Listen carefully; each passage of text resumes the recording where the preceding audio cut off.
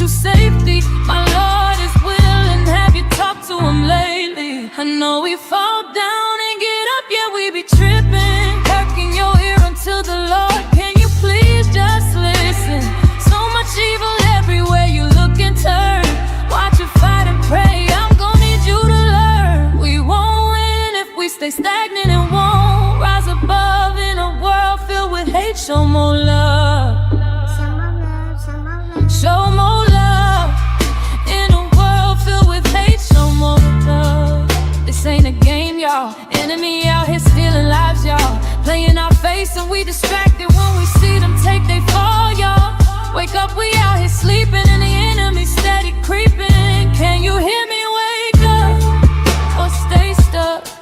We need the light, and that's some more love. Christ is that love. We need love, much more love.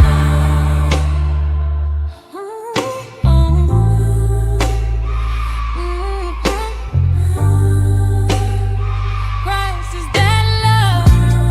We need love, much more love.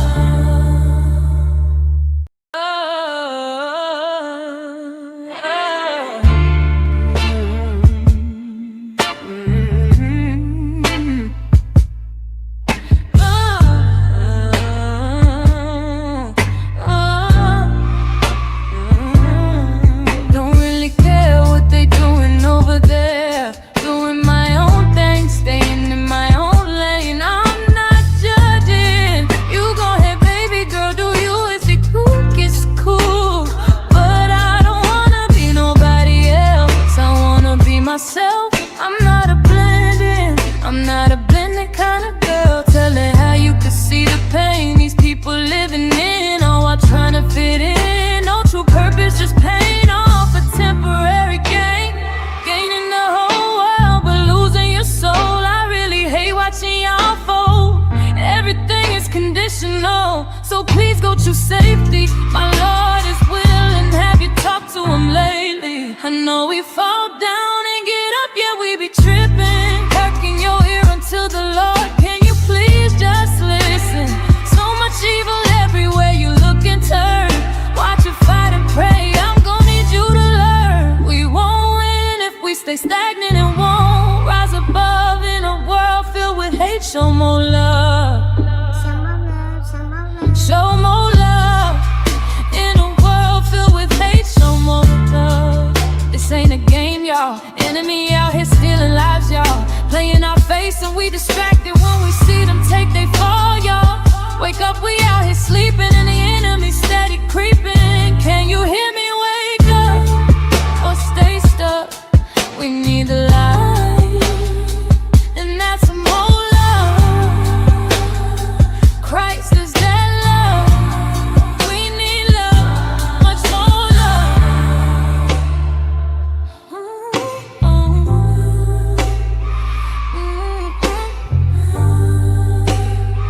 Christ is that love. We need love, much more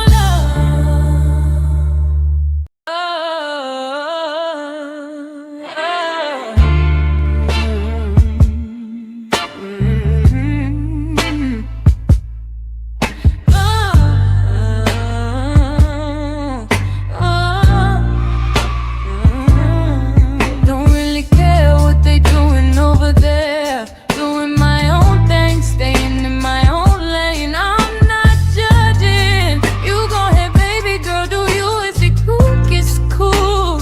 But I don't wanna be nobody else. I wanna be myself. I'm not a blending. I'm not a blended kind of girl. Telling how you could see the pain these people living in, all while trying to fit in. No true purpose, just paying off a temporary gain. Gaining the whole world, but losing your soul. I really hate watching y'all fold. Everything is conditional, so please go choose safety. My Lord is willing, have you talked to him lately? I know we fall down and get up, yeah, we be tripping. Perking your ear until the Lord, can you please just listen? So much evil everywhere you look and turn. Watch you fight and pray, I'm gonna need you to learn. We won't win if we stay stagnant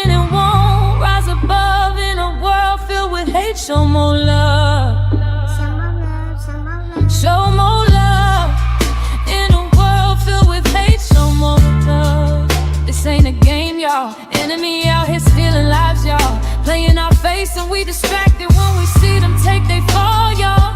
Wake up, we out here sleeping and the enemy steady creeping. Can you hear me? Wake up or stay stuck.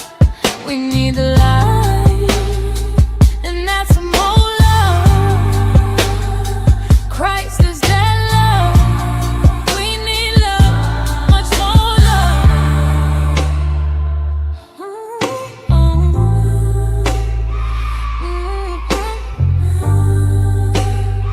Christ is that love. We need love, much more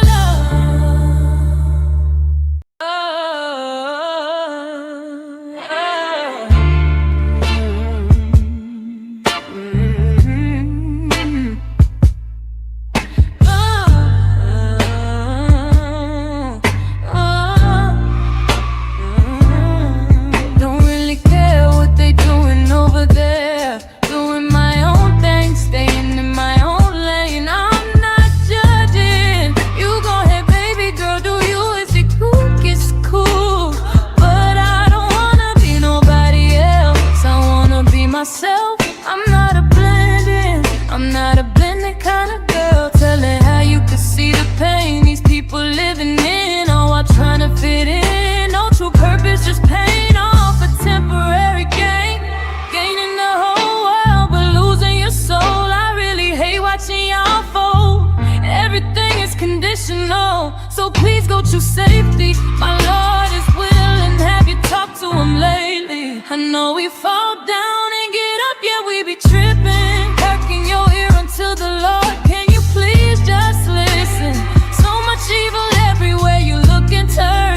Watch you fight and pray, I'm gonna need you to learn. We won't win if we stay stagnant and won't rise above in a world filled with hate. Show more love. Show more love. In a world filled with hate, show more love. This ain't a game, y'all. Enemy out here stealing lives, y'all. Playing our face and we distracted when we see them take they fall, y'all. Wake up, we out here sleeping and the enemy steady creeping. Can you hear me? Wake up or stay stuck. We need the light, and that's some more love.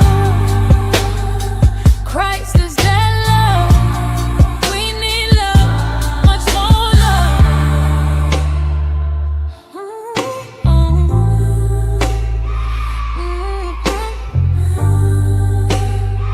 Christ is that love. We need love, much more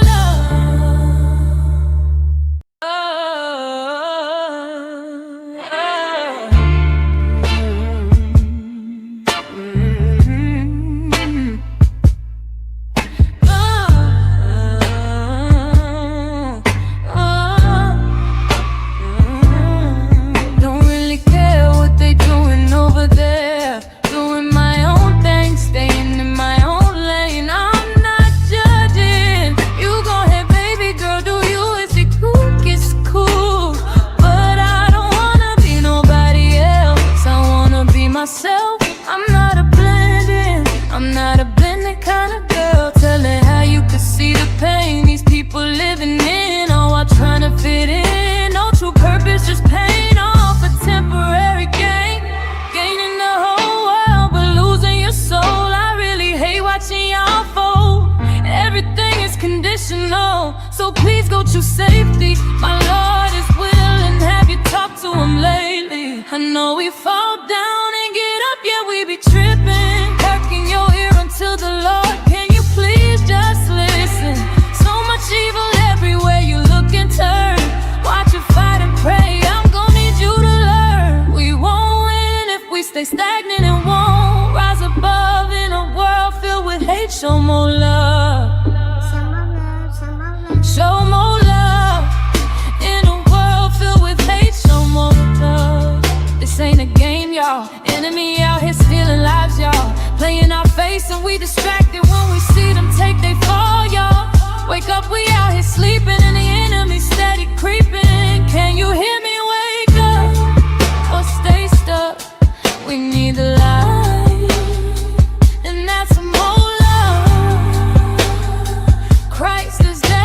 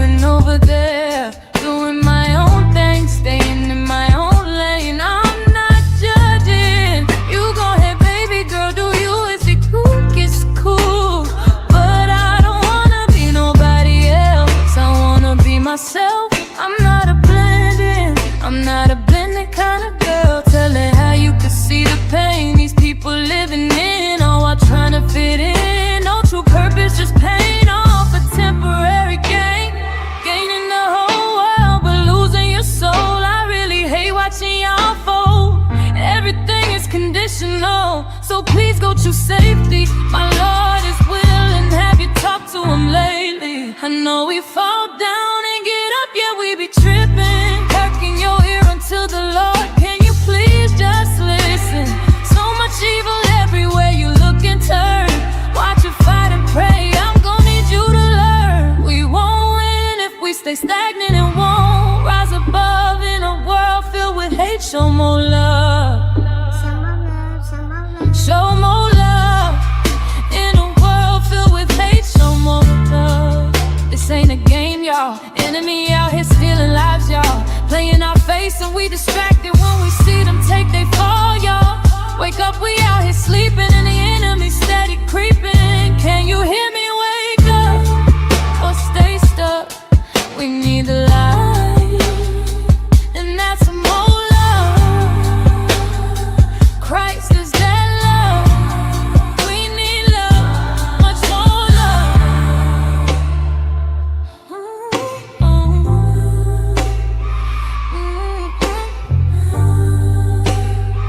Christ is that love. We need love, much more love. Oh, hi guys. Okay, I had issues with my sound.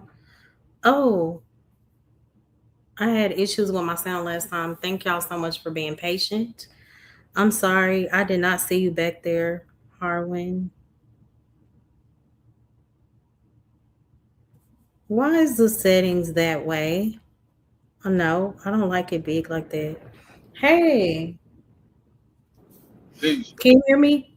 Do I sound clear? Hey, Irby. Hey, everybody. Hi, King Pix. Hey, 84. Um, who else did I think that's it? Oh, girl, dad cooking. Good to see you. Thank you for everybody being patient. Of course, 18. Love you, sis. Thank you so much for tuning in. I didn't mean to let my intro go for almost 14 minutes. My bad. Um, so shout out to everybody. Can y'all let me know in the chat if y'all hear me clearly? Do I sound muffled?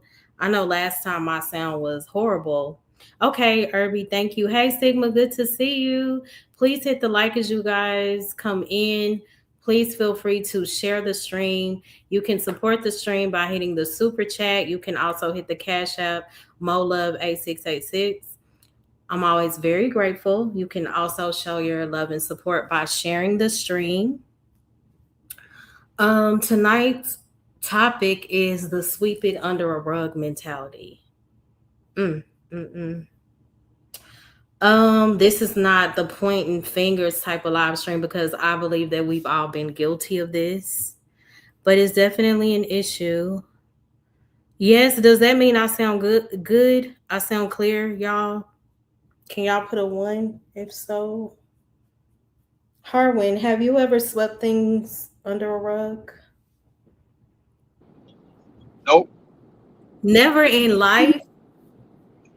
I'm not Not that I talking can think about of. now. Oh, I know what I'm missing my sound. I'm not talking about now. Ever Not in that I life. can think You of. saying But I no? done a lot. Maybe when I explain, maybe you'll feel differently, but we'll see. Uh okay, let's see. Shout out to everybody here. I pray that everyone has had a very blessed week thus far. My week started out very, you know what? Not my week. My weekend was very tough. I'm not gonna lie, but I thank God for seeing me through. Um, so yeah, the topic is the sweep it under a rug mentality. So let's speak about the rug mentality. Harwin said he's never in life swept anything under a rug. Shout out to that. Irby said I swept one time. I think that I have swept plenty of times. Um, so the rug mentality. Again, tonight, I do want to talk about this because this is something that I personally don't believe we talk about enough. And I'm going to include me first in this conversation because I'm not standing outside of this pointing fingers at everybody else. I'm talking about us as a whole. So, sweeping under a rug. This is addressing the things we don't want to talk about, the deep things that hurt us. And again, this is, of course, you don't just share everything publicly, but I'm saying in order for healing to take place, we have to confront those difficult matters. So, this includes the things that we're embarrassed about, the things that we really don't know how to explain. So, we just pretend that it doesn't exist. Another huge one is the things that happened in our families. So many times we've been told you keep that between the family. People don't want to deal with it. They act like it's never happened. And this is why we see so many people struggling today. So, another huge one is the things that happen in relationships. Hey, 12th man, good to see you. Hey, Sigma, good to see you. Shout out again, 84. Awesome show earlier. I couldn't really speak because I was working, running errands, but shout out to you. I think I spoke to everybody. Yeah, so um sometimes it's not only the things that have been done to us, sometimes it's the things that we did personally to somebody else because sometimes we don't sweep things under the rug because we're bad people. Sometimes we do it because we're afraid. And what I mean by afraid is just being not maybe not afraid, but uncomfortable with conflict. We could be uncomfortable with the rejection that we may receive. And sometimes you may be scared of losing a particular person if you choose the route of not sweeping things under a rug. Yeah. So let's just keep it real. Sometimes we are afraid of what the truth is going to cost us, you know? And sometimes we're scared that if we actually tell the truth about how much something hurt us, we're going to have to admit that we're not as okay as we've been telling everybody we are. So we pray. You may cry it out. You may go to church, whatever you choose to do, worship. You may speak scripture over yourself, and all these things are absolutely needed, you know. Um, but underneath all of that, right, there may still be something that we're refusing to deal with. And that's what I personally meant by sweeping things under a rug, if that makes sense. So basically, we take something painful, uncomfortable. It could be very ugly, super embarrassing, or broken. And instead of dealing with it, we actually cover it up. And then we walk around acting like because nobody can see it, that it isn't there. But God sees what's underneath that, regardless of how we try to hide it. And the question I want to, I guess, address tonight is, and I put this in my, what is it, the description? How can we say we serve a God? And again, this is not pointing fingers. I am addressing myself first. How can we say we serve a God of truth while building our relationships around concealment, denial, half truths, and unresolved pain? And that can be a very difficult question. And I'm not asking because I think, you know, I got it all together. None of us do. I'm asking it because I think we need to ask ourselves that question. So if you're willing to be honest about it, you know, the start is, Lord, show me what's underneath my rug. What are the things that I'm covering up? Because again, that's when true healing can take place. But shout out to everybody that's here. Yeah, 84 they did. They did really good. 84. Did you want to add anything, Harwin? I know you're probably driving. Leave me alone. Don't act like you know what's going on over here, 84. Hey, Tyler, good to see you. Mo lies, I mean love. Wow. Everywhere I see you, Tyler, you always throw shade. You're always very negative, but shout out to you for being here. Did you want to add anything, Garwin? Nah, I get you what you're saying now, but now I'm a straightforward type of dude. I can't think of nothing me sweeping nothing on no rug. Okay, well, that's different. Um, okay, so my first point is sometimes we don't want the truth, we want relief. What I mean by that is at times we'll say we want healing, but what we really want again is to feel better. And there's a difference because healing may require us to look at something we don't want to look at.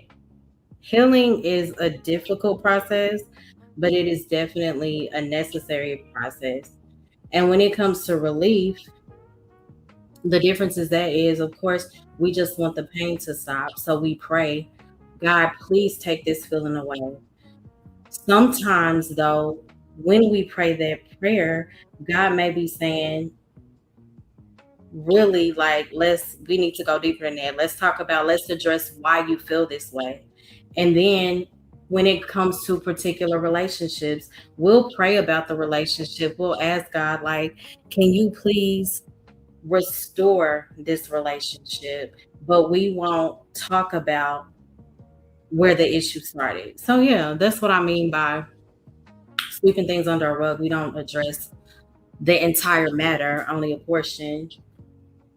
Yeah.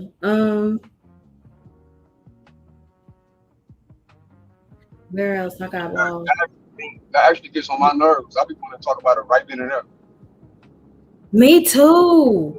But you know what I learned? People have different communication styles because I'm the type of person like if something is bothering me, like you said, let's talk about it. I don't want to wait around about it. But I do know that sometimes there's wisdom in not immediately addressing something because it takes time to process, right? Yeah, Right? some situations that can be wise. Mm-hmm. Yeah.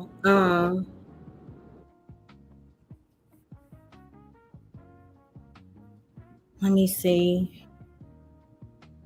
Where was I? Oh yeah, this is where I was in the first point. And sometimes we do use prayer to go around the very thing God is trying to take us through. And we have to understand that prayer isn't supposed to help us escape truth. And if we're honest, sometimes we may be guilty of that. Let me just pray about it and act like it never existed. First John, not First John. Yeah, First John 1:6. It says, if we say that we have fellowship with him and walk in darkness, we lie. So that's very true because it means I can say the right things and still be walking in something God doesn't want me walking in. You can say things like, and we're all guilty of this one. Well, I know I have been. God knows my heart, right? Absolutely, He does. And that's exactly why we cannot hide from Him, because He knows the truth, even when we're not ready to admit it. Um, and sometimes the prayer we really need, it's not gonna be God make this situation go away. Sometimes it's God, please give me the courage to be honest about what truly has happened or what is happening, and really think about it. Like, how many times have we asked God to fix something that we refuse to tell the truth about? And that's very uncomfortable. Sometimes it's hard to admit. Yeah, but just think about it for the people that are here. Have you ever wanted God to change a situation without wanting to face the truth about a situation? I know I have. And what I mean by that is you can sometimes pray about something and want change so bad, but are you really willing to go through the process to get to the other side? And sometimes we're not. We'll avoid, dealing with that particular situation. But I thank God for growth because I'm at a point to where God, whatever your will is, because I know that regardless of what I want, your will is what's best for me. So I'm finally, maturing to that place and it has taken time. Thank you so much, Irby. I appreciate it. Yeah, I don't like looking at that when I go on my comments. If that's the way you feel, Tyler, then go somewhere else. So point two, um, What's wrong for- with Buddy? huh? What's wrong with Buddy? I don't know what's wrong with him. It's kind of weird. Like if people don't support If you you or don't they want to be don't here, leave. talk about, it's plenty of other channels you could go to. That's the beauty of YouTube. That's the beauty of social media. Let me see. Oh, I'm sorry, 12th man. I didn't even see you. Hey, how are you doing? Pretty good. I was hoping y'all could say a prayer for me that I get my real ID real quick so I can go home to Arkansas and see my mom, which I haven't seen in 30 years. You haven't seen your So mom it'll, in so long? yeah, it's been 30 years since I've seen my mama. And so Are you okay?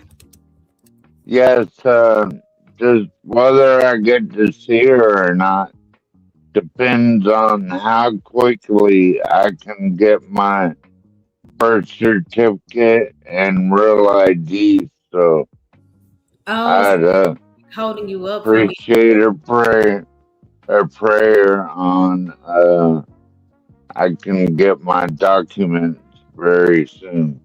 Humble, stop. Hey, Humble, good to see you. I pray all is well. Of course, I'll pray for you, 12th man. Lord, I thank you for right now.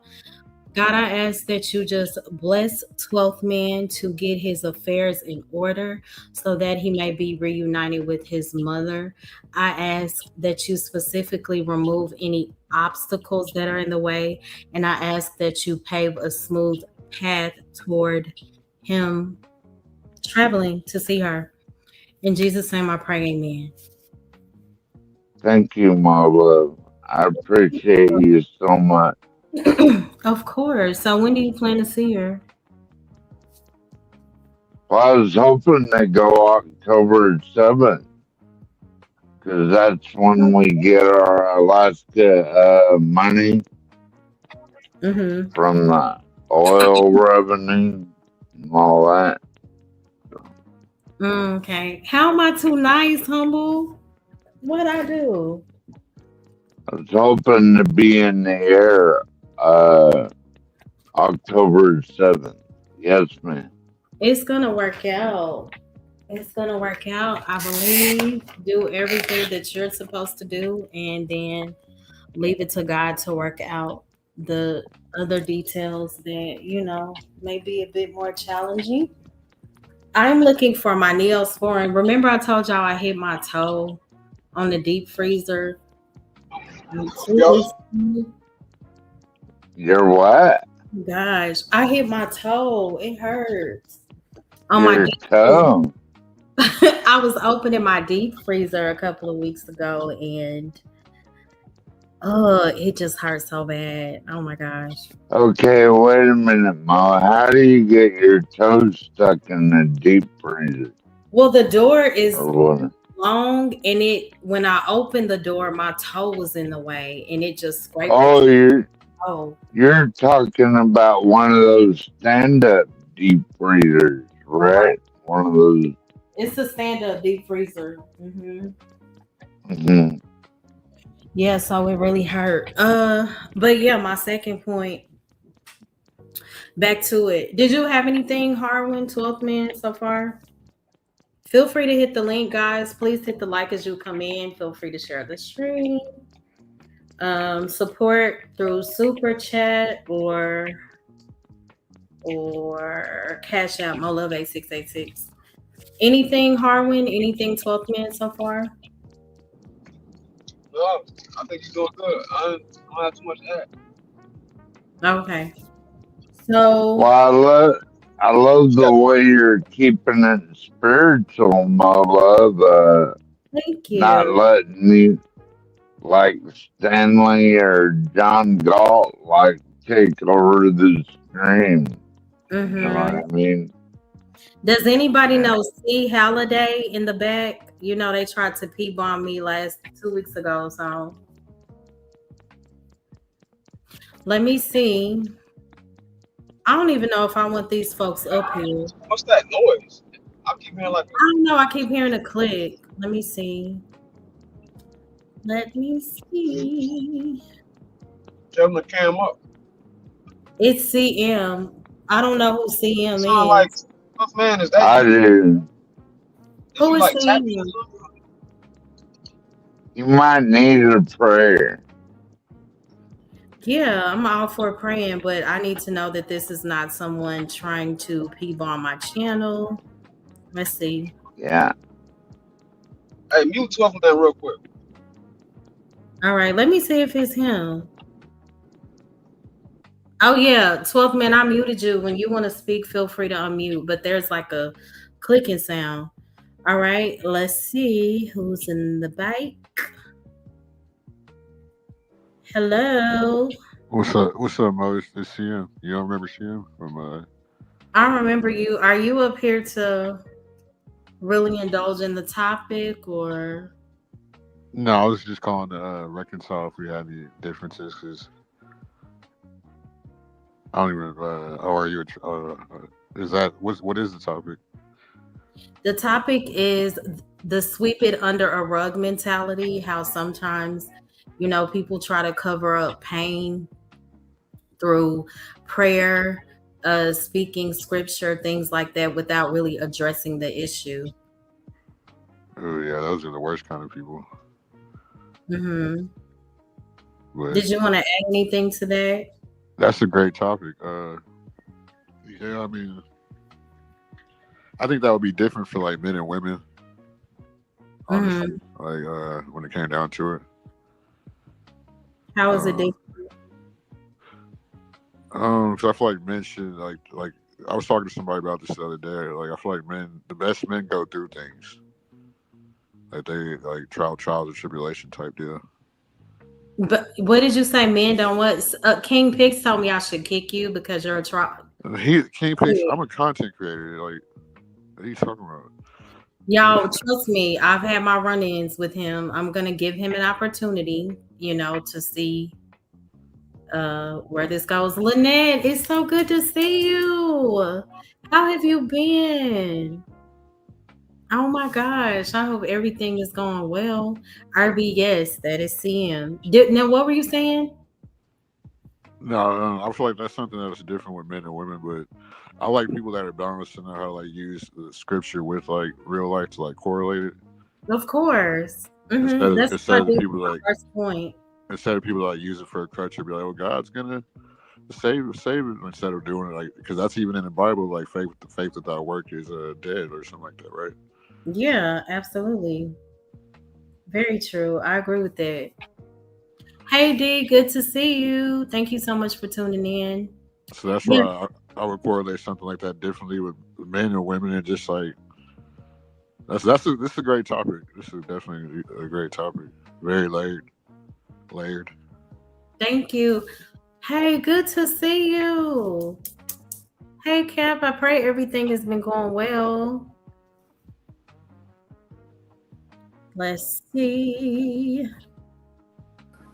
84, is that you? Don't start that, yo. Come on, man. What's up, son? He definitely don't start that. All good, Lynette. I'm so happy to hear that. Number one, shout out to everybody in the comments. See y'all in the comments. What up? All right, salute to everybody in the panel, Mo, Harwin, and the other two bros. I'll make it quick because I'm about to go warm my tacos and do my thing for the night. Like you can't just hang out and eat tacos, but go ahead. Look, Mo, I told you about the summertime and panels. We've had this discussion offline. Oh, I know. But here's the thing, right? I think that Tell your wife I said hey, but yo, go come ahead. on, man, with all that. You know what I'm saying? Oh, don't play with me. Yo, relax. You're doing a lot right now. The first Just 30 because I seconds. want to speak, just because I want to be polite. She's not even here. Well, I know normally I say hey when the few conversations we had. Well, I won't speak then. Go ahead. Whatever, Mo. Anyway, Mo Thank feeling you, good baby. tonight. I don't know what happened. I don't know if it was quiet or whatever, but she's feeling good tonight, boy. No, I just had to go off of some people at the nail shop. But God is good. Go ahead. Why are you always getting into fights when you go to different places? What's going on with I you? don't play. That's why. Mo Thug is becoming more of a reality day by day.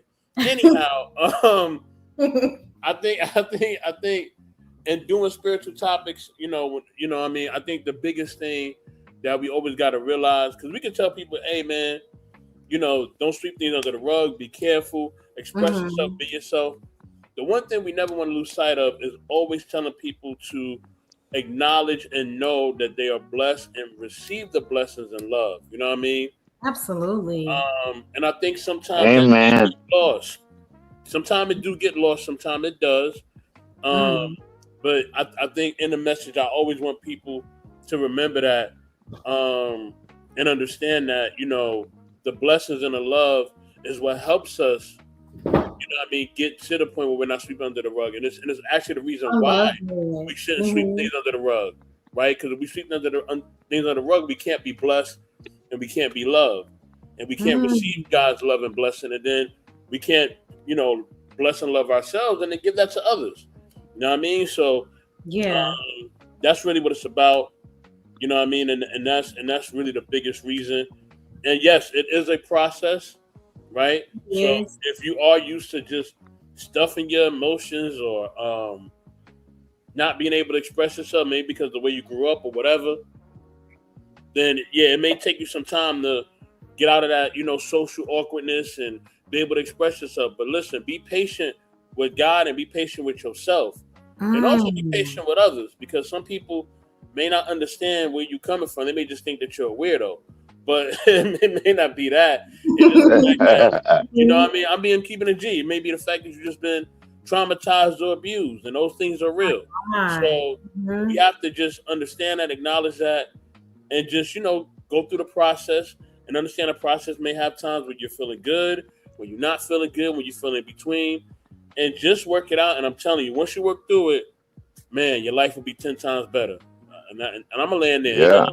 I love that. Shout out to you, Eddie, for it. That's so good. Thanks, Mo. You mentioned the love aspect of it, and that's major. Shout out to Liberated. Thank you so much for tuning in. I pray all has been well. Hey, Stanley, good to see you. How are you? Thank you so much for tuning in. Hope all is going well. 12th, you do have some type of ticking sound. I don't know what it is. Hey D, good to see you. Oh, Lynette, the topic is the sweep it under a rug mentality, how we pretend certain things didn't happen and we just we don't get to the root of the issue, and it builds and it can cause bitterness. It can keep you in your trauma, whatever that may be. Hey D. Yo, what's happening, Mo? What up to everybody that's on the panel and in the chat? What's up with y'all? What's up? How are you? I'm doing great, man. Just happy to be here once again. It's a good topic you got here. Thank you. Did you want to add anything so far? Still here, Mo Love? Huh? Still hear the chicken sound? I never heard it. DM, that's you? No, that's definitely Toast, man. I thought it was his dog or something. Oh my God. No, I was making sure that was you. But it's 12th, man. I don't know what it is. I'm talking about that clicking sound. Yeah, that's because when I mute him, listen, I'm gonna mute him now and it'll go away. You see how it went away when I muted him? Somebody said that was his dog, like wagging his tail or some shit, but I don't know. Is it 12th, man? Oh, he's muted. So Would you Mo, like? Huh? you got me blocked out the chat. This is my first time over here. I'm blocked out the chat. Oh yeah, because of what the things that you said last year. That was And like then my first. That was I my don't first. have a sound. Come on now. you do, 12th man. I hear it. No, 12 man. Every time you come on, it's a clicking noise. It's going. It's like a Yeah, beat it's, noise. it's definitely a click sound. Hey Smitty, good to see you. How are you? Oh, that breakfast the other day, yes, sir. The breakfast you posted looks so good. I mean, bro, that was like my first week around. I was trying to be controversial. I mean, No, you my were bad. very disrespectful. I had to block you out of my chat. You were highly disrespectful.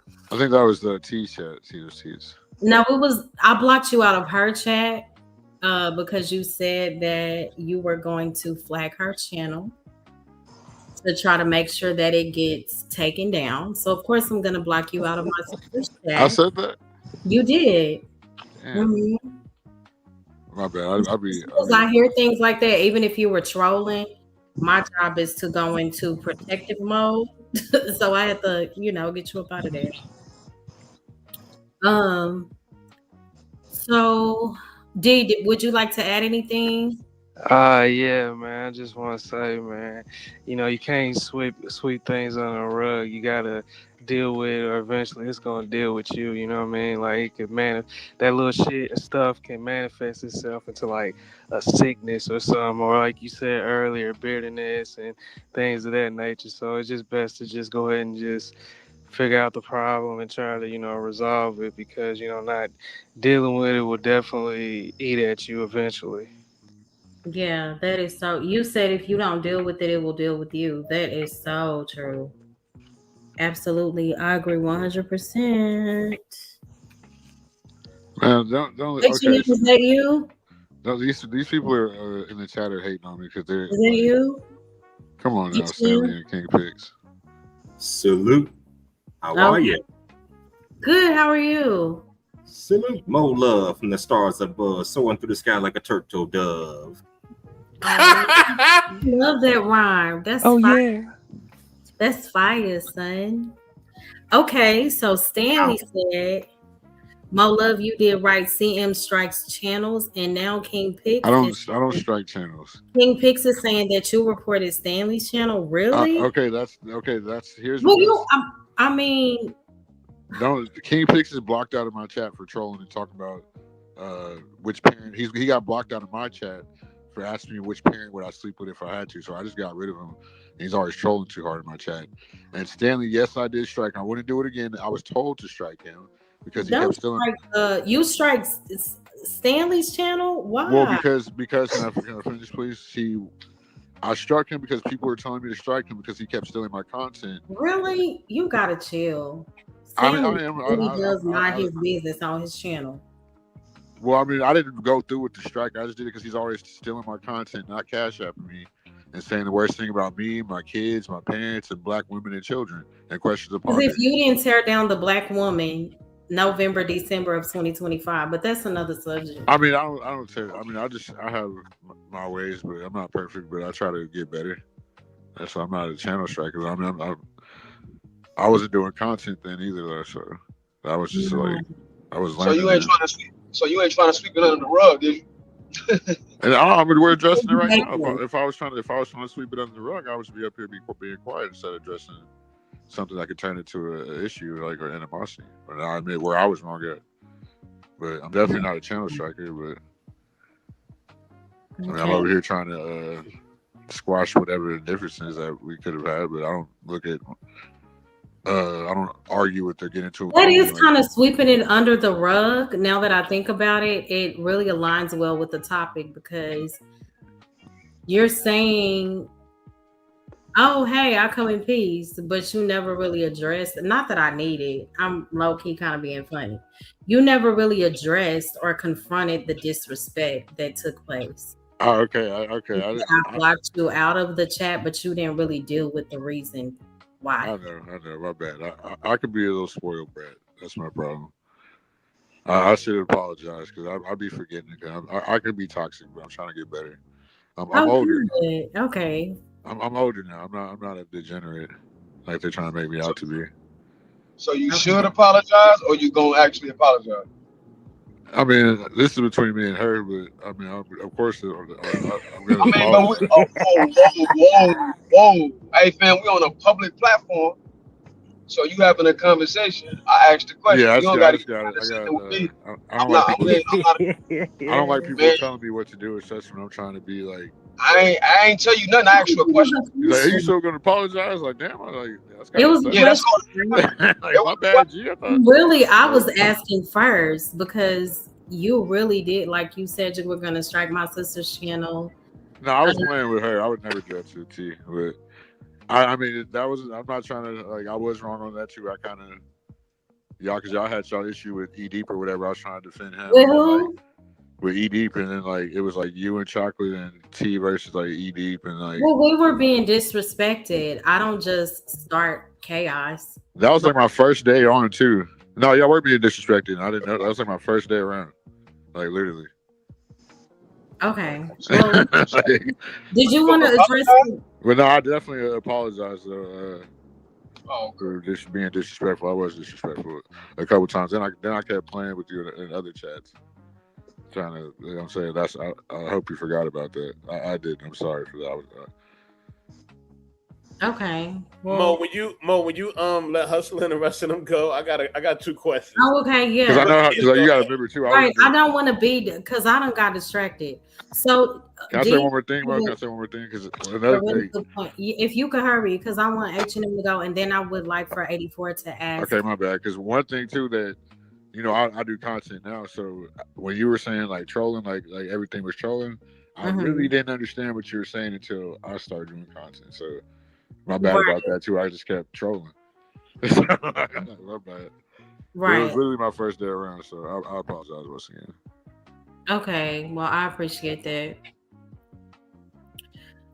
H&M, would you like to add anything to the sweep it under a rug mentality?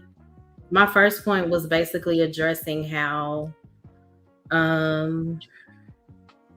sometimes we could sweep things under a rug because the truth may be uncomfortable, or it forces you to basically deal with the things that you've ignored. Have you ever experienced that, or? Sweep it under the rug as if nothing happened. Right. Even sometimes, like, people can become overly spiritual in order to not really confront a matter. For example, some people may say, I'm praying about it, when in reality it could mean I don't want to deal with it. If that makes sense. Ain't nothing wrong with praying that something goes well. Yeah, I agree with that. And I always say, like, prayer, that's a very important part of our walk. I was speaking of it in a sense of some people using prayer because it's easier to confront the thing that's really bothering you. So sometimes, yes, we may rather talk to God about the particular situation, but we don't really sit down and deal with the person. We're still human. You get what I'm saying? Sometimes you can pray about a situation, but have you really confronted it, the entire matter? Or are you only dealing with a portion of it? Good point. But my question is, what's the difference between sweeping something under the rug and like it never happened and just simply putting something behind you and moving forward? I believe there's a difference in the two. I want to hear opinions from other people. What's the difference in the two? Anybody can answer, but go ahead. To me, sweeping under a rug, like you said, it means acting as if it never happened. Now, moving forward, in order for a person to truly, honestly move forward, you have to confront that thing. So that would be the difference, in my opinion. Anybody else? And then I do want 84 to go.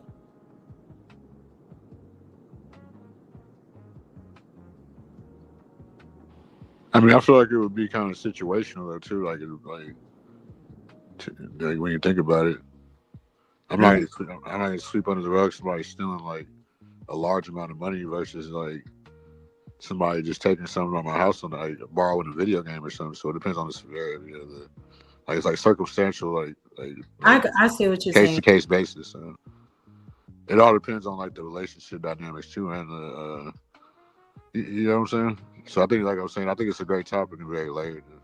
Some situations are more severe. Yeah. Right.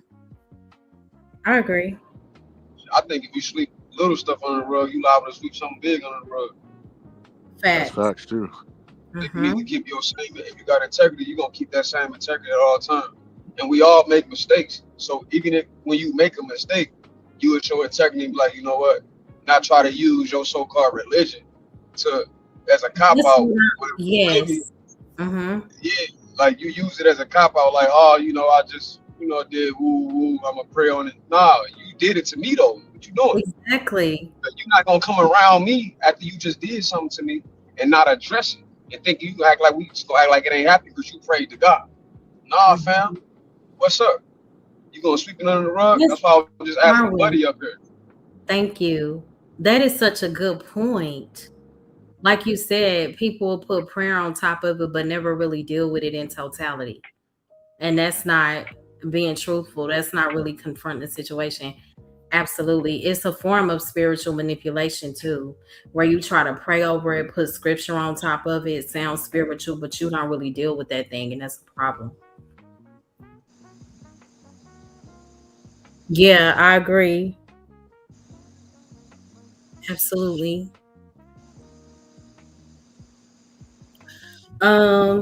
Anybody else? Oh, 84. What was your question? So my question is, what inspired you to come up with this topic? You always say that. Yeah. What inspired me? I think that's a good question. There are many of Thank things you, brother. that inspired me. I believe this is something that needs to be addressed. I believe that we've all been guilty of this at some point. Well, Harwin said he does, shout out to that. But there have been situations in my life where I don't want to deal with it, so I'll act like it didn't exist. But as I mature in my spiritual walk, I know that in order for me to truly move forward, I have to address those things. So I just wanted to encourage people to deal with it, regardless of how painful it is. Don't pretend that it didn't happen. And there are a lot of people who appear spiritual and they'll put spiritual language on top of chaos, confusion. And that's not, it's just not a good look to me. I think it's a major issue. So really they pump fake it because that ain't really spiritual. They're what? Say that again. I said, so basically they pump faking, meaning they stunt. That's cap. That's not actually spiritual. That's just using a pseudo form of spirituality to disguise their devilish behavior. Because to me, if you're going to smack me in my face and then try to come back, that's like when Rick James did the Chappelle show. He slapped Charlie Murphy and they got mad and Charlie Murphy slapped him back. He was like, man, I did that a long time ago. He's like, no, that was tonight. Slap me tonight. And you gonna address that you just slapped me? Right. And I think sometimes we confuse things like, oh, I believe in God, I believe in the Lord, so I'm supposed to just excuse everything and act like everything is okay. No, I'm gonna deal with that thing and take it before the Lord, right? But so many people play a spiritual game. They don't really deal with things, and I think that's so wrong. And it can become very frustrating. It is. It can be very frustrating. So they think just because you're this Christian person, you're supposed to just let things slide under the damn rug. Nope, I don't believe it. As a Christian person myself, I hate when people do that. I could just say the hell with them. I'm just gonna push upside your damn head, but there, but I haven't liberated. That was the first time. I promise. I ain't never heard of it. It's a basketball term. On the slang. I appreciate They use it in basketball too. Pump fake. Out here selling wolf tickets. That's funny. Yeah, I heard of that. Okay, so my second point is, and this is a very layered topic. So this one in particular is dealing with forgiveness. So we can say I forgive, right? And at times it could be because we don't know what else to do with that pain, whatever it is. So for example, because some of us learned how to say again, okay, I forgive you, right? I'm gonna show you grace before we ever learn how to actually process what happened. So, for example, when somebody may hurt you, you don't talk about it. And some of us were raised that way. You just kind of, go on. You may not even cry about it. I always say, y'all can play tough if y'all want to. Do y'all know how much freedom comes through crying? But that's a whole nother subject. So when you don't deal with that thing, what happens? A buildup happens and you don't actually process it. And you'll just say, okay, I forgive them.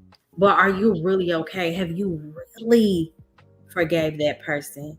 Because I think sometimes, again, we may misunderstand the true meaning of forgiveness. It doesn't mean that that wound never took place. You have to really deal with that thing. And a form of not of knowing you haven't forgiven somebody is when that situation comes up, are you still angry about it? And if you are all the time, that's something you need to be honest about. That's a sign that you are still hurt. And that's okay. You get what I'm saying? Did anybody want to elaborate or add anything to that? Oh, and this is before y'all go.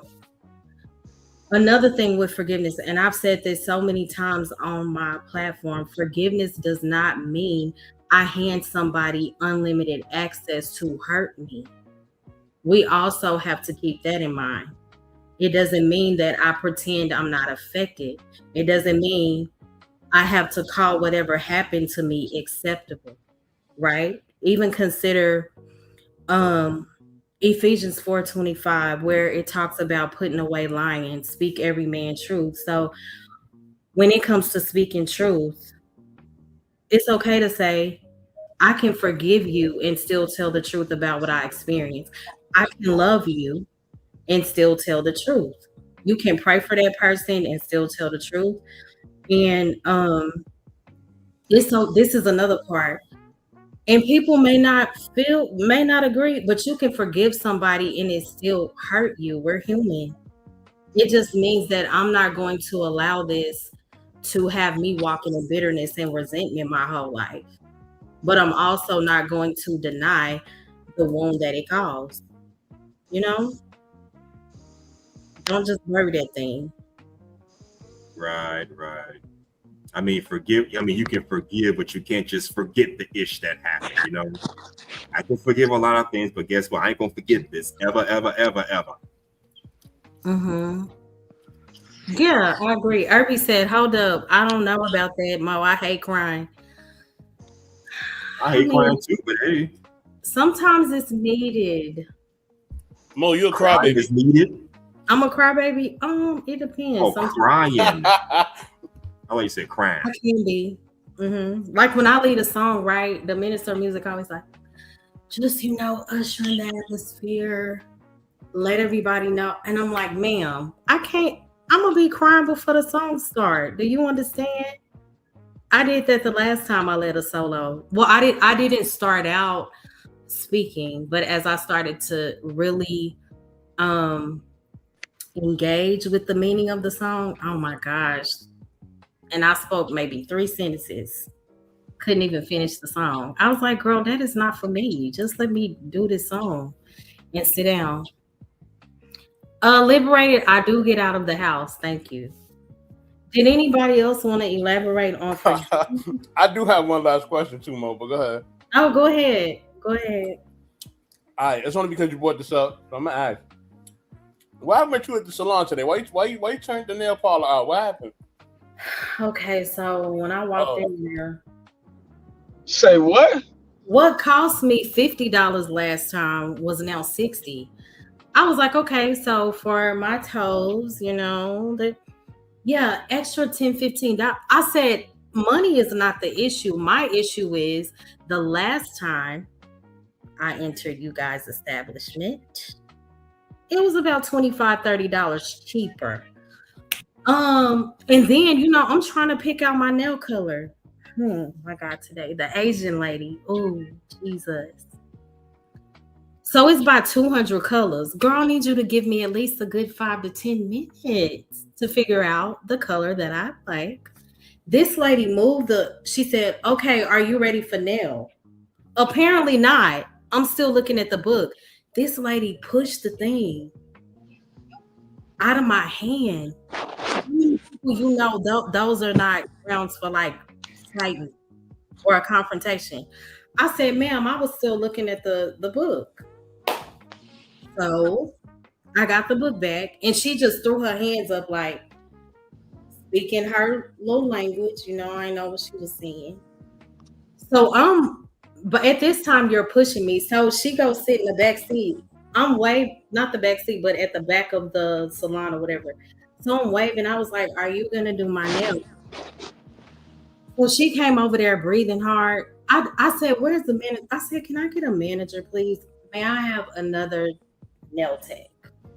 So the next nail tech, I said, I don't want them just square. That's an extra $10, $15. I said, for y'all to shape my nails? I'm confused. I said, I've been coming here for like 15. Well, if you don't like it, you can speak to manager. Sounds good to me.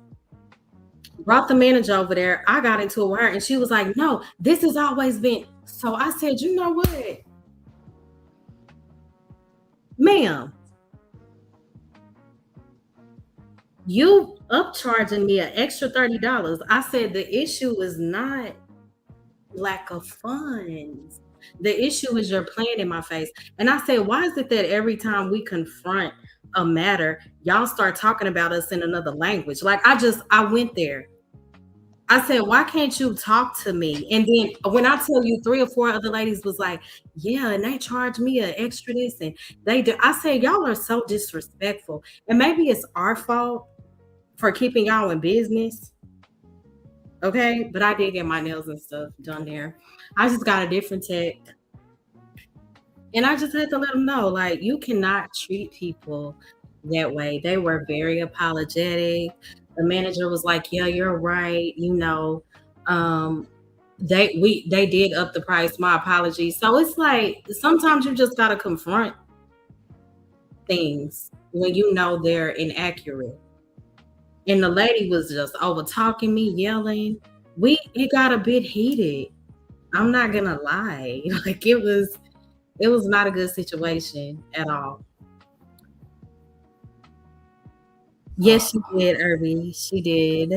Mo, you got to avoid these confrontations when you go outside. But what do you do when you're the colors, like, you know, and then you push the book out of my hand? Do you know how disrespectful that is?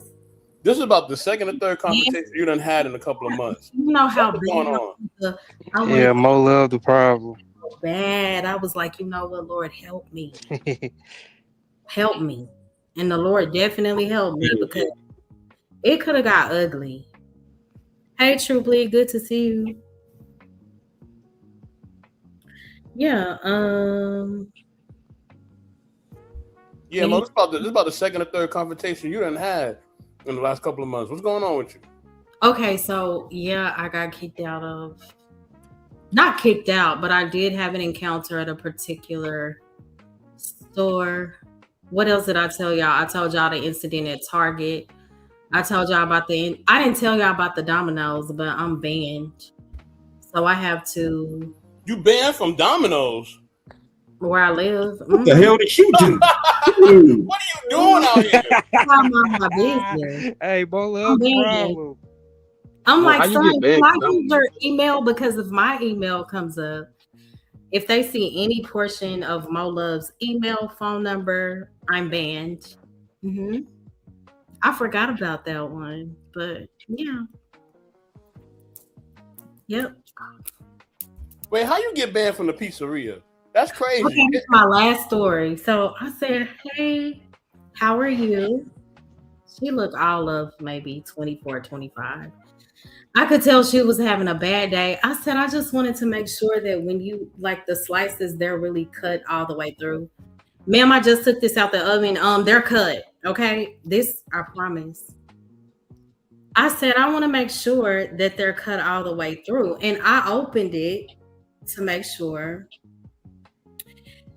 She says, can you hurry up? Pay. I need you to pay. I have a lot, like clapping her hands at me. No, ma'am. She said, Damn, love. I need you to pay. Okay. Okay. And I just want to make sure the slices are cut all the way through. And I said they're not cut all the way through. Like, can you please cut the slices all the way through? I'm not doing that. Just pay. And I was like, ma'am, I don't know if you hate your job, but that's not my problem. Maybe I didn't handle that situation right. I said, I don't know if you hate your job, but that's not my problem. I am asking you to cut the slices all the way through. Hurry up and pay. Next. So she just taking everybody. I was like, you know what? Let me get out this store before it be a fight. And she was like, you're banned. I'm going to ban you. I said, okay. She banned me. Damn, all over pizza. Holy shit. All over pizza. Worse stories. Yeah. So I've had a few encounters. Not over the pizza. Well, I already know. Like when well, not Mo there, she lately. taking food Like, back. if something happens with me when my sister's there, I can't say nothing. That girl is going to take over. So I feel like I'm like, can you just please allow me to fight my battle myself, sis? But she won't.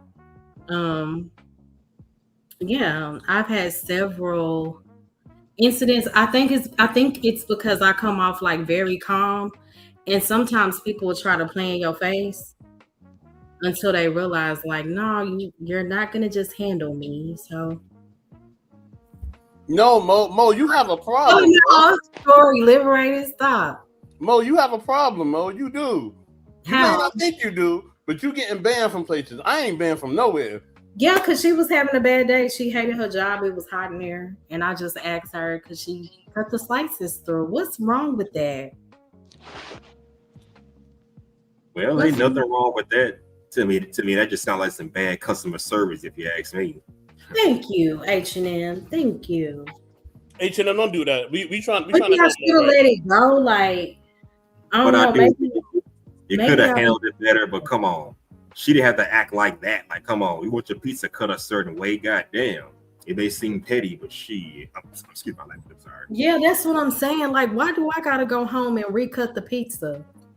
Is anyone else here banned from Domino's? That's what I'm gonna know. If it's no, then Domino's almost 15 years, so that's funny. I don't like it. I don't like it. Yeah, and I live somewhat, and I'm not just in a racist community. Majority of people here are Anglo-American. I'll leave it there. So, I had to check her and another white lady when I was walking out the store before I got banned. So. Somebody else? Because it was kind of like they was trying to double team me. Yeah, but I told you sometimes be them church going folks that be the craziest ones. Absolutely. They don't have a bad day. You gonna need Jesus Christ. Folks believe that. No, I just expect respect in return, and if it's not given, then I just address it and I move on. That's all. Okay, so point 3. Was that it for the questions? 84? Yes, it was. Okay. Yo, Mo is really crazy, yo. Why? Well, like no. It's not crazy. A bit high strung, but she I'm ain't crazy. not. Oh my god. I'm telling you, I get that from my mom. Like, okay, this is I man. think I was second grade. So we had to pay for lunch every day. You know how some kids they can get their free lunch or whatever. So my mama wasn't playing. I paid for y'all's lunch every day, 3 children. So I was like, Mama, I bought this and her name was Miss Waters. I said, I bought this and I was owed 10 cents. You could buy you a fruit roll up back in the day with that in the 90s. So I said, I was owed 10 cents and I told her, like, you owe me 10 cents and she didn't give it back to me. And my mom was like, what? She didn't give you your 10 cents, Mo? I said, no, ma'am. She said, what's her name? I said, Mrs. Waters. She said, well, it's okay. We're going to go talk to Mrs. Waters in the morning. Okay. My mama went to that school and she got my 10 cents. She said, it's the principal for me. You're not going to pretend like you didn't owe my daughter 10 cents. Okay. Do we need the 10 cents? No, thank God. But what you're not going to do is walk over my baby. So my mama went to the school and got the 10 cents. I am a replica of that lady. I have no complaints. I love her. I thank God for her. So I would do the same thing for my baby when they were little. My babies, my boys. Y'all wouldn't?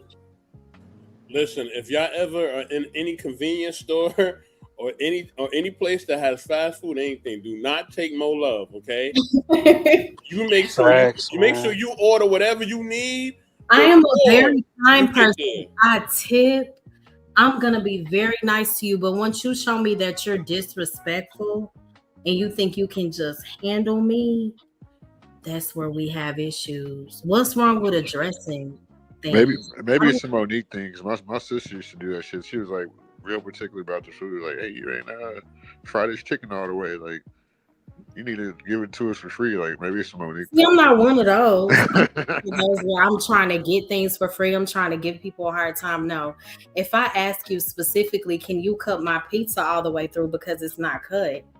Why wouldn't you just take a second to do that? That's weird. Yeah, we know you a princess. No, I'm not. I'm not. Okay, so point 3 pertaining to the topic of we sweeping under a rug mentality. Okay, I'm laughing at the comment. So what we bury starts running our lives. And this is the part that a lot of people don't want to address or talk about because stuff doesn't just disappear because we don't talk about it. And sometimes we may pretend that it does, but in reality, what happens is it just gets stored somewhere. Then eventually it starts showing up. For example, just say if you've been hurt, which all of us have, right? Say you've been hurt in a particular relationship. So after that relationship, because you have not dealt with the pain, now everybody has to pay for what that one person did. Think about lies. How many times have we been lied to? If you become so consumed with whatever that person did, the lies that they told, then that will become your identity. So you will walk in a position that says, I can't trust anybody at all. And that's a very dangerous space to be in. And I know a lot of times we think it's safe because I'm like that too. Again, I'm talking to me. I don't trust folks like that, right? So yeah, we still have things that we have to process. And when it comes to abandonment, so many of us have dealt with abandonment issues, or maybe we haven't. And if you haven't, when somebody gets, just say like if you're talking to somebody you know, and they may not respond the way that you want them to, they may not respond when you think they should, they may become too quiet. So what would you assume if you haven't dealt with that issue?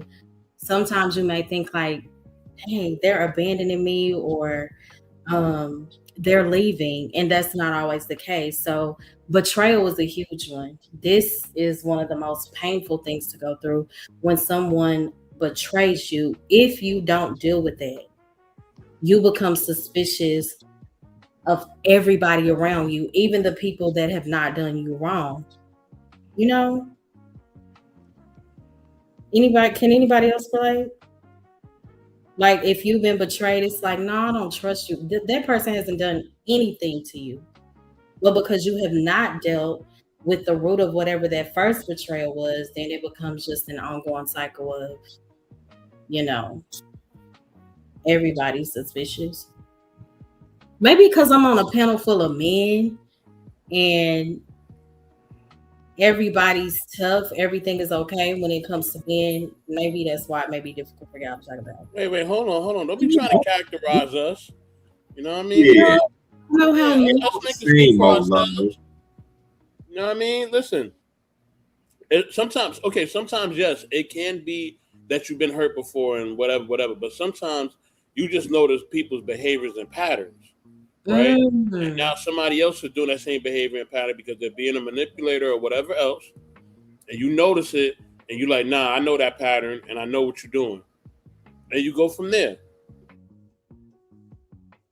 Okay, that's a good point too. But what about when that's not the case? Thank you, Lynette. Me too. If it's not the case, then you deal with the root of why you hurt. You know what I mean? Like hmm you go back to it could be childhood, it could be whatever. You just deal with the root. You know what I mean? Yeah, I believe a lot of our wounds start in childhood. Would you agree? Yes, ma'am. hmm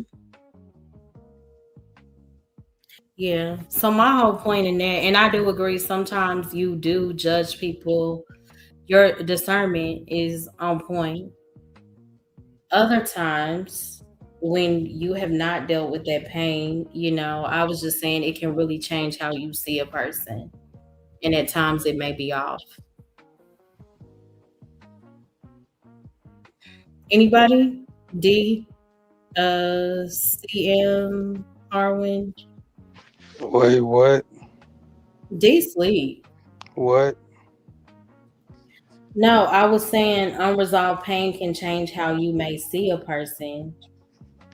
And that coincides with the rug mentality too that I was talking about, because eventually what's underneath that rug, whatever the cover it may be, it starts affecting your relationships. Sense? Yeah, I definitely agree with that. You have unresolved pain with somebody, it's hard to really want to be around that person or even look at them. So you got to get that situation handled, because if not, what's gonna happen is you're gonna lash out on that person over something small when you know what I'm saying when you really need to speak on the bigger issue. You know what I'm saying? Yeah, and I think that you can start looking at what whoever the new person is through that old wound, you know. Oh yeah, yeah. You can't. Yeah, that can't happen. You don't want to put off your associative memory experiences with others on new people or other people. Yeah, and it does happen, and that's why healing isn't just about getting over what happened. At times it's about learning how whatever happened has changed the way you may see you, the way you may see God, the way you may see other people. So, spiritually speaking, we have to bring those things to God, and so many times we don't.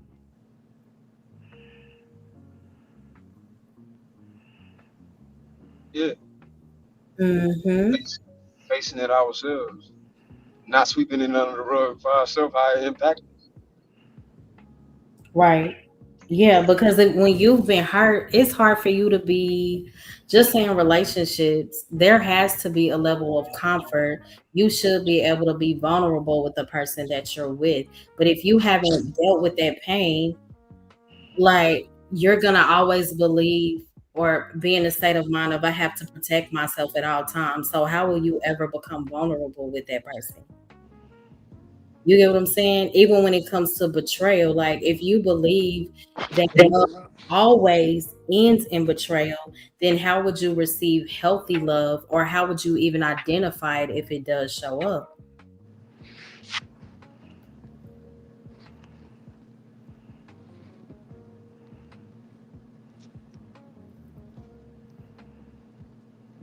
Okay. Point four, before point four. So we have to really deal with that because you don't want to make, or we don't want to make innocent people pay emotionally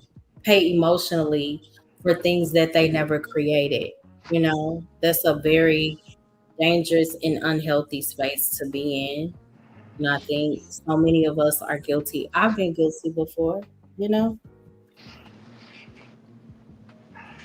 Hey, Scam, is that you? Yeah, what's going on? Hey, what's up? Would you like to Just add anything? I just got here, like just clicked the link, Okay, so I'm still just listening and stuff. got it. We were talking about the sweep it under a rug mentality. Would anybody else like to add? Give me 1 second. I was just moving from upstairs to downstairs. I'll be ready about a couple minutes after it. Okay.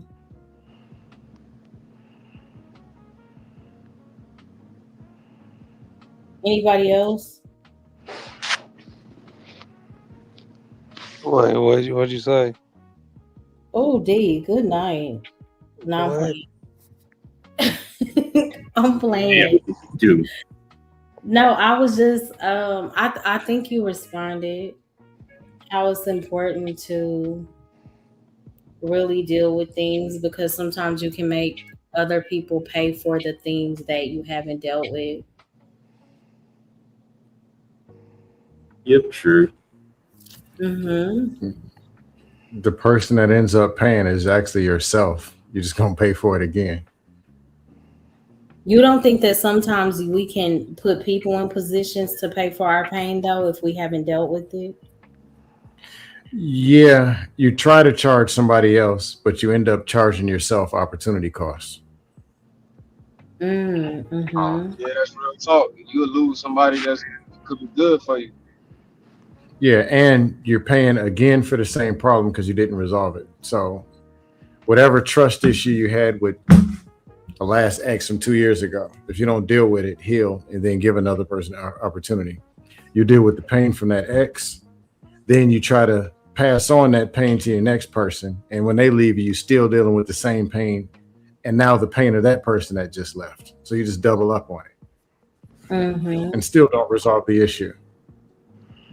That's Right. real talk. Not also like I feel like the stream is kind of, maybe I changed the direction of it, but my main point was how people can become overly spiritual. They'll put spiritual language, scriptures on top of things that really need to be confronted. You know what I'm saying? It's a taught behavior, just Mm-hmm. like, how can I explain it? Okay, I was just telling somebody how men were lied to. That's true, Irby. Uh, Yeah, I'm listening. Men being lied to and women being lied to. They told men, man, if you get you a job and get you some money, it's gonna fix everything. So they tell them, just go get more money, or go do Mhm. this. So they tell women, just keep waiting, get more patience, and then something's gonna fix itself. Like tell people to hide from the problem and hide your face in the scriptures. Now it's good to put your Mhm. face in the scriptures and get more connected, but Absolutely. you can't run from a problem and hide your face. Like if you got a problem with your cousin, borrowed money, won't pay it, and y'all having conflict and y'all are roommates or something. You can't Mhm. hide in the scriptures. Eventually you need to take the scripture or take whatever it is and go face the actual problem. But Exactly. solving problems is supposed to be where you build yourself to, you were person A when you got into the problem. You're supposed to either become person B or a stronger version of person A to go and resolve the problem versus taking the same person with something on the outside that has nothing to do with the problem, expecting it to fix. Mm-hmm. I agree. That's really good. And RB made a good point too. He said abuse in families get swept under rugs, which can be toxic. That's a big one. Yep, I agree completely. Um, Hold on, y'all. My bad. Please hit the like, guys. If you're just coming in, feel free to share the stream. You can support the show by hitting the super chat, also the Cash App. Feel free to come up, share your thoughts. Would anybody else like to add anything? 84 Harwin. CM. Oh, CM said he was doing something D.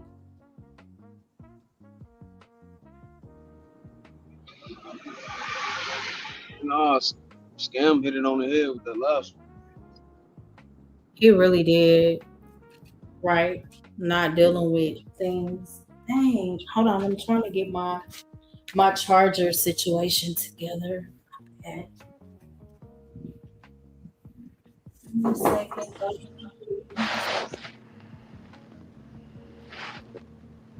Oh, okay.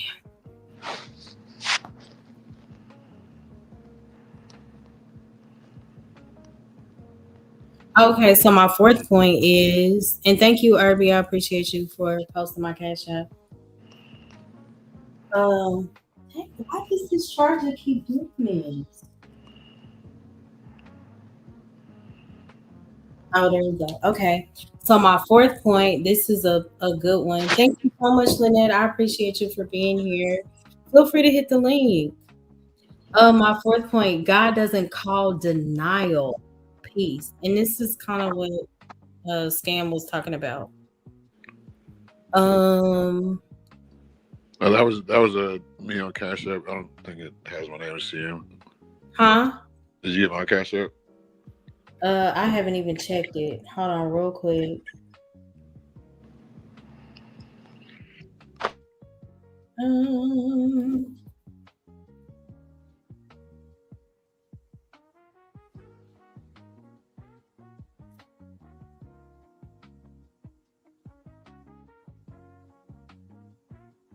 Hold on. But I do have something I've been wanting to ask y'all the whole night. What does the word like animosity fall into? It's like, because to me, like I don't like when shit lingers. Because when you let shit linger, like Thank somebody you. was I saying appreciate earlier. it. I got it. No problem. Appreciate you.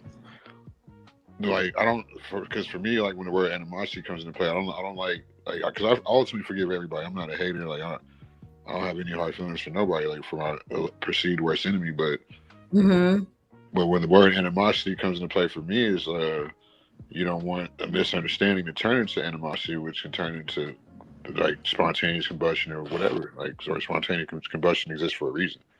It's like. Hold on, I missed. You said you don't want animosity to turn into. I don't want animosity. I don't want a misunderstanding to turn into animosity. So this is kind of like a perfect show for me to pull up on, really, like to talk to you. Oh yeah, right. Because when you don't deal with things, they can turn into animosity and then bitterness. Yeah. And I like to.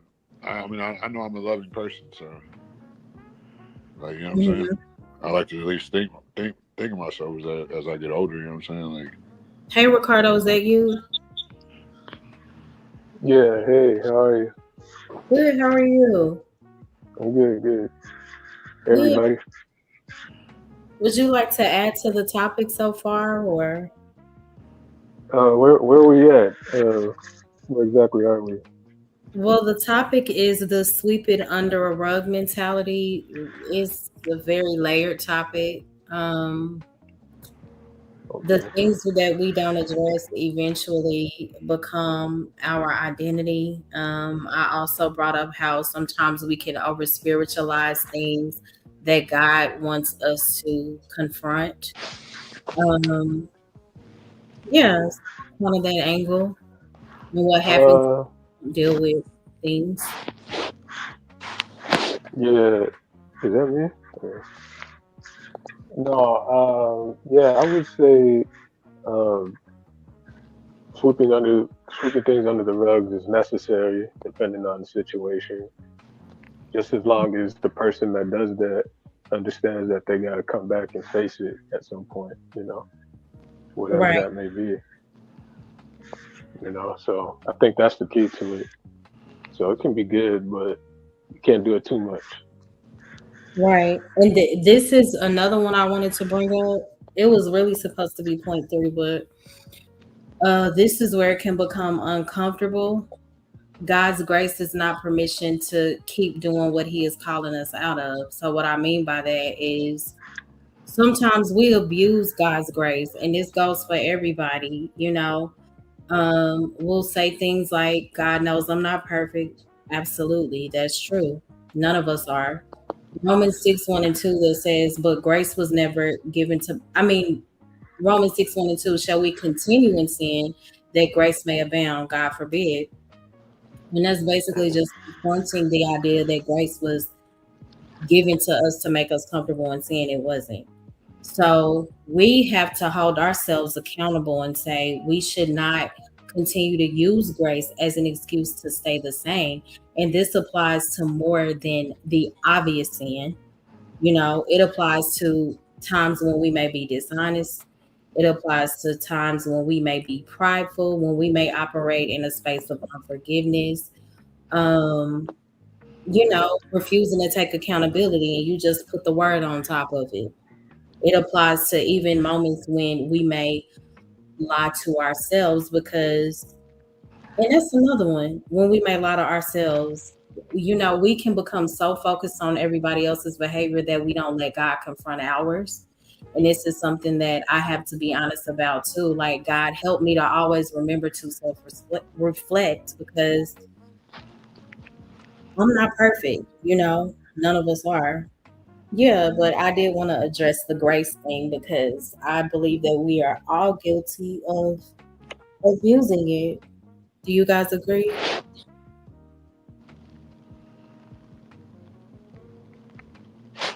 Yay. Yeah, I agree 100%. Mm-hmm. Um, Absolutely. We're coming up I 84.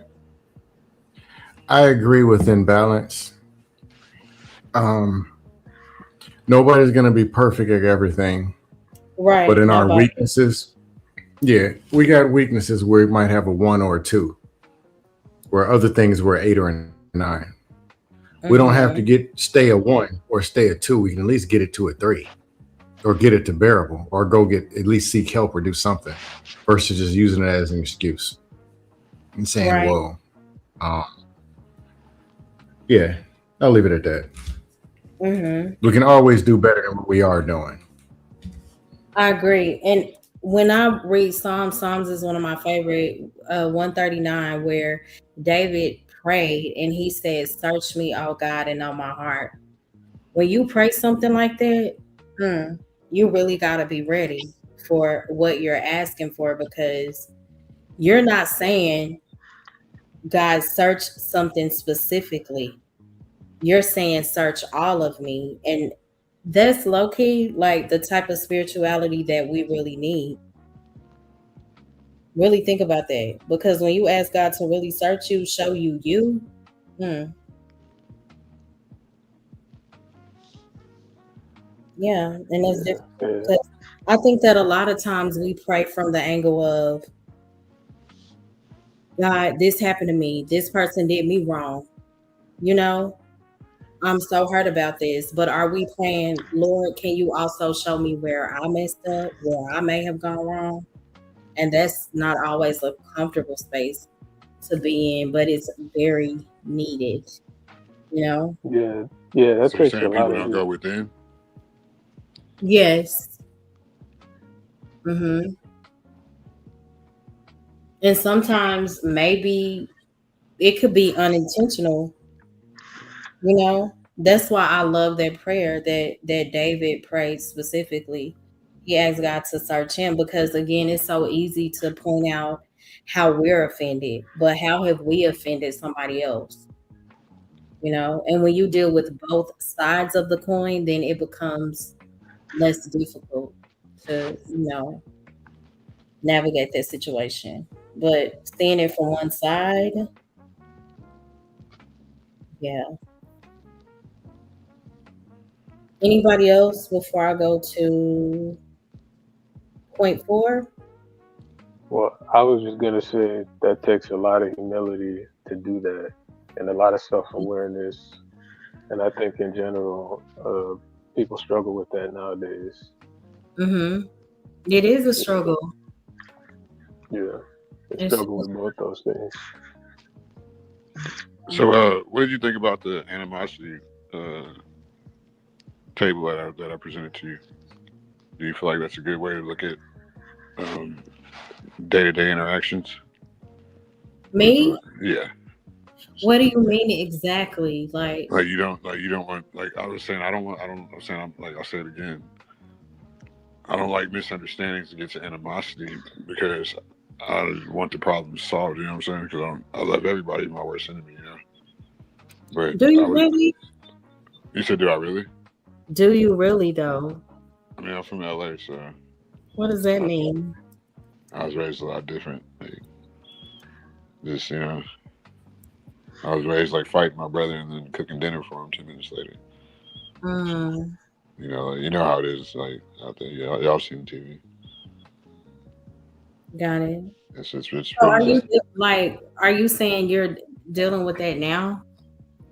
I've been dealing with that my whole life because I've had that problem. Like the way I've always gotten away with a lot of things because of like, you know what I'm saying, I've always been like a mama's boy. I've always like got what I wanted out of a woman like that. Like as I guess, like I could have gotten more, but it's like I don't know. I've always been like a hard headed person.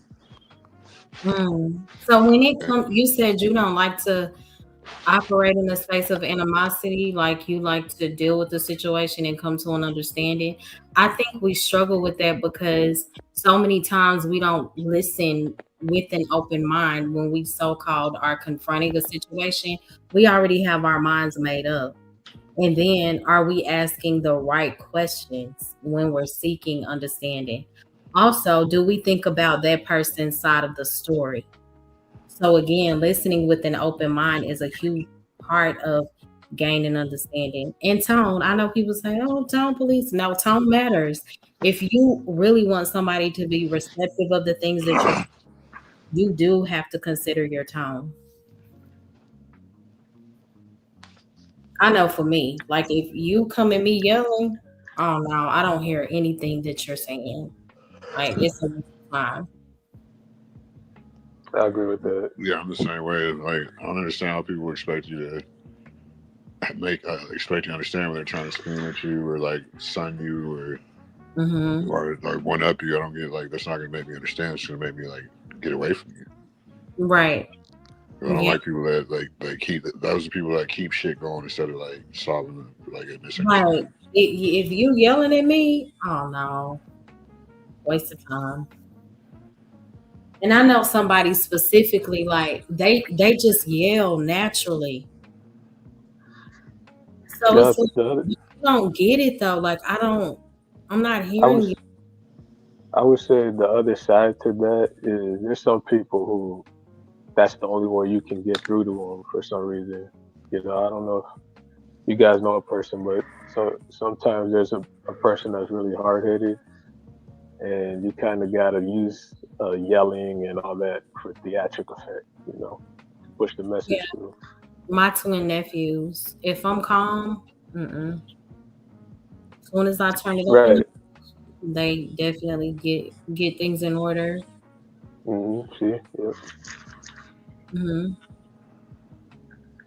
But Anybody else? as a baseline, I agree. That's not the way to go about it.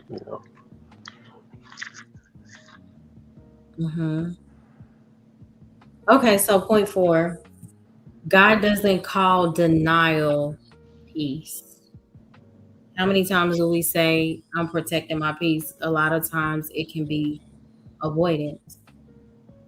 So this is where sometimes the word peace can get abused because so many times we'll say, I'm protecting my peace. I'm very mindful of my peace. And yes, we should have peace. We also have to address the other portion of it because peace doesn't mean that you have to refuse to address anything that is uncomfortable. How many times do we do that, or do we see people operate in that space? Well, I'm protecting my peace. Are you really? Or are you sweeping it under a rug? Again, peace doesn't mean I refuse to address anything uncomfortable. And it doesn't mean that you have to allow people to continually violate you. And this goes to people who, are believers of the word. No, you can address uncomfortable matters. That's why so many people we struggle with healing. We're walking in bitterness. You know what I'm saying? Because we're not really addressing that thing. We're calling it peace, but in reality, it's not. It's not. You have to deal with it. You have to ask questions. You have to be mindful of patterns. Address those things, confront those things. We're not supposed to ignore them. Yeah. So it's basically don't pretend like everything is okay when it's not. And again, for the people who do believe in the word, biblically, right? From a biblical standpoint, peace is not the absence of conflict. And I know if everybody has heard that one of my favorite scriptures, John 16:33, I carry this with me every day. In the world ye shall have tribulation, but be of good cheer, I have overcome the world. So that's Christ reminding us that he never promised us a life without uncomfortable situations. Absolutely not. So sometimes what we may be calling peace is really avoidance. You know what I'm saying? Would anybody like to add to that? Yeah, I mean, but that's yeah. I stay away from those people too. But that's like because avoiding too is like the way I avoid it is being a narcissist and like treating people bad and just thinking people can like take like the trash talking I take. You know what I'm saying? Like, What and do I'm you learning mean? from that as I get older. But it's definitely a two-way street when it comes to that. But yeah, I put Wait, my you say channel you in a private chat. I'm gonna go and get up out of here. I sent you wait, another hold cash on. app too if Can you I want ask to unblock can me I off ask the main chat. Do you see my Oh, channel in the private chat? you act like this. Yeah, that's cool. I gotta Yeah. go. I think I gotta go to my YouTube studio. Oh, to block me off the main chat. You can do it whenever you get time, but Yeah, I will. if you want, or you can go. Oh, I know how to do it. You can go to my page, like, and hopefully you can subscribe to, maybe pull up to my panel, and I'd Write love to some, have you there for great topics for that. write something in the chat. Let's see. I don't know if I can. Let's see. I'll Oh, try you to. can't. You just said that. You have so many names though. Like you have CM, I think Seymour Stacks. I don't know. Yeah. You would have to go to my page, like click on the page, and then go to like unhide user. More All names right. than me, and I'm a whole troll. Huh? What did you say, Scam? You got more names. You got more names than I do, and I'm a troll. Who Oh me? my gosh. You talking about I got a lot of names out there. Yeah, I'm Yeah, a troll. I'm supposed to I have was 15 that's names. crazy. I was thinking about that earlier, like C Holiday, CM, C Stacks, like C Stacks yes. Holiday. I got a lot I of names. C Holiday. think I blocked all, to be honest. Yeah, I think you just go to my main. Like, Yeah, I blocked. do you see my channel in the private chat? Let me see. You just gotta click on it and then I I don't see think anything in the private chat. let me Oh, see. I see it.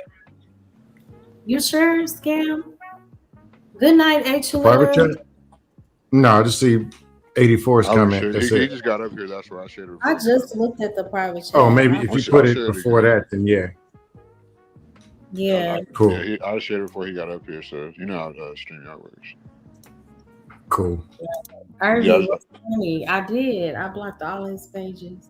that was my first day over here too. I was like, damn, like I was guilty That though. was the Like my first bad. time. Oh, maybe it was. Maybe it was. Yeah. Then I started doing content like 4 months ago or something like that. Mm-hmm. Yeah, if you want to subscribe and come over to the panel, I like I daily don't talk. know. They say that you're pretty toxic, so Please, they just say that because I'm black. Don't listen. I'm not even black. You know, they come on now. I'm not toxic. I'm grown. I don't know. But I'll check it out. I will. And thank you so much for coming through. Appreciate it. Yeah, I got you. We got to support each other as Now, content hold on. Can creators. I ask Seymour a question Go before ahead. Seymour can answer? Did you say a few minutes ago you were a narcissist? Did I hear that right, or Oh yeah, for did I sure. But mishear it's that? about self improvement though, and self reflection and Oh, okay, Stanley. Thank you. Yes. transparency. You said you're narcissistic now. I mean, I feel like everybody is in a way, but yeah, I am. I But agree with that. it's about how much you self reflect and like you were just saying, like people don't want to go within to heal. They're always looking at other people like they messed me over. It's like then they're like a childlike mentality when people are just like they never want to be like, damn, I could have like did this better. Let me do this better next time. You know what I'm saying? Mm-hmm. So it's just yeah, it's a great At topic, but least you're honest about it. huh? At least you're honest about it. But do Yeah. y'all believe that every person is suffers with, I guess, being a bit narcissistic or no? Nah, they do, but I don't like with me. I guess I like to blame it on me being a Leo and other things, but I don't get I how would. I affect people with like my arrogant confidence. I guess like I don't know. I gotta To, just huh? to ask, no, I was just gonna say to answer that, my love. I wouldn't say the word narcissistic because there is something uh, naturally in people to want to look out for themselves. You Yeah. know, so I think that's what it is a lot of times, and it can come across the wrong way as narcissism. I think narcissism is a very strong word. You know, I I don't do think too. most people take it that far. I think Like, narcissism. Oh, go ahead. Go ahead. that's rooted in complete selfishness, right? Yeah, Like, hey, Coffee, good to see you. I pray all is went well with you and your family. Hey, Magnetar, good to see you. Thank y'all so much for tuning in. Please hit the like. What were you gonna say, Sam? Um, most people have low self esteem or really don't believe, and they're doing more covering up. It's only Mm, few, very few, that are actually narcissists because the narcissists really believe that they're right or believe that everyone else is wrong, or there's this type of numbness or insensitivity that doesn't exist. yes, Most real that's people, if you ask them real questions or had a conversation, the avoidance and deflecting is them actually trying to hide pain. mm-hmm. For a lot of people, being wrong is painful. Being shamed or talk crazy, a lot of them don't have the toughness, or so it's a lot of it is avoidance of pain, or either they're so negative that they don't believe in themselves or you either. So Mm, imbalance of that's a over good point. negativity. That's a good But point. there are other narcissists, yes, but Damn, you it's cooking other tonight? things that appear. Yeah, yeah. other things that appear as narcissism.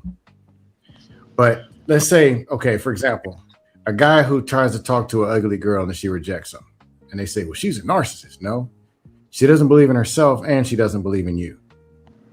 And then you Mm, approaching her, you don't believe in yourself either. It's just nothing but lack of confidence, pain, and other dust. But right. people respond.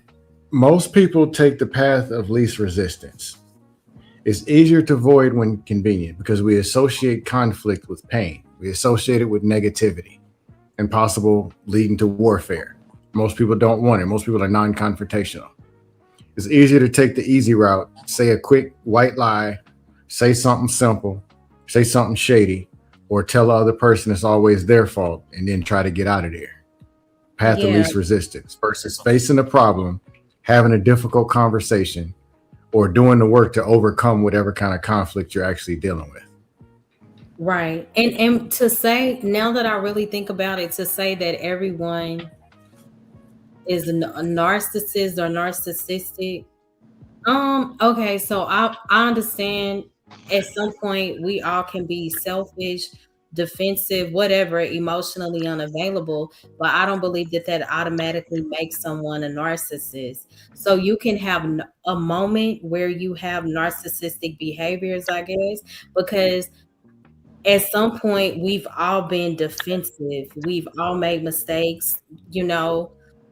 We may have avoided accountability, you may have hurted somebody, but when it comes to like narcissistic personality disorder, that's like a persistent pattern. So there's a difference, you know. I agree.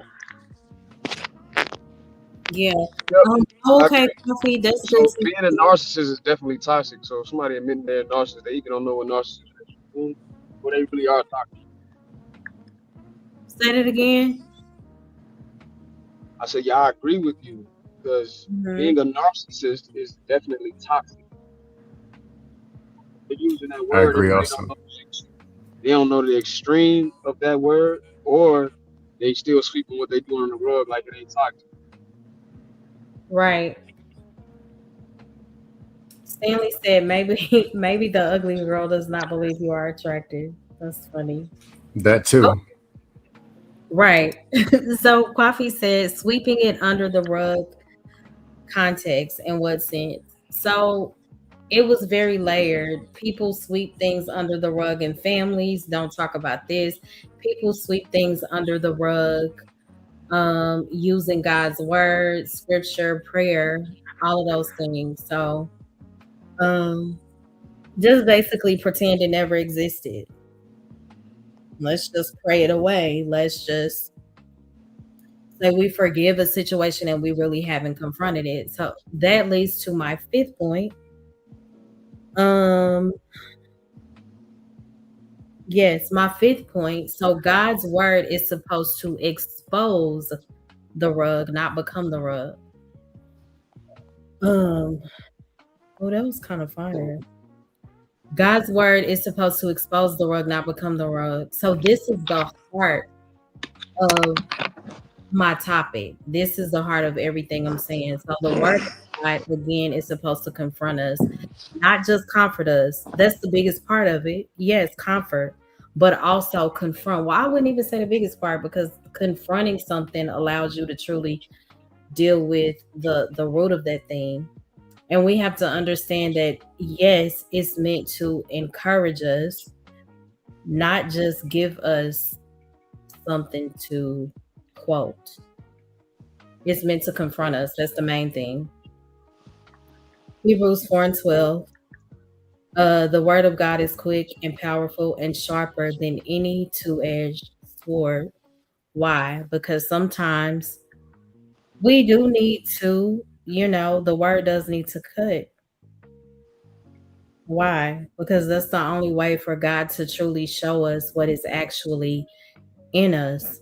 Sometimes we do need to stop saying, oh, well, that's just me, or it just happened. That's just my personality. And we have to deal with that thing and say, is that actually a character issue? Because it's just so much with this, you know? It's a lot that we have to deal with. I think fear is another huge portion of it. Um, Again, we'll put scripture on top of something. We'll say, I'm trusting God, or I'm still in this particular situation because I'm waiting on God to lead me. When in reality, that's you operating out of a spirit of fear. And then you can dress it up with godly language. So, yeah. Um, Yeah, I think a lot of people hide behind different platitudes and verses and stuff like that. And you're right, a lot of it is fear based. But mhm. I just when I've seen that in my life, I understand that's their way of coping with it or dealing with it, and I Of just let course. them, figure it out. Because oftentimes when people do that, they don't want to hear anything further Mhm.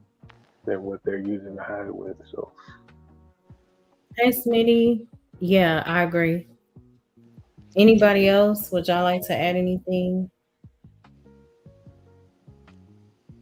How, sometimes the spiritual language can be a cover up for really dealing with the root of the issue. Yeah, man.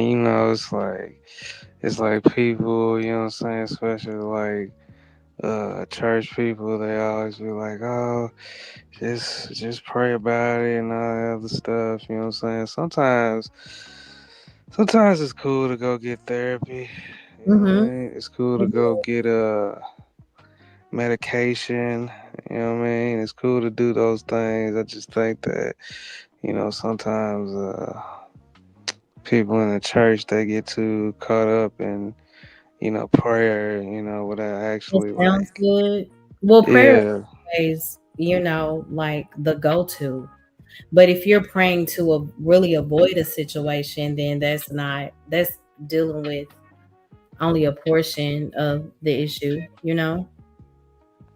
Yeah.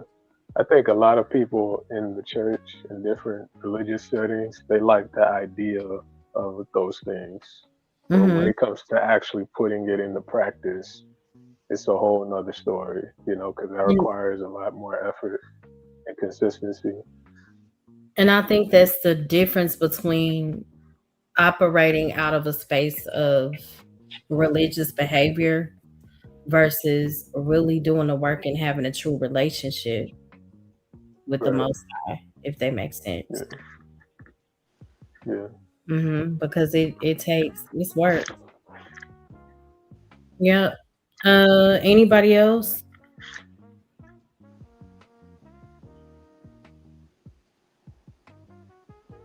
King picks. I will not share my personal life like that. But shout out to you. Coffee said, yes, indeed. We can also reference this topic to family sweeping things under the rug by not apologizing after doing wrong, then come back around smiling like nothing happened. Oh my gosh, right? Oh yeah, yeah. I think everybody in their families Hey, had something like that happen. those two words are so powerful. I apologize. Apologies. Versus Apologies mean a lot. Shit. so many I people told walk like Right, if bro. you Suck know my that you've dick. done somebody wrong, Real instead of shit. dealing Suck with my the dick. matter, you'll rather argue why you did what you did. And that's the debate becomes, well, I did it because of this, but you were wrong. So can you just Now that's apologize? You get what I'm now that's saying? narcissistic. Yeah. Yeah, well, I yeah. agree if they know that they were wrong. If they're debating because they Hmm. don't know that they were wrong, I get it. Or Oh yeah. they see it their way, you see it yours. But when you know you're wrong or what you did was wrong, And they at just least, or they're telling you it's wrong or how it affected them, and listen hmm to see if you were wrong. And if you find out that you were wrong, give the apology. right.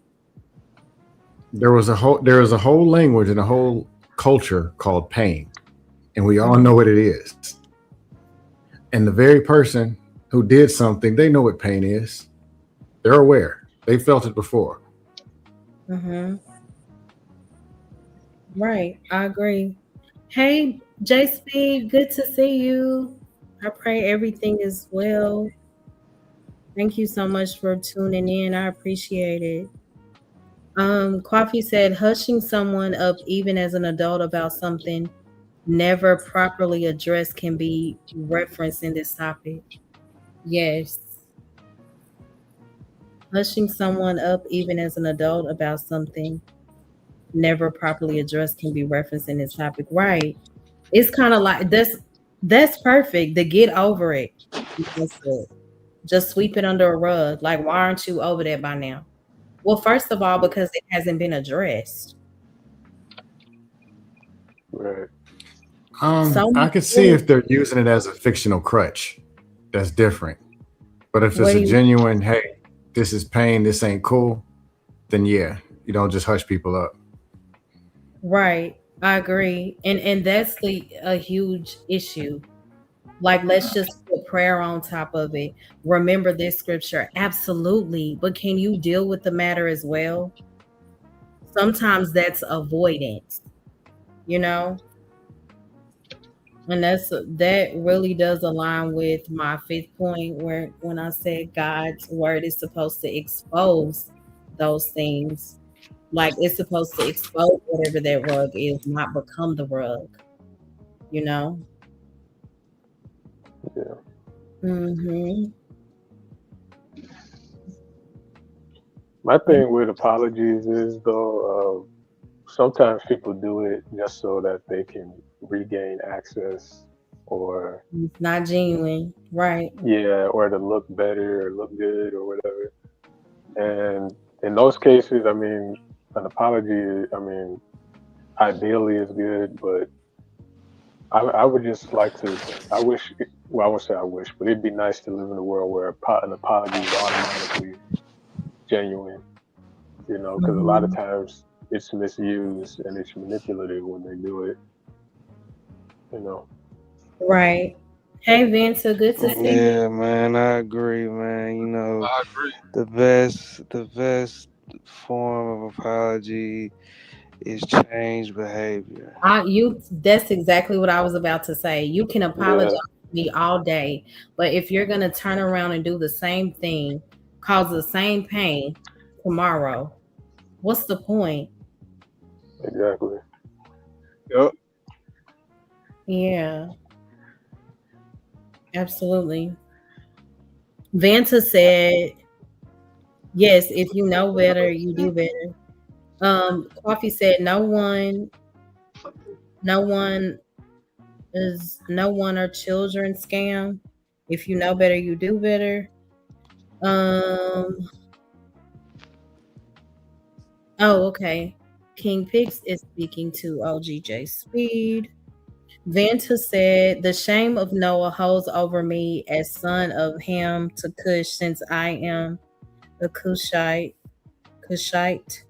The shame of the father, cause we can't sweep why Noah cursed Ham when he saw his father naked and drunk. He didn't curse him. Okay. You He heard that said from curse. he didn't He said curse curse be canon. him. He didn't curse him. No, that's a European white supremacist idea that you use to justify to put black people in slavery. He said Hmm. curse be canon. It's called the Hamite hypothesis. Mm, that's pretty good. Seeking a father's apology weighs deep. Did you want to address what Harwin said, Vanta? I will drop the link if you like to.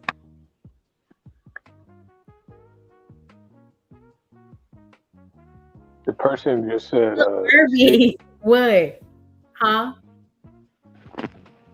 no, I was gonna say the person that said seeking the father's apology was deep. I don't think anybody should seek an apology because half the time the person doesn't really want to give it, and then another portion of the time you gotta like you're gonna be waiting forever for it. So I think it's one of those things. If it comes, great, Hmm. accept it, but I don't think you should seek it, even from your father or whoever. Um, that's very different. I think it's okay to seek an apology. I think it's okay to be transparent and vulnerable enough to say this specific situation hurt me, it bothered me. It's okay to again seek an apology. However, if you don't receive the apology, I think that we have to learn to make peace regardless. We can't be held bound by whatever that situation is. Like if the apology doesn't take place, we have to learn to be okay regardless. Because as you stated, what if the apology never comes? You Yeah, know? yeah. Most people are gonna be waiting a long time. Yeah, that's true. But I believe if you really have you've built a very strong relationship or connection with someone, you should be able to express that this hurt me. And if they truly care, if they're considerate of how that thing made you feel, then they should apologize. Yeah. Please feel free to support the stream, guys. Hey, Vanta, how are you? Hey, my love, how you doing, my dear? How you doing? Good. How are you? I'm good. I'm good. I'm chilling. I'm actually enjoying the conversation. I just came in. I think I came in between. Sorry for what I said in the chat, but I think one of your gentlemen on the panel disagreed with me regarding the Noah, Hamite, Cushite, and I grew up on the Noah storyline that you know after Noah, Noah's Ark, and I think it was between the journey and the boat, or maybe after, where he kind of felt drunk. And the only son that found him was Ham, and he cursed Ham for finding him drunk and naked. No, he didn't. Okay, go ahead. If I'm wrong, tell me. Yeah, I mean, I'll reiterate what I said. He said, "Curse be canon." Curse because Ham's generation was Canaan and then Cush. Not just canon. It was a couple other people. Yeah, but he cursed Ham's generation. He didn't curse Ham himself. He cursed Ham's generation. He cursed one of Ham's seed. He didn't curse all of his generations. That's inaccurate. Okay, so you think the curse ended up with Canaan? The verse literally says, "Curse be canon." Right, in Genesis 9. Okay, fair enough. Yeah, we don't have to go further than that. It just says, "Curse be canon." Yeah, but I do come from Cush. Well, maybe you do, maybe you do. I'm not here to. No, I know for a fact I do. How do you know? Oh, so Are you Ethiopian? So Cush was an actual historical person. No, because East Africans are part of the Hamite, Canaanite to Cush. That's our ethnic canon. Canon means our folklore. Can I guarantee it? No, but that's what we taught by our forefathers. Yeah, I can't guarantee it, but that's all I know. I'm a Cushite. I'm a Cushite by blood. Ethiopian, Somali, Eritrean. That's the main three Cushite bloodline in East Africa. That's all I mean. There's many bloods that come from Ham. You have Cush. I know. You have Nebuchadnezzar, the Sabaite. There's many bloodlines. So all of that. Yeah. I can only speak from my own bloodline. You're entitled to your belief. Uh-huh. No, it's not belief. I know. I even taught more love. Like I'm a former Muslim, ex-Muslim, but even I researched even before Islam. Before Islam came to the East Africans, we were mostly we used to believe in animism, and we had some Judaic beliefs going back to Noah and the Cushite and Ham and all that. But obviously history is muddied. So I can't confirm. You're entitled to your belief. Right, fair enough. Just agreed you couldn't confirm it. But I still think because even when I say Somali, people tell me, oh, you're Hamite, Cushite. So there you go. Yeah. And even I'm sorry. People say a lot of things. That don't mean it's correct. But there is a land of the Kush. There's the land of the Punt. There is some history that goes back to. Kush is a historical place. Yes, Punt is a historical place. Yes, but which is East Africa. You're overgeneralizing it because there's many different groups of East Africans. I have to. There were people. Say that again. No, I have to overgeneralize because it'll be Ethiopian, Sudanese, Eritrean. But Somali. Ethiopian is a word that is, all of Africa at one point was called Ethiopia by Herodotus. So the first time that we see that. Actually, there was a war between the Abyssinian Empire and the Ajuran Empire. That's way after what I'm talking about. That's much later. I'm talking about pre-Islamic. Yes, but that's still much later after what I'm talking about. That's still young compared to what I'm talking about. The first time you see Ethiopia. I agree, by the way. I agree. The only this is why I said you shouldn't overgeneralize. the only East African group that has. I'll go ahead. 1 second. Well, I said why you shouldn't overgeneralize the word Ethiopia is because that can apply to the entire continent. I did not say that. I did not say that. You did. No, I'm saying it applies to the entire continent, and I'm saying that you said entire continent. Listen, bro, you're not listening. You're listening to respond. Listen to what I'm saying fully. You said that you will notice when I'm done, it'll be clear. You said that you have to overgeneralize in context of being Ethiopian, East African, Somalian, Eritrean, etc. I said that you shouldn't overgeneralize because the word Ethiopia, the way you're using it, is modern. The word Ethiopia, in the first time we see that, is mentioned by either Homer and Herodotus. You can see exactly the Greeks. Sir, yes, I'm still talking. I'm still talking. Let me know when you're done. Wait, I'm not going. Again, it's going to be clear when I'm done. So you're telling me something I know already. Again, can you show some decorum?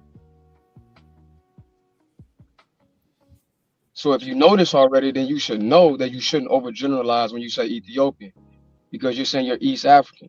But there are many people that's East African that's not the same ethnic group as you. You have many people in modern day Ethiopia that don't look like what we would think of when we think of Ethiopian. We think of a Habesha person. But you have the Oromo, you have the Hadza, you have the Sandawi, and these people are not even related ethnically. So when we say Ethiopian, these people are not the same people. So again, you shouldn't overgeneralize. That's not a good thing. My father's part of Ethiopia. That's why I'm laughing. Your father's what? Part Ethiopian. From what tribe exactly? Hashin. Okay, so there are other tribes in modern day Ethiopia that's not related to them ethnically, but they're indigenous to Ethiopia. No. You confirm it's called Hashin. H-A-R. You didn't listen. I said there are. I don't need that. See, I don't need your lecture, sir. I know. I'm not giving you a lecture. I'm telling you why. What you shouldn't. You're telling me why? Why are you telling me? You see, again, the word telling. Why are you telling me? Because you overgeneralize Ethiopia. No. I did not overgeneralize. See, you're jumping the gun. No, I'm not. What we can do is just replay the video. We just say Vanta. Just say Vanta. Can you just have a conversation instead of debating? I'm not here for debate, by the way. I'm not debating. I'm just telling you the truth. And I'm not here for education. I don't need the lecture. Can we have a conversation? Okay, but you made a comment. You came up here to address me. The comment was about the Cushite. The comment was about Ham and Noah and the Cushite. Now you're lecturing me. I don't need your lecture, sir.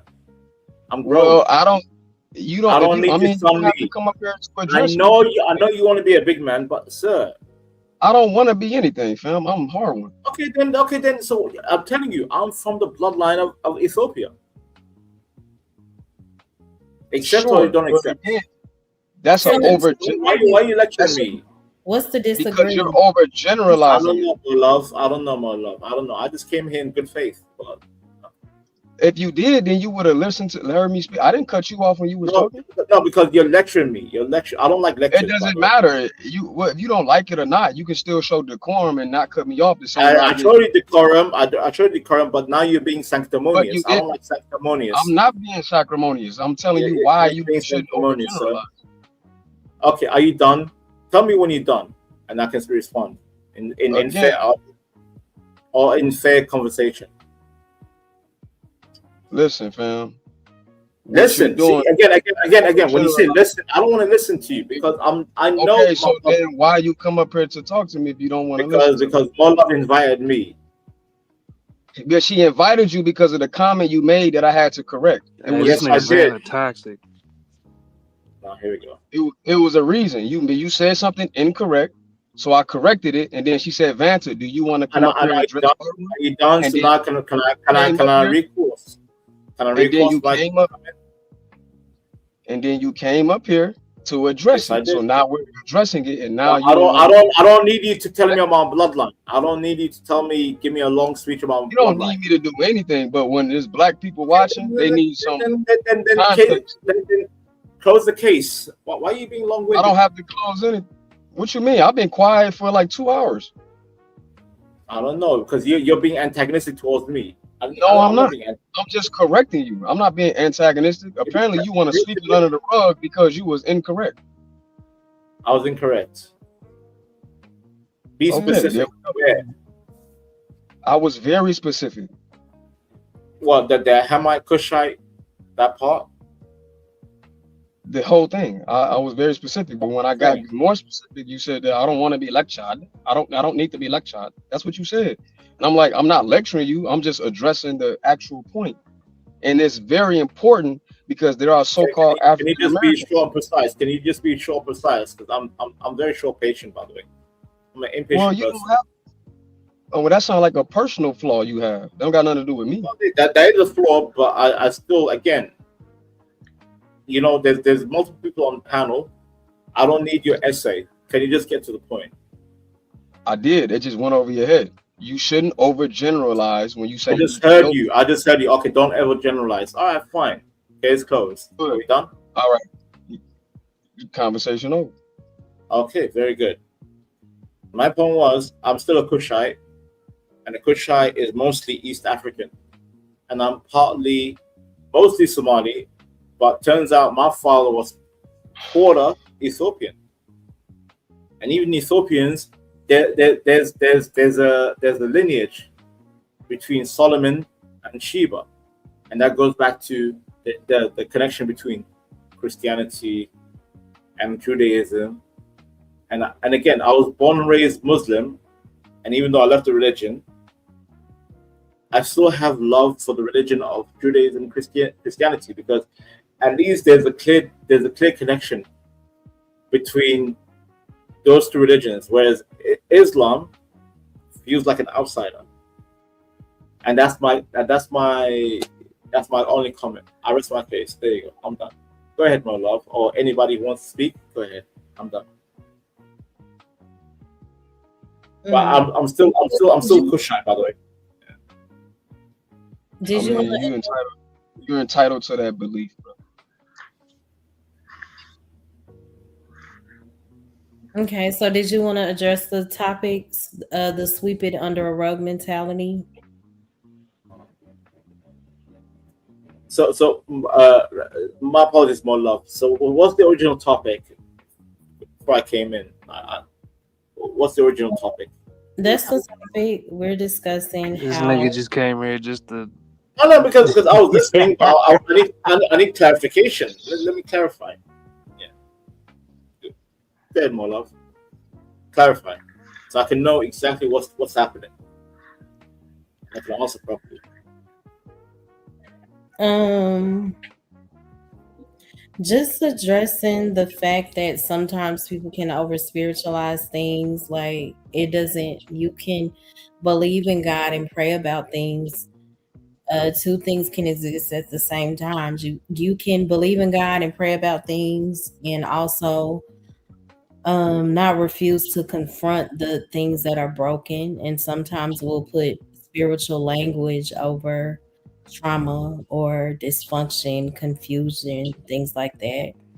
And how can we say we truly serve a God of truth while we are building relationships and connections around concealment, while we're building it around half truths and denial and unresolved pain? Could I answer that real quickly? I'll be very short. More love. Very short. I think that's why I kind of left Islam, because Islam was so, rigid and compact, and like, yeah, this way or that way.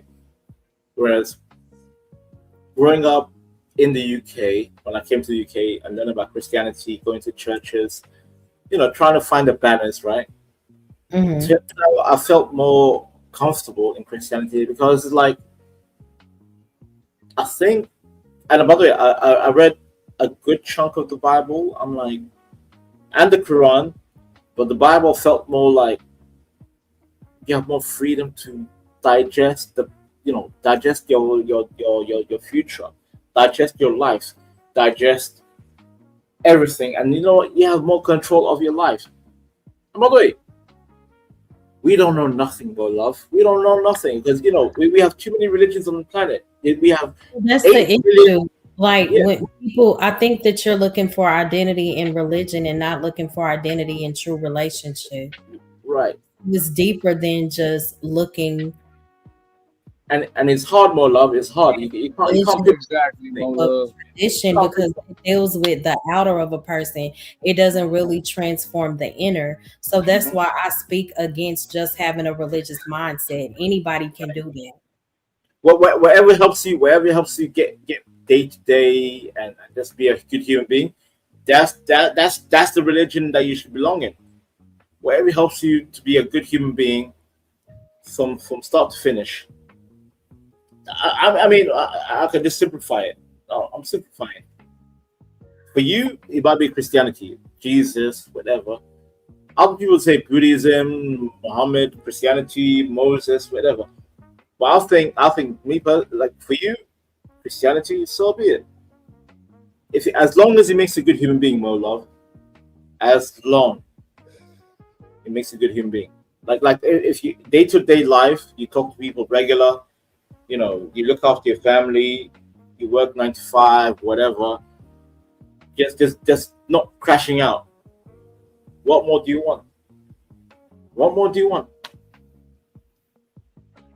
Yeah, I guess religion is where I get caught up because sometimes that can become a system people use to define God, if that makes sense, and avoid actual transformation that God requires. So again, anybody can claim a religious title.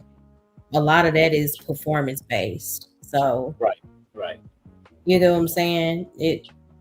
I mean, And a lot of temples like the church, the mosque, the synagogue. mhm. A lot of the times they can be performative, for financial benefit, for what do you call it, egotistical benefit. with just saying I'm a part of this, I'm a part of that, or I'm religious. Right. And the issue isn't religion itself. I think the bigger issue is when religion becomes a substitute for a real connection with the Most High, with Christ. Mhm. That's my issue. Yeah. And Moloch, correct me if I'm wrong, but shouldn't the temple be just wherever you are as long as Jesus is with you? Absolutely. It's Yeah, beyond the church building. yeah. Not physical building, just It's you not and Christ. purposeful like that. But I do believe that church truly focus on leading people to the Lord can be beneficial, especially for babes in Christ. But we know majority of the time that's not what we see in most churches. Yep, I agree. Anyway, I'm done. I'm done. I'm done. Saying what I have to say. So the rest can speak. Coffee said what got him was when you asked him what tribe he was from, he got bent out of shape. A lot of these guys, when they say that they're from Ethiopia or is Eritrea. the what? He trying to say Eritrea. Okay, they're ashamed, No, no. dismissive. Yeah, Mm, cause a lot of that happens is because they view themselves as not being black. So when we come up with this Cushite thing, this Hamite hypothesis, for those that want to know, it can be it not even can be, it is racist. That the Hamite hypothesis mm, is a racist trope when wow. European and Indo-Europeans purposely misquoted the Bible to justify enslaving black people. Hmm. So when you say the Hamite curse, it's not even a thing in the Bible. Then they say that black people come from Ham, which is the word Ham. And then people say that's modern people that live in East Africa or Northeast Africa in Ethiopia that actually probably not even indigenous. And if they take a blood test, you would see that a lot of their DNA come from the Middle East. But that's neither here nor there. But when they claim these things, and then they like to separate themselves from so-called blacks and So quote you're unquote saying it's sub-Saharan African, a racist tactic, is what you're saying? absolutely. Mm. So more love, more love knows before. Like I'm diabolical. I would say Africans are not the same with Black Americans. Have I not said that, more love, previously? That's the racist thing because some of the so-called Black Americans come from tribes Okay, that's from East I'm Africa. racist. Okay, I'm racist. I didn't say you was racist. I said the Hamite hypothesis was racist. But he said, Vincent, you said some really things on my panel, and I've dropped you several times. You did. Yes, you did. Oh, he did? I do not do that. Like, once I hear it, that's it. Yep. But guess what? More love doesn't like it, but I still stand my ground. Stand your ground on what? That we're not the same. What Who's is not that? the same? There are people and there are Ethiopians. I'm sorry, Mola. No, I'm asking. So what are you suggesting, that you're superior to us? It's not superior. It's that we're different. Yeah, we're different. Some of us over here might actually be the indigenous East Africans, and some of the Eritrean and Somalians have admixture from people that migrated and invaded from Asia. That's the difference. So would he call me a racist for having Ethiopian maids when I grew up in the Middle East? No, I never called you racist in the first place. I don't even know why that's even a topic. Because you mentioned racism. Because I said why. If you would listen, you would see why. I said the Hamite hypothesis is racist. I didn't say you were racist. Pay attention. No, I'm listening. But the concept of Hamite, why are you bringing racism to Hamite? Hamite is not racist. It's about culture. It's about culture. No, you don't understand.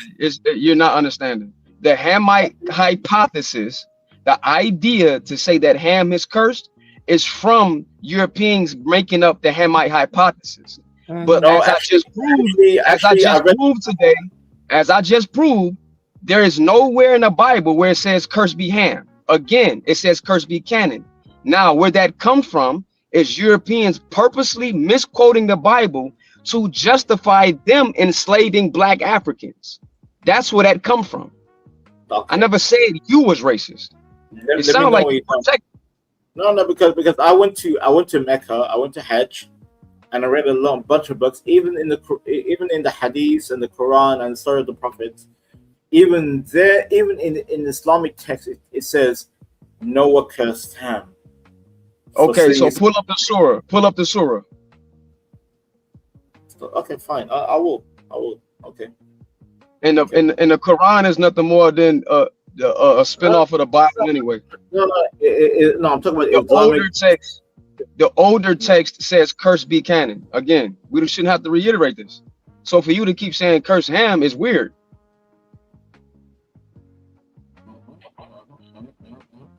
Give me a second. While you guys are talking, I'm gonna find it. Okay, he had 4 sons: Sam, Ham, Japheth, and Shem. Okay. Ham, traditionally regarded as the ancestor of the dark-skinned people. See, even a view derived from extra Quran. Okay, more love. Can you share my screen, if you may? Mm-hmm. If you, just to confirm my point of view. I don't see it. No, I'm showing you right now. Give me a second. Are you bringing up an actual surah? We don't need no hadith. That's Arabs' opinions. Can you bring up a surah from the Quran? There you go. Let me know, more love. Can you see it? It's backstage. Can you see the screen share?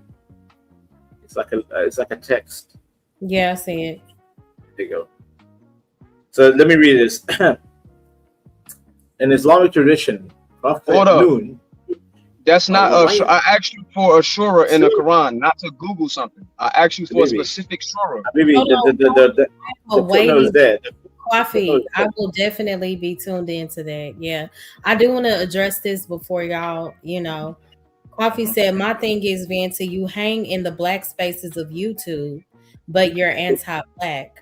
Then you turn around and have all of these talking points in on I'm not American anti-black. I'm not anti-black. politics.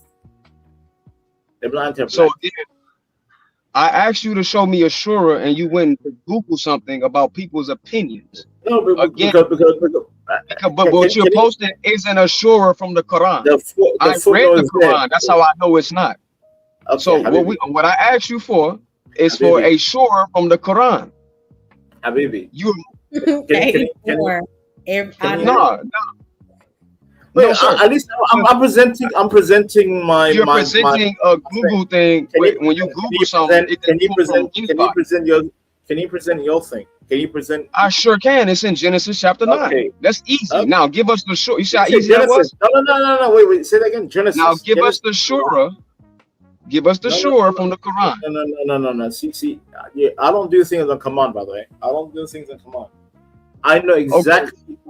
Well, these black people on here don't need to see racist rhetoric. Why can't from Europeans or Indo-Europeans? Are you the spokesperson for black people? Why? I'm a spokesperson. I don't know about the spokesperson. I'm here for more love. More love is the one who's presenting my. I'm cool with more love. Can I go forward, or do you want me to not? No, because I asked you for a sure. I didn't ask you to red hair and gaslight the question. More love. Can I go forward, more love? You're the host. Can I go forward? You said it was in the Quran. He's reading something from the host. I'm talking to the host. You're a guest. What's your question? I thought this was a back and forth dialogue between you and No, he wants combat, more love. He wants combat. I don't want combat. No, I don't want combat. I don't want my people hearing racist. Then let me go forward. Let me go forward. No, hold on.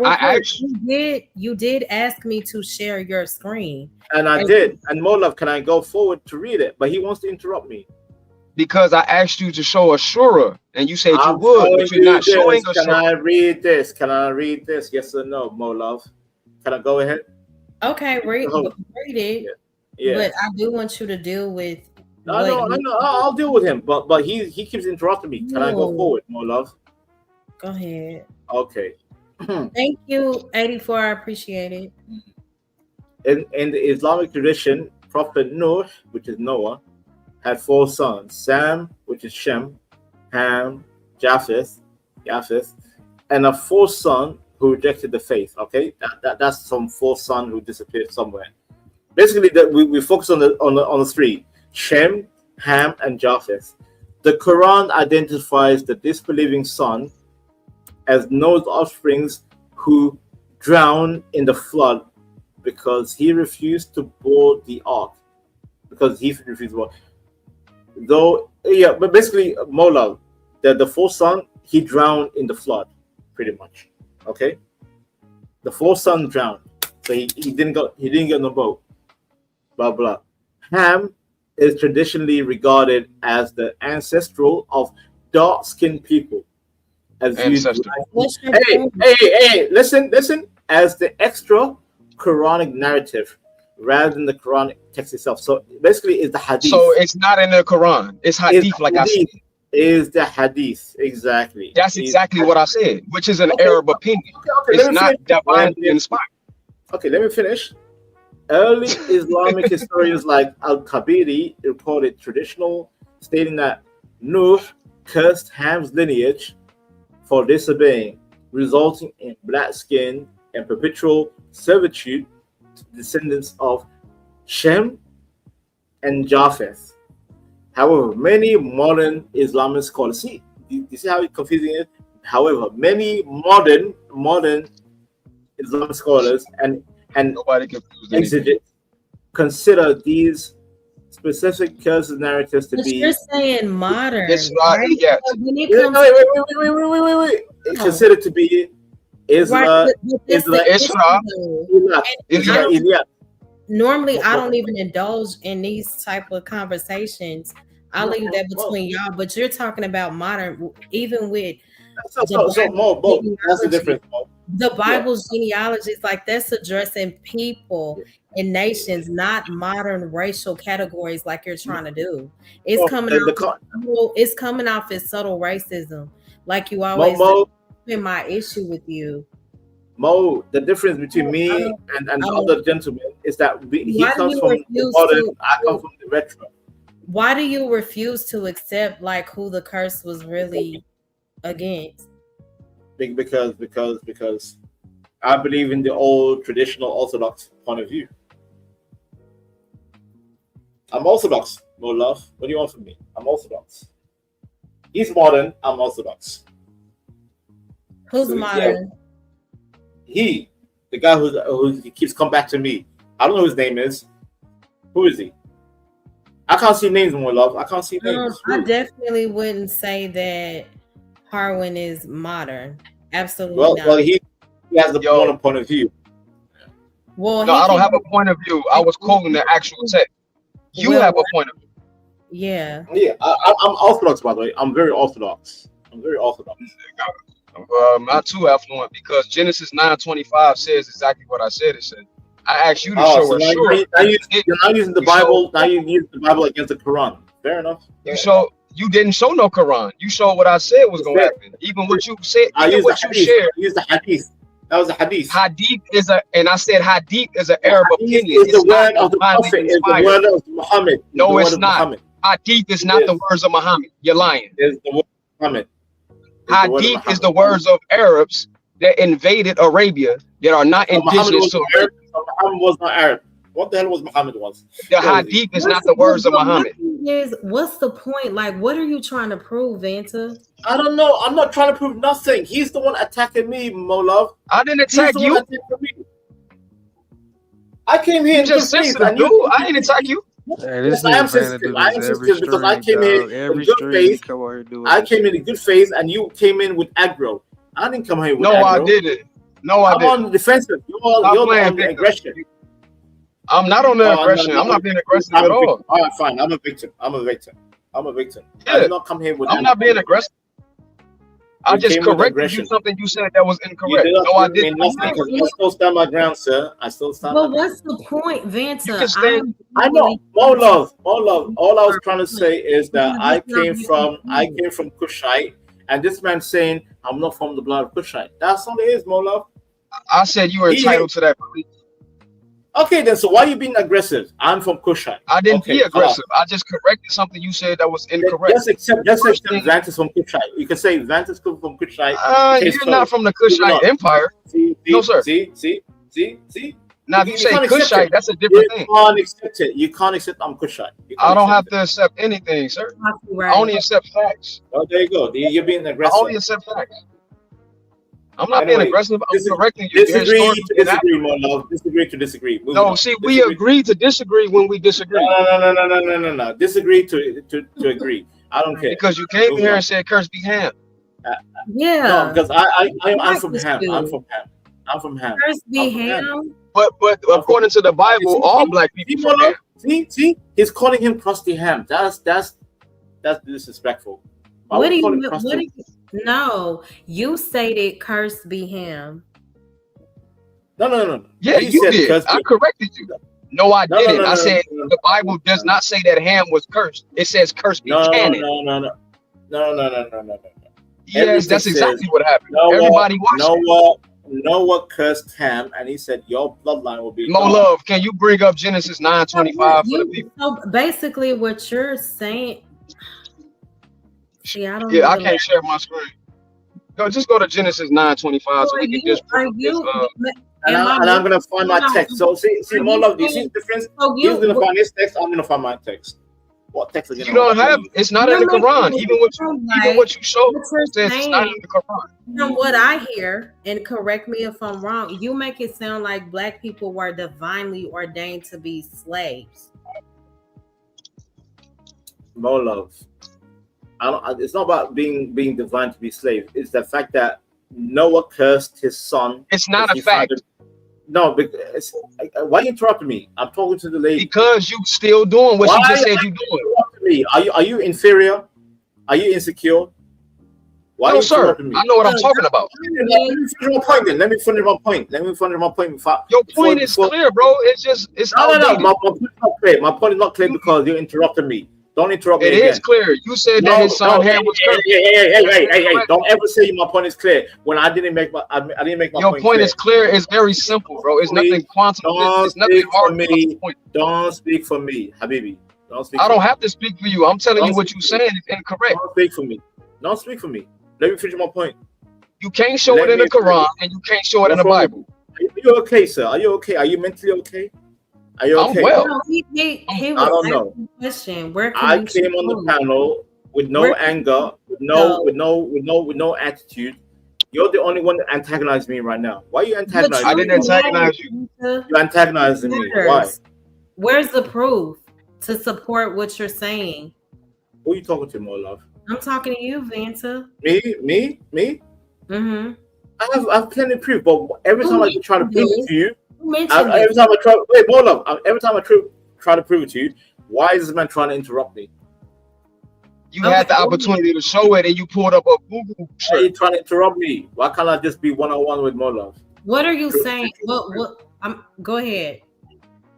No, more love. No, real talk. Why is he interrupting me the whole time? Let's move beyond that. No. Because every time you tell me Vanta, prove it, and I try to prove it, he's gonna interrupt me. I know Where he's gonna are interrupt me. the okay? You didn't Well, show this is between you and me right now. Where are the facts to support Silence what him. you're stating? Harwin always has facts behind what he's saying. So where are yours? So you know, in the Bible, even in the Hadith, Noah, while he was on his boat with his three sons, which is Shem, Japheth, and Ham, they were drinking, and Noah drank too much. The fact that Ham found his father naked, is that not true? Oh, love. It's not true. Okay, It's keep not going. true. Keep going. And then Noah woke up, and Ham was trying to, cover his father, and Noah was like, "Oh, you saw me naked, and you saw me drunk," because he's meant to be the prophet, right? He's meant to be, God's new generation of man, and he was so offended, like, "I'm gonna curse you, especially you, Ham." Incorrect. You did not say that. See, my love. See, you're gonna interrupt me again. See Yeah, my because point? you keep saying something that's incorrect. What's so Okay. hard about accepting cursed be canon? A servant of servants shall he be unto his brother. There you go. What's There so you hard go. about that? That's not He Ham. said, "That's Ham." That's He not said, Ham. "You- That's canon. Your children will be the servants of Shem No, and he said Japheth." canon. Curse Yeah, be because canon. Canaan are you stupid? Canaan is a child of Ham. No, Am I sorry. stupid? Fam, the only one that's stupid up here is you, clearly. I tried, man. I tried. This man. I know you didn't try. You had the opportunity. I asked you to show your little Quran. You couldn't show it in the Quran. You brought up hadiths, which is written by racist Arabs that had nothing to do with Muhammad. Everything's racist. You're proving my Everything's point. Yes, the Everything's hadiths are racist. For sure. You want me to show you some racist things in the hadiths? You want to go there? Even the Do Bible. you want to go there? The Canaans The hadiths is not divinely inspired. The hadiths is not from the Most High. The hadiths is what it is. You just don't like the fact that dark skinned people. It's not a fact. It's not a fact. Emotion. All I hear is emotion. You don't even speak. No, I quoted the actual. I quoted the actual scripture. The only person who hasn't quoted scripture is you. Fine. Go ahead. You're the only one who hasn't. I'm actually being logical, by the way. You're not. Go ahead. He's saying that as if Shem wasn't dark skinned. He said dark skinned people are cursed. I have a problem. He said I have a problem. Is European, Shem is Asian, and Ham is African. Okay. Shem is Asian. Are you sure about that? What does Asia mean? Well, it depends. Okay. Java is the European. Shem. Okay, you know what? You're right. No, these are all dark-skinned people in the first place. What are you talking about? Ham is African. Ham is African. What do you mean? They're all African. No, they're not. African is an anachronism. Noah was the father of all races. So 3 sons. Sure, and he was a dark-skinned man. Yeah, he's not dark skinned. How do you know? How do I know? Because the oldest DNA on the planet come from Africa. If everybody comes from an African person, and they were dark-skinned. Now he's mixing. Now he's mixing the out of Africa theory with religion. You are confused. You are confused, sir. No, sir. No, we're using logic. Are you saying Adam and Eve wasn't black? Are you speaking religion or are you speaking science? Which one are you speaking? Let's stick to religion, sir. Is Adam and Eve black? Yes or no? Nobody said Adam and Eve were black or white. Nobody knows. Nobody. What do you mean? I said they were all black. We do know because they were in Africa. What? You know? Yes, sir. You want to go to Genesis? You want to go to Genesis chapter 2 and see where the Garden of Eden was? We're not using out of Africa. We're only using the Bible. Do you want to go to Genesis chapter 2 and see the rivers that came out of the land? No. Talking too much does not mean you're right, by the way. Talking too much does not mean you're right. That's correct. But what I'm saying is just happening to be right because it's in the scriptures. Notice you're the only one that hasn't quoted any scripture. Where did it say Adam and Eve are black in the Bible? Where? It says that they are from the land of Havilah, where the Lake Pison and Gihon come out of. They are east of Havilah. Do you know where that is? I never heard of that in my life, and I read the Bible. I know you haven't because you don't study the Bible. No, I read the Bible, but I've never heard of a Pokemon. Well, you haven't read it close enough. It's a difference between reading it and skimming through it. It's a difference. You're big. I don't know. Are you okay? Are you bipolar? Don't do that. No, sir. No, sir. Are you manic? Stop the ad hominems and stick to the topic. No, I'm dead serious because I never heard that in my life. I know you're dead serious. You're dead seriously ignorant. So now you're attacking me. No, I'm not attacking you. It's a fact. Ignorant means to ignore. You're ignoring the fact. Ignorant is ad hominem, by the way. You know that, right? No, it's not. It's relevant to what you're doing. You're ignoring the facts. Because you're trying to bamboozle me. I don't like being bamboozled. No one's bamboozling you. You're trying to bamboozle black people by saying that you are hammering and the dark-skinned people are black. Nobody knows brought up something. They are. Nobody knows. No. According to the Bible, they are. Even the Pope himself doesn't know what Adam and Eve look like. The Pope? We're not talking about the Pope. We're talking about the Bible. What are you talking about? Denomination are you from? Why are you exactly as a Christian? Why are you? That's irrelevant. Stay on the topic. Oh, no, where does Genesis chapter 2? Are you Catholic? Are you Protestant? Are you Jehovah's Witness? All is well. Hey, none of your business.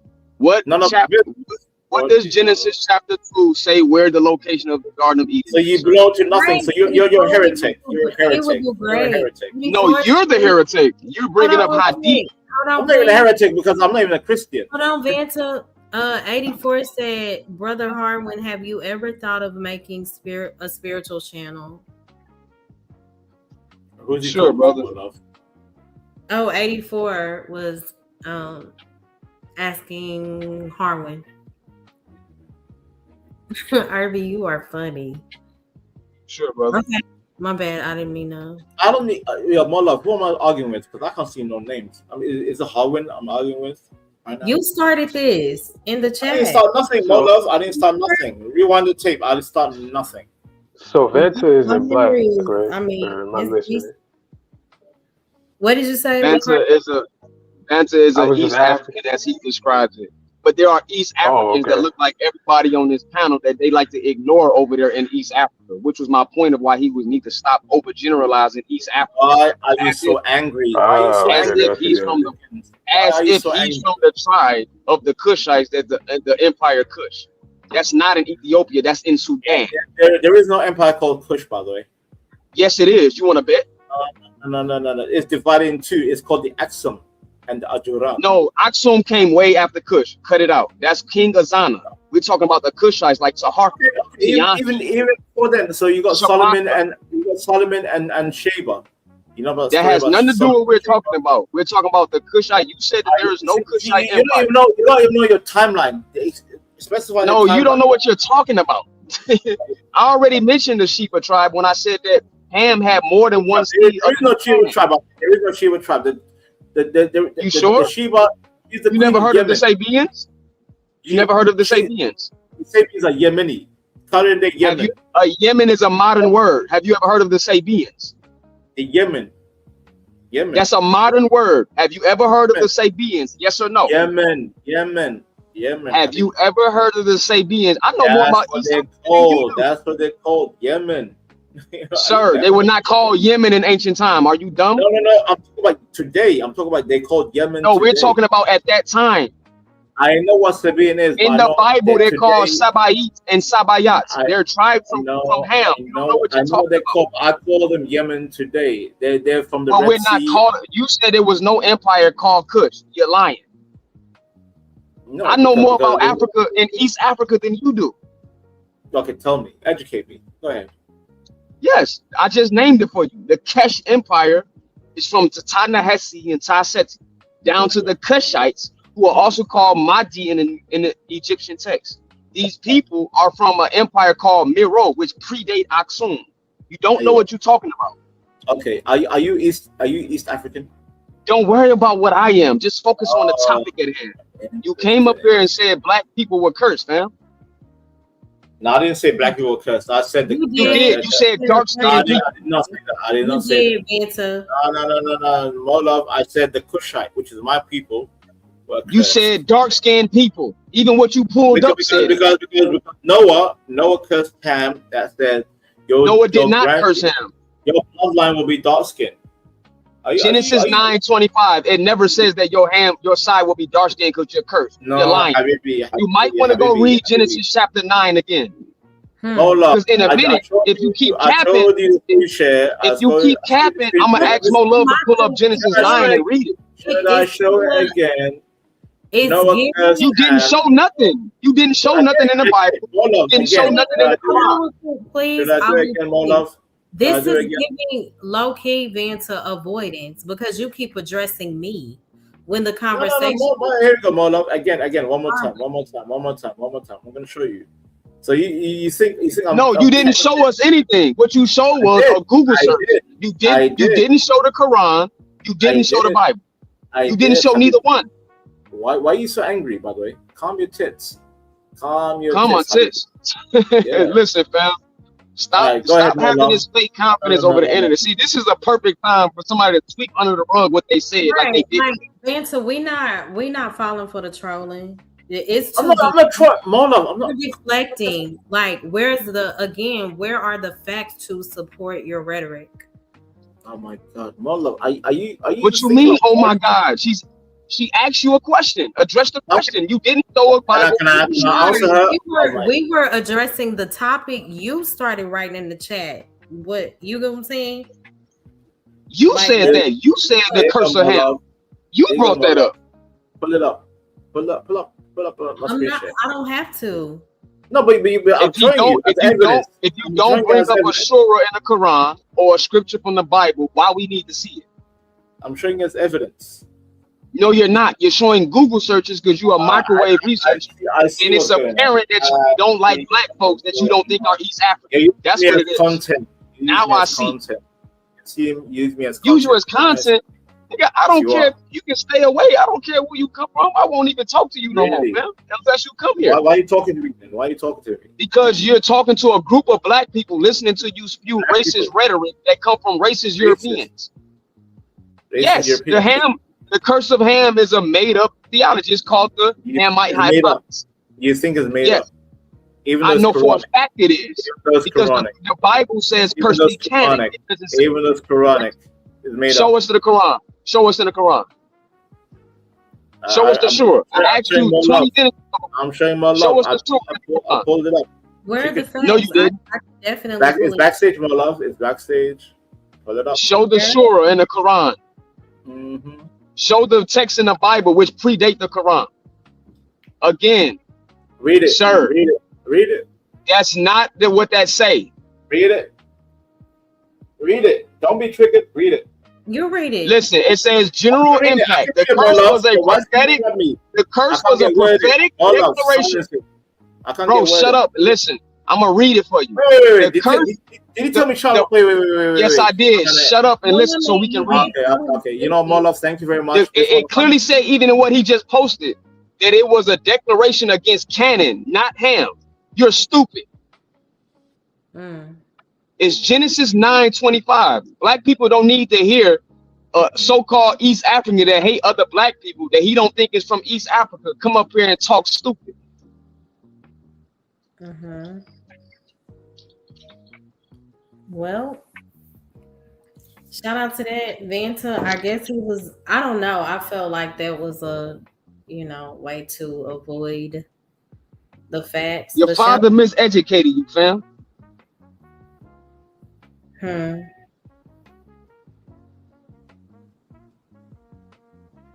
I don't understand what's so hard about the interpretation of Genesis 9. I mean, the facts are right there. So.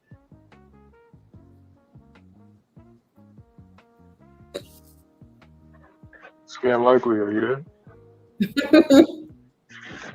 I think Sam is asleep. Oh, okay. Yeah, he always, he'll say a few words, then he'll go to sleep. Yeah, that was crazy. He didn't Uh, really have much of. that's the conversation that you and Harmon will have to have. I know when I'm speaking about the Bible, he respects my panel. At the end of the day, I don't know what anybody believes. I know what I believe in, and I invite people from all walks of life on my panel as long as you respect where I'm coming from. I'm anchored 100% in Christ. Harwood knows that. When it comes to biblical facts, historical timelines, I'll let him have that conversation with people. So, Black and Proud said, I can't Mola, even hear none. Harwin is, can you hear me? Is Mo Love talking? Let me go out and come back. Yes, I am. Because I would like for you to address this. 84. Oh my gosh. I love this little peaceful jazz. Mm-hmm. Adds a little flavor. Yeah, I thought Harwin handled that pretty well. Yeah, I do The other too. guy, he didn't really have much of a foundation to stand on other than Google. Mm-hmm. So, There he not is. really sure what he's. Thank you, Magnetar. I appreciate you so much for the jewels. So can you hear me, Harwin? Can you hear me? Harwin? Okay. I don't know what's going on. Are you there? Can you hear me? Can you hear me? I don't know which one is Black Pride 00. He talking to me? Oh, there you go. Yes, I wanted you to address that comment. Tell him Molo to come prove it. is against everything you believe, including the Bible, and that Jesus Christ is the Messiah. Oh, so you know me. You know me, Black Pride 00. You know my position. You sure about that? I guess that's him asking. So No, he ain't asking. He said more love. Harwin is against everything you believe. He's making a statement. do you agree or disagree? Have him come on the panel. He's not. Oh, okay. No. My position has been clear, and Mo Love have heard me say my position on Trade Channel. So if you don't know my position, you shouldn't bear false witness. It's funny.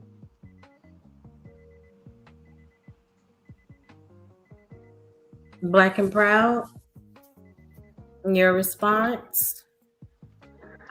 So he's saying those are not facts. What's not facts? No, I'm letting Black and Proud know that you not in agreement with his statement. Thank you, Irby. And shout out to everybody that supported the stream so far via Cash App. No super chats yet, but I appreciate the Cash App.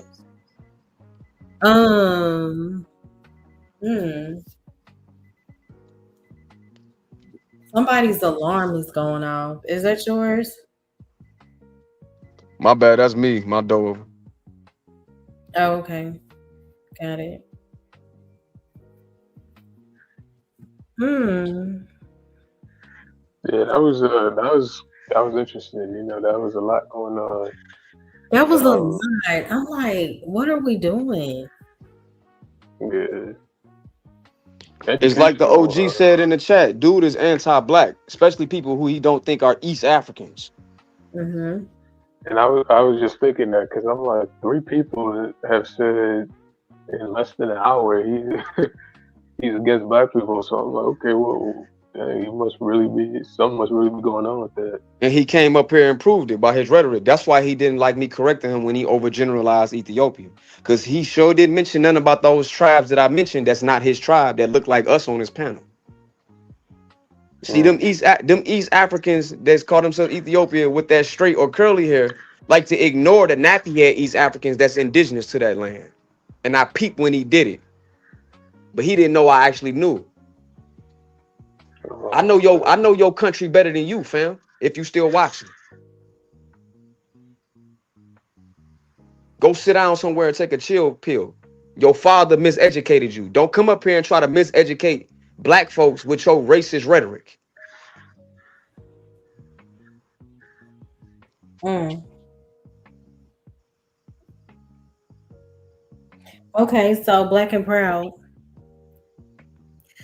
Sister, please, this is Black and Proud addressing me. Sister, please be careful entertaining people that talk against Jesus Christ and the Bible. He's not a believer of Christ.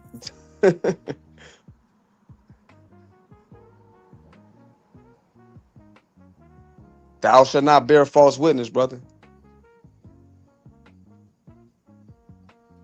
or sister.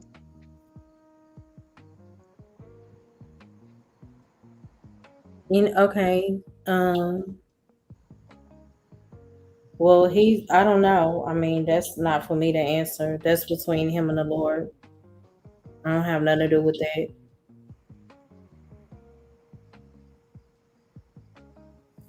Who said they were, who? Are you saying Harwin said that? I've I never heard. never said I was a Muslim. No, I think he meant the other guy's answer because he said he converted out of Islam or something. He probably come from Islam. That's why he started talking about hadith. But people don't know what hadith is. Opinions written by racist Arabs has nothing to do with the Quran. Mm. Okay. Yeah. That's why that's why when I told him to show a surah, he couldn't show it.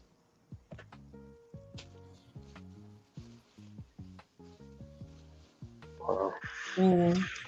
And again, I can't speak for his belief. I mean, Harwin said he's not. Are you a believer or not? I'm a That don't. knower. He shall know the truth, and the truth shall make you free. You want to That's know what I follow? It's in Isaiah as Al-Darak, the way of the Lord. And then it's mentioned again in the New Testament in Acts as Ho Otos in Greek, meaning translating again, way. Don't speak for me if you don't know my position.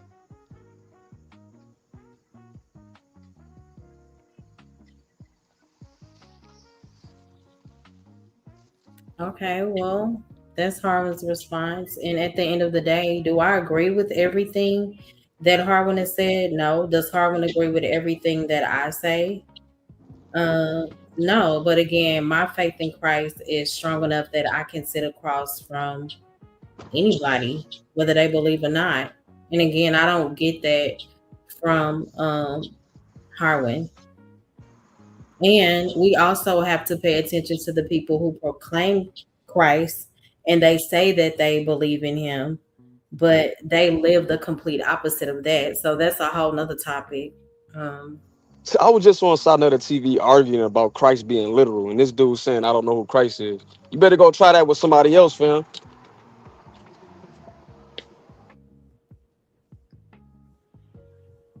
mhm. Yeah, I think we get so caught up in titles and we don't pay attention enough to truth, conduct, people's character, things like that. It goes beyond a religious label because I see a lot of the foolery come from the people that say they do follow Christ. I literally heard somebody in the YouTube streets claiming Christ, putting scriptures in the chat, talking about Christ, and then hitting links telling people F them, they're gonna die. So I mean, Dang, who is it? That's crazy. Uh-oh. so yeah, all of that Christ bully, like, does it show forth in your walk at the end of the day is the main thing.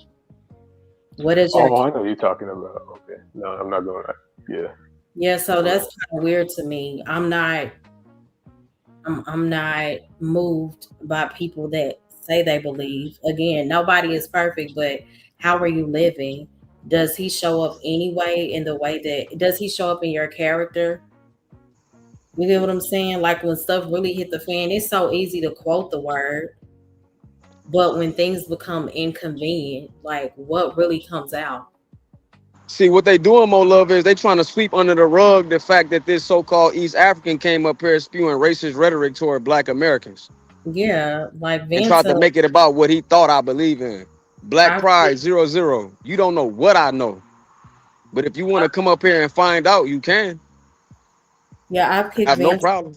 panel several times for using the N word, saying things like F George Floyd, all of that. So I When just don't. when he used when he used the N word, was it with the A or the R?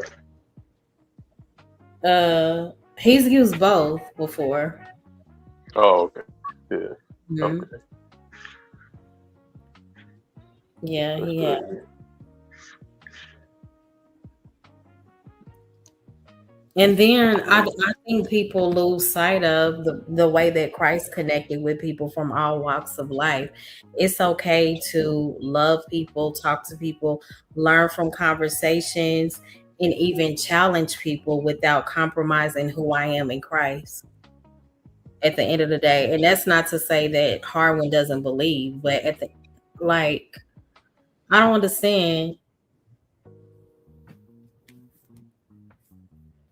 Why do you think I'm deceived? Is my question. How am I deceived? Because I'm having a conversation with somebody.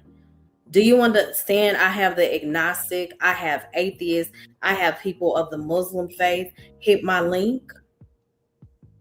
I don't understand. How am I being deceived? Harwin know who I represent. He knows who my life is anchored in. What's the problem? Uh, they hate Harwin. I don't understand the problem.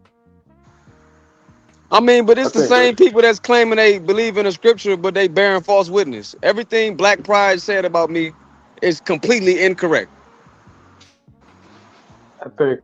Black PRD, they got something specific against Harwin and Angry Man because every time I see them, that's all they talk about. It's either one of them two. So I think it's something there. I don't understand You it. said, say that again. I'm sorry. You said me and Angry Man talk about what? No, I said every time I see Black PRD in the chat, they're saying something about either Harwin or Angry Man. So I'm thinking this is like some type of obsession or some type of fascination or something like that, versus actual, you know what I'm saying, like facts or Yeah, and, evidence. and and let's speak to this comment. I'm sorry to interrupt you, but this is really it's not settling well in my spirit. Again, sister, this is Black and Proud, and I don't have anything against you. It's just the idea of I lack discernment because Harwin is on my panel. So you stated again, sister, Jesus Christ tells us to read and study. Wow, I didn't know that. Okay, so Jesus tells us to read and study his word and we can't be deceived. Please remember. Okay, do you understand discernment has been one of my favorite go-to words? We have to understand discernment. It's not just saying I refuse to speak to anybody who doesn't believe what I believe. If you don't believe what I believe is the issue. Just true discernment is saying I know what I believe. Period. I recognize who I'm encountering. And again, you're wrong for speaking for Hardman without knowing him. regardless of where another person stands, it's not going to influence my relationship with Christ because I know who I'm anchored in. That's We called were bearing false witness, my love. keeping things under a rug mentality if you would like to engage in what the topic is actually about. Okay. And I notice respectfully, the only time you speak in my chat is when you would like to criticize something. Shout out to all the monitoring spirits, okay, who only pop up when they have something negative to say. So I'm not doing that. I'm not even getting involved in that. I go beyond religion. Can you discuss the topic? Do you understand? Can you interpret what the scriptures are saying? I don't lack discernment. I understand. And that was my issue with other content creators. Oh, they don't believe in this. Oh, they don't walk like this. Okay, but what are you doing? At the end of the day, we have to examine ourselves. I'm not about to say what only God knows his heart. Only God knows his belief. I know he's never blasphemed against Christ on my channel. Do I agree with everything Harvard says? No, he don't agree with everything I say. But at the end of the day, he stays on topic for the most part, and he addresses the scriptures that we're talking about. So what's the problem? What's the problem? I don't get it. If it's something that's kind of going left, I'll address it. I mean, people probably seen a few back and forths with me and Harwin, but it ain't never been anything too critical or disrespectful. No, it's just frustrating, like how people try to judge your channel when you're trying to do something right, but they haven't ever hit a link. They haven't tried to bring about positive content. So what's the problem? Don't come in my chat with a critical spirit. Please don't.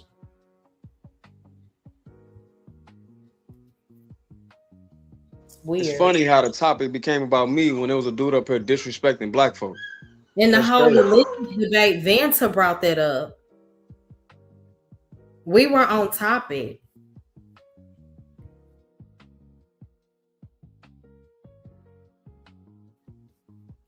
I'm not upset. I don't like how people try to tell me to move. Like, I got it. God got me. Period.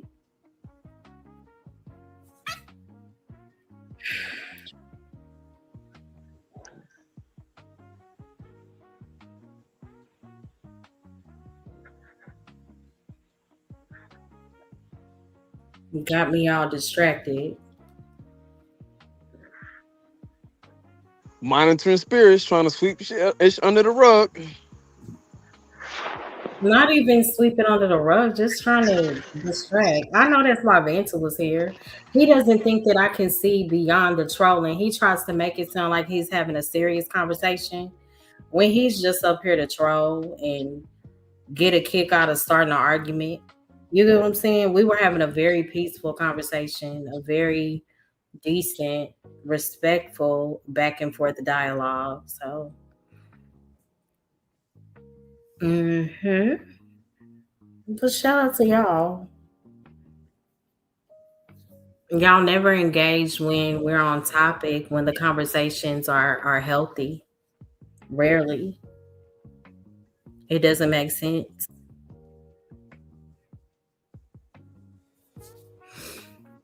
Shout out to Zone. I appreciate you so much. Thank you so much for tuning in. Thank you for the $10 super chat. Thank you also to everyone who has donated to me via Cash App. Zone said, here's a small donation to combat the naysayers and the monitoring spirits. Shout out to that. Thank you so much. I wish Scam was up to do his background ad libs for the Cash App song, but here we go.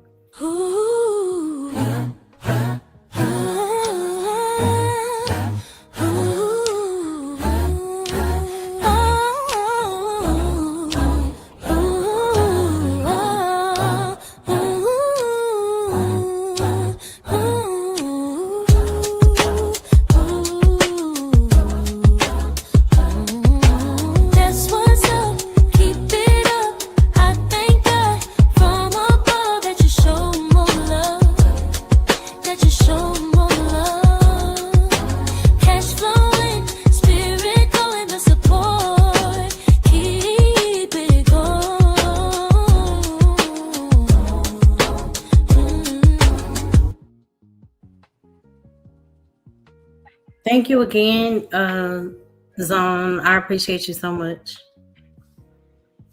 You know, Looking proud, sister. If if what I said to you in the chat offended you, I sincerely apologize, and I promise you, I'll never comment again. My bad. Hmm. My only point was if the only time you feel compelled to comment is when you have something negative to say, I think that's worth you examining too. You're examining everybody else's behaviors and their belief systems. So you may want to evaluate why you only comment when you have something negative to say or something to criticize. That's all. But you're welcome to comment in my chat anytime. And also feel free to hit the link. Shout out to you. more love seeing the Cash App tune. That made me remind me to ask you. You say you're a singer. Do you have any music out or anything like that? I mean, I've never done anything like truly professionally, but I sing. I have a few songs on my YouTube shorts. I do weddings, of course. Unfortunately, I've had to sing at funerals. I'm very active in my church ministry. Oh, okay, that's cool. Youth sing there, and I'm on our praise team. I'm in the choir. Singing is life for me. I also write and I play keys. Uh, is your style more gospel oriented or? I would say gospel inspirational based. Of Okay, course, I've okay. like when I used to go out, or I still love R&B. I sing a variety of things, but I would say that gospel is where my heart is. Oh, okay, gotcha. That's good. Good. Mhm. Yeah, definitely. I love to write. Like I can write a whole song in probably 20 minutes since Oh, I really? hmm since I was What like was a what was the name of your first song? my first song, I think I was 11. It was called Hold On. Me, Here for the Tea, and my cousin sang it. The song That's is cool. fire. Back in the day when people used to use pencils to make beats, that was me. I was giving everybody their key, and it was a beautiful song. It was so, I still remember the song by heart. But yeah. You Tonight is should interesting. you should record it. I should. Yeah, I agree.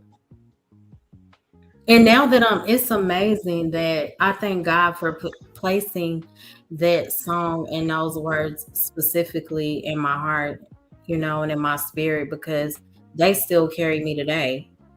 That was Mm, what 30 years ago. So, that's mhm. good. So Ria said, Irby, I am a creation of South Asian native tribes who breed with Persians. My history started in the 13th century. Okay, Riaz. Shout out to that.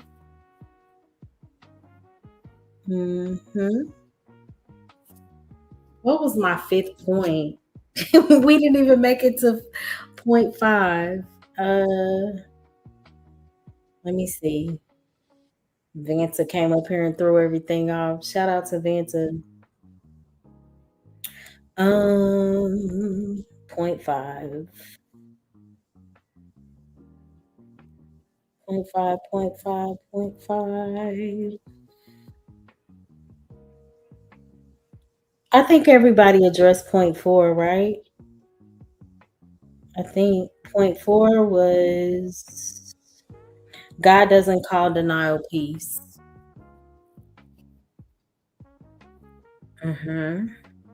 So point five is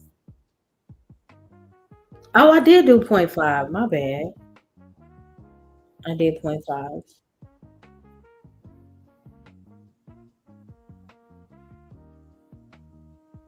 Mm-hmm. So what was point six? I didn't have a point six. Oh,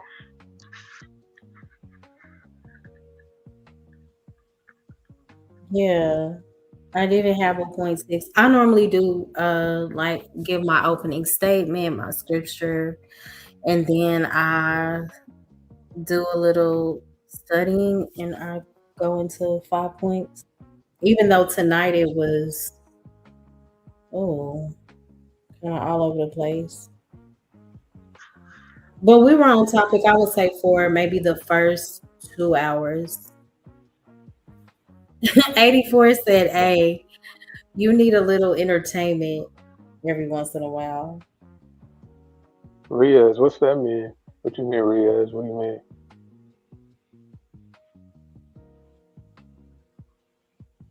What do you mean by what Riaz just said? Yeah, Grown- I had no idea who that was. What you mean, Riaz? Mm.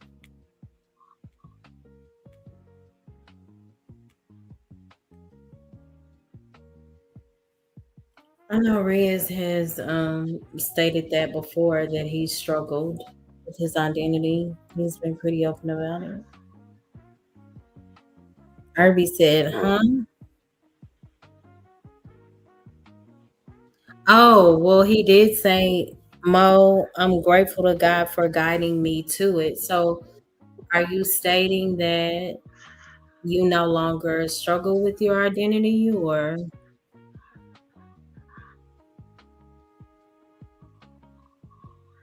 Oh, Lord. I don't know. Um, what were the first 2 points that you brought up tonight? I don't think I was here for those. The first two, Mola. my first one was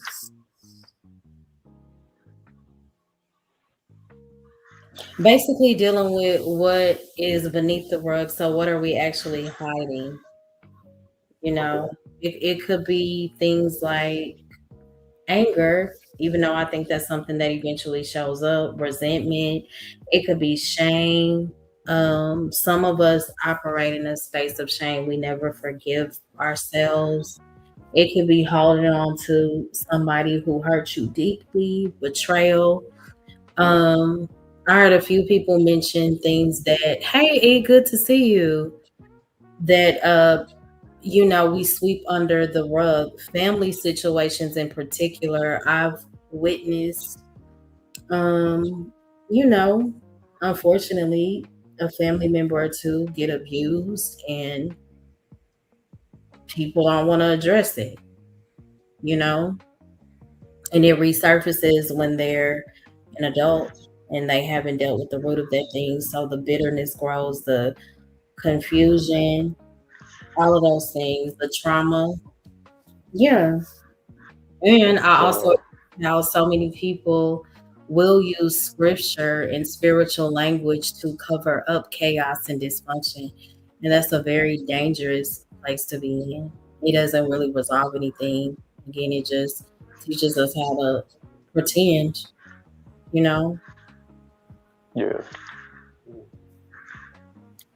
Yep. Yeah, that's why I've been saying, well, I won't go into that, but the generational trauma that comes from these different households, sometimes it's like, it really makes you think, you know? And it'd be nice if we could be the ones to break the cycle, you know, if each generation breaks Right. it, but sometimes it don't happen that way. Mm-hmm.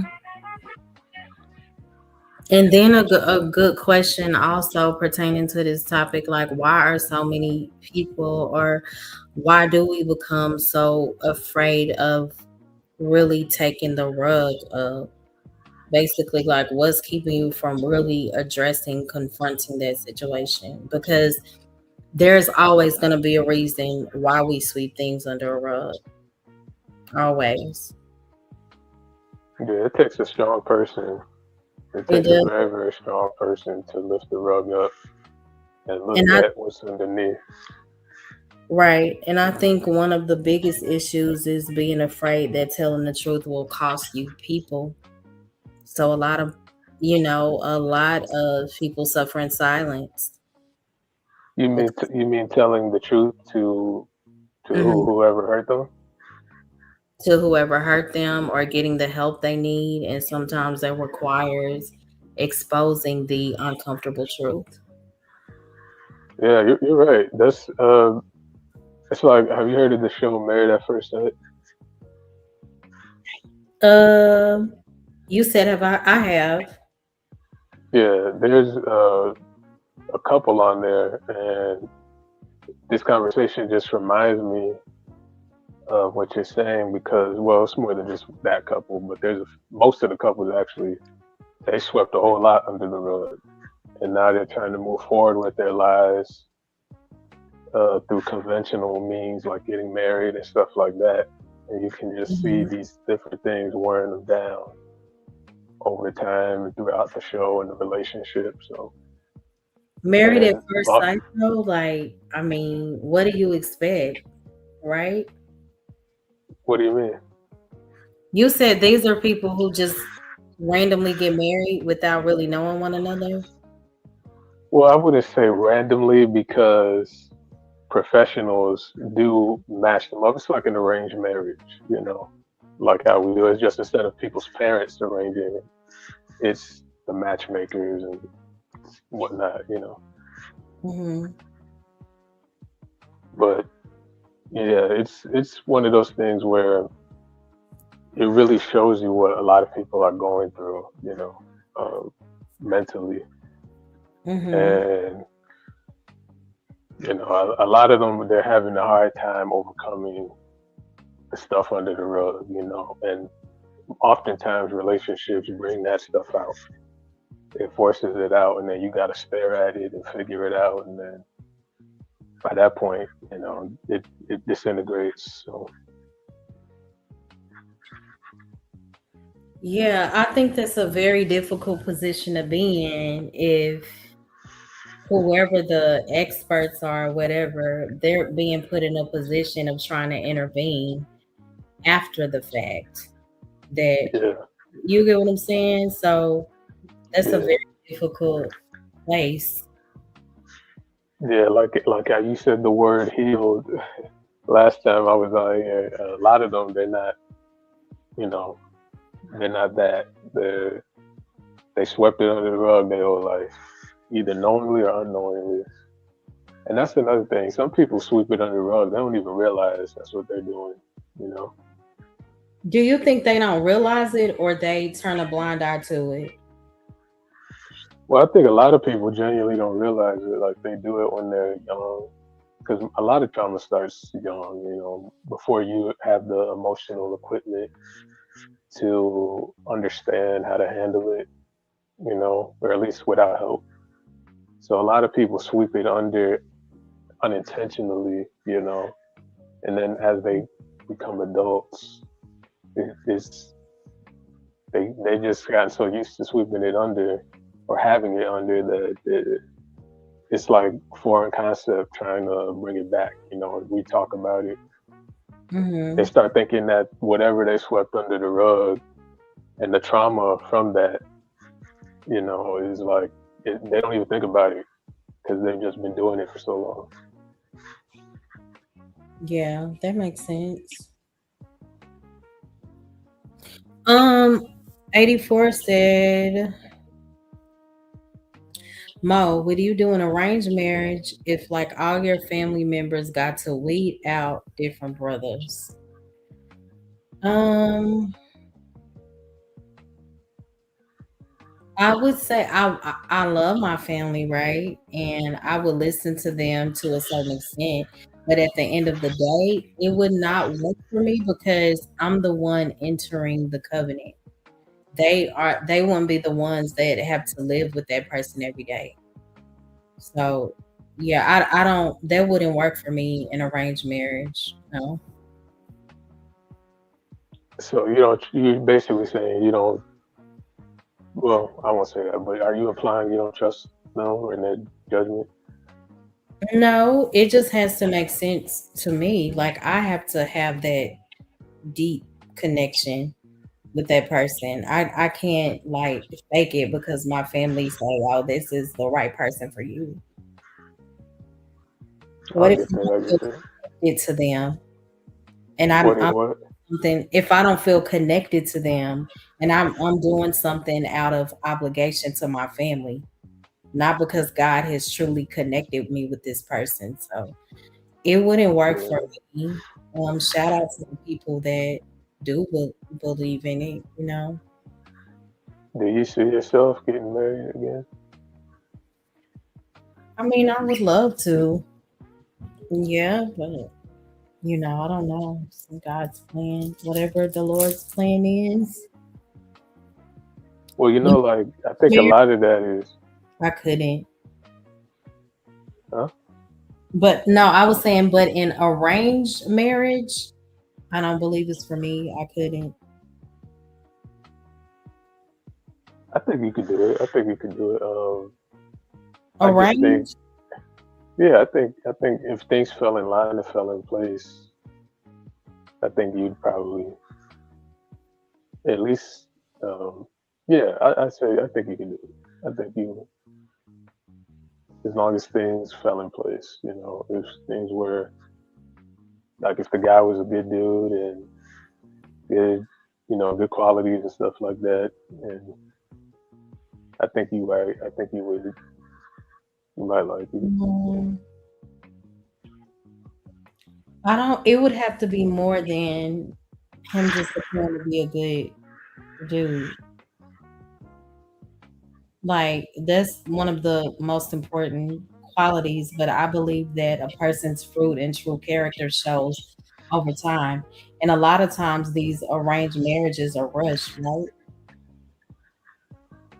Uh, well, it can be, it can be, Mm-hmm. yeah, and it can be for you know, purposes outside of just healthy reasons. So, Yeah. but And I'm not sometimes, saying that they don't work, right? Because I hear success stories. I know that they can. I just I I wouldn't choose just, it for myself is all I'm saying. I just think it's such a foreign concept in America that you know what I'm saying. A lot of people just automatically go to it and not working, you know. But not you per se, but it is one of those things that it can work, like you said. So Right. I just think it's so much different in that. I want us to both. I want to be able. I want both of us to be able to freely, genuinely choose each other. And me personally, I want that choice to be made with God, with wisdom and free will, not pressure. And so many times these arranged marriages, they do come with pressure. And I don't want to marry because everybody else thinks, oh, this will work.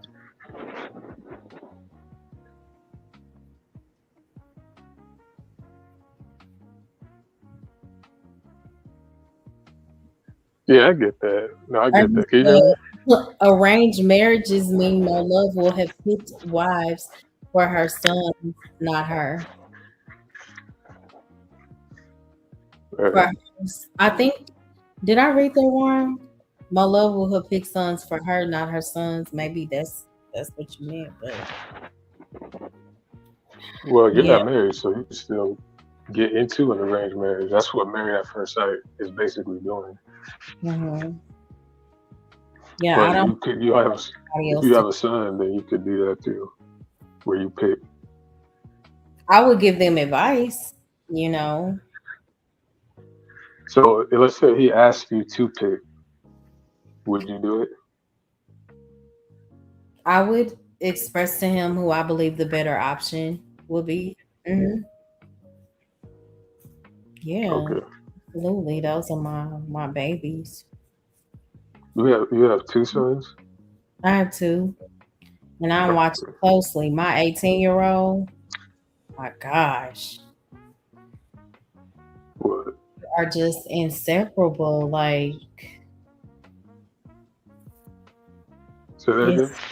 no, I'm saying my oldest son, he's inseparable with his girlfriend. You know, I'm Oh, okay. I'm definitely paying attention. Must be his first one, I'm assuming. This is his first love, I guess. He said he loves her, she loves him, but I think it's just puppy love, in my opinion. You think so? Yeah, what do you really know at 18? Well, wouldn't you say can Shit, I think the we other need to get side? married earlier. Hmm. My bad, Ricardo. I didn't mean to cut you off. No, go ahead, go ahead. No, go ahead, bro. Finish. My fault. No, Ma, I was just gonna ask, can the other side of that be they haven't been darkened by the world yet, so maybe this is the most pure form of love, you know? Could that be true? Mm, that's a good point. Especially since I'm assuming since he's 18, he doesn't have no empire or anything, you know. So it's not like nobody's coming in with baggage at that age and stuff. So Hmm. most of the time, at least. Well, yeah, they're just starting life. Hmm. Hmm. I think there's a.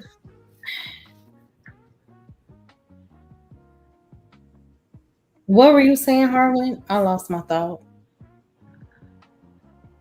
No, you good. You'll get it back.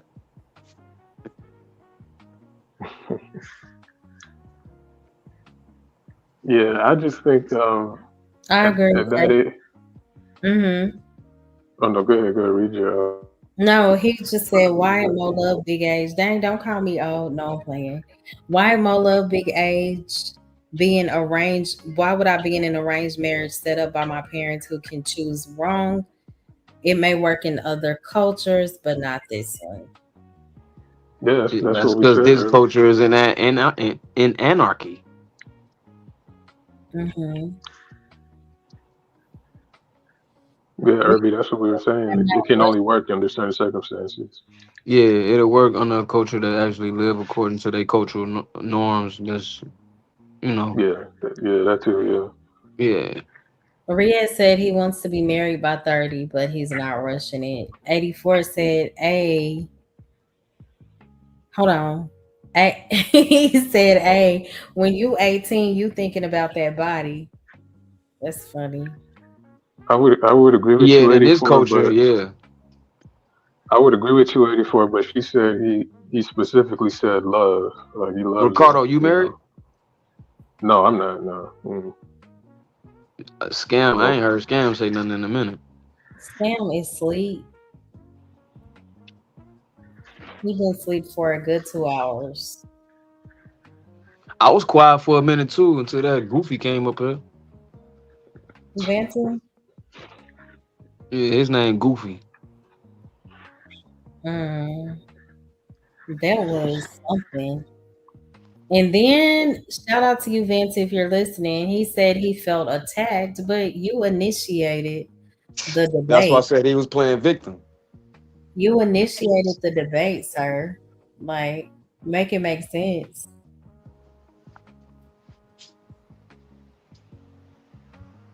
84 said, So "Word, this culture ain't working, Mo. You better do the arranged marriage." Nah, I can't. some of the people from Married at First Sight are still together with kids, That's happily married. So it could work. Yeah, that's true, but that's because they live in their culture, their country practices it. It's a norm, so it's not. They're not affected by things like colonialism and other things like. Well, I'm talking about people from Married at First Sight. Have you seen that show, Harlan? Married at First Sight. Oh, I thought you was talking about arranged marriages. My bad. Well, I kind of am because it's essentially an arranged marriage because they don't get to pick who they're married to.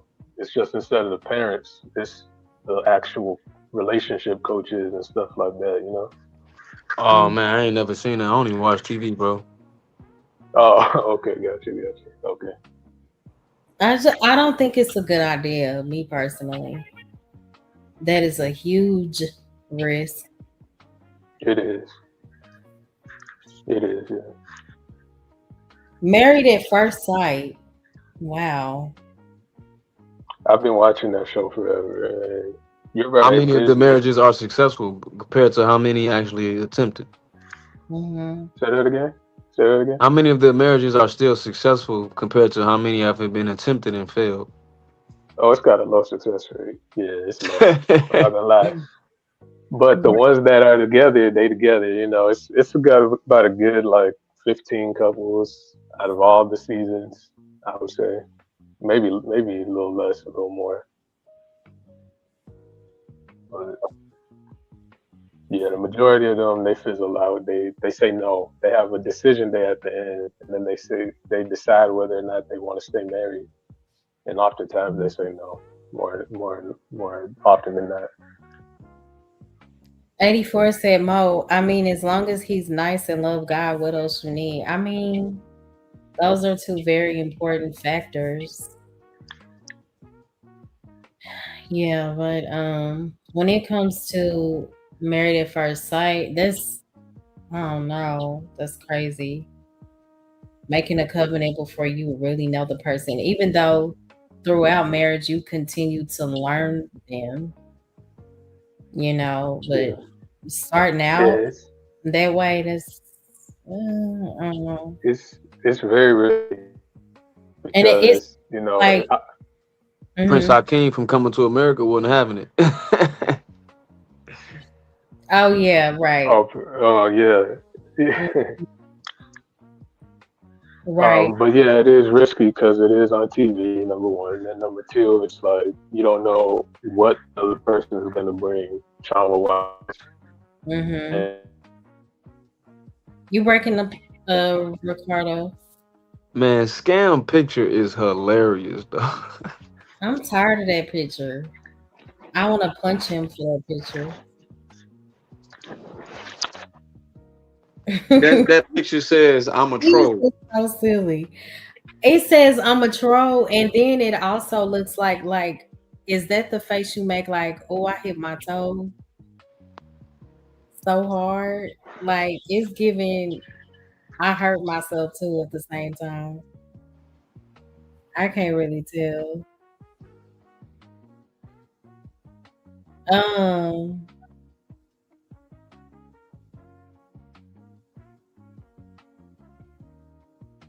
what you mean, Coffee? Me too, Mo. Oh, the photo, yes. Oh yeah, that's his name, Kwame. Yeah, Kwame was correct about that dude. Coffee. Oh, Coffee, my fault. He Hmm. was correct about that dude that was up there. I do not want to punch people, period. I promise. 84. Oh yeah, he was. He was right. And when it comes to the merit, what is it? Married at first sight? Like, wouldn't you agree yeah. that majority of them probably confuse attraction like with compatibility because they are absolutely not the same thing? Well, yeah, definitely. I've been watching the show for since it came on, so I don't. I always tell people I'm not an expert at it, but I am an official. And from what I've seen, yes, most of them. I won't say most, but a lot. They start off attraction, and then they tend to build a relationship around that, and then they have sex too soon. And those are the Hmm. ones that don't last on the show because they build it off of attraction, like you were just saying. But the ones that take their time and get to know each other and But build it how on do something you more do like solid, you taking your time getting to know each other? Like, what does that look like specifically for a show called well, Married at what First? one of the things the experts like to tell them to do is to date each other within the marriage. So they're married, yeah, but they're still getting to know each other. So they give them a lot of date ideas and a lot of exercises, and then they do therapy sessions and group sessions and stuff like that. And those things tend to help them. significantly more. Now, a lot of them have too much trauma. The damage is done already before they even got on the show. So those Mhm. people obviously don't work out.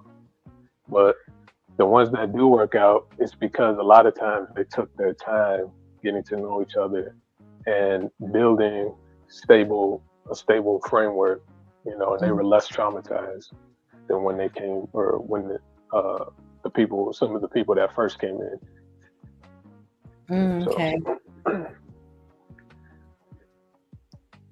got yeah, it. so have you ever seen it? Have you ever watched it? What do you mean, 84? I think he Oh, wanted you to read that comment before the punch in the face comment he made. let me see.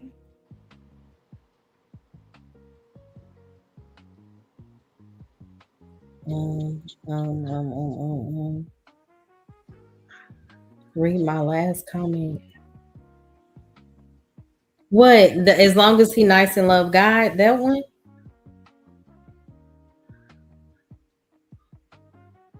No, it was one after that. I think he said something like, let me see. Oh, the shade. Mo, No, you turned the big four Izzo. you Yeah. you climbing up the ladder. You better try something new, girl. Oh, Lord, cover me, married or single for the remainder of my life. God, you know the desires of my heart. But some things I'm just not willing to compromise on. Oh no, it's after that. Did I read the right one?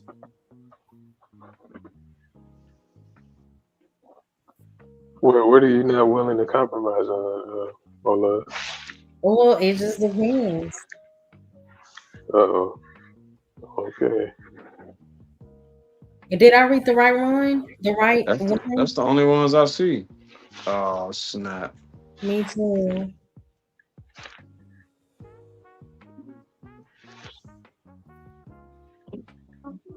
Hey Riaz, how are you? I'm good. How are you? I just woke up recently, though. I mean, the only interesting thing yesterday I did though is I watched the solar eclipse yesterday. Hmm? I watched the solar eclipse yesterday. Oh, you did? Cool. Yeah, it was just like a 90% or something in the UK. Everywhere else, though, they had it different. But over where I'm at, though, it was like 90% solar eclipse, and then it was done. Okay. Hi, TC. Good to see you. Mm, Tuning in.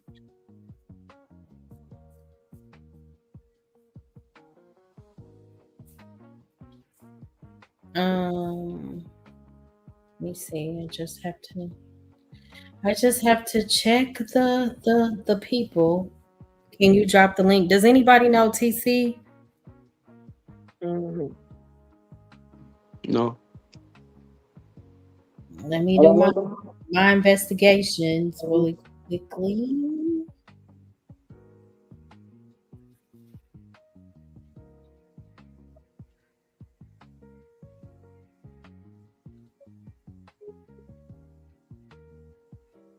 Nobody knows TC? I think I do, though. You do? Yeah, I've seen it Oh, before. Coffee does. Okay, so it's cool. Oh yeah, I remember. Yeah, yeah, Coffee. I remember.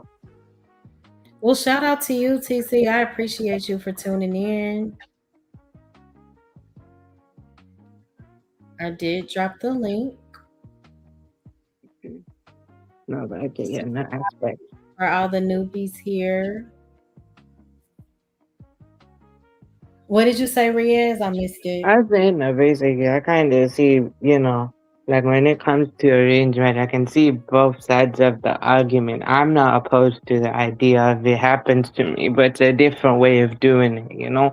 What I do is I'm gonna choose, but my pen was set. All I have to do is give the details.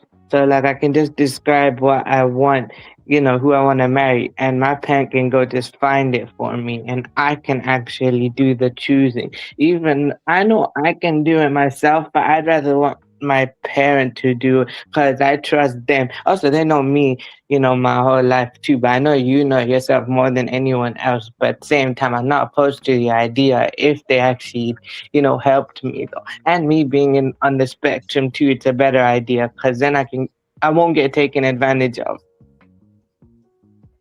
So I can see both sides of the argument, though. I understand where you're coming from too, though. The way you see it too. I can see that. Hey, CC, I just want to make sure that I've had. Hey, good morning. Good morning to Miss Mo, the hostess, and good morning to all the panelists. Hey, Young Riaz, Narratives, Intellectual Soapbox. I just want to say this conversation. I've been writing a grant since 12 o'clock, Oh, and wow. Okay. coming in here to your home has been peaceful and actually very invigorating and helping me get this work done. But I do want to say this about the arranged marriages. Mm-hmm.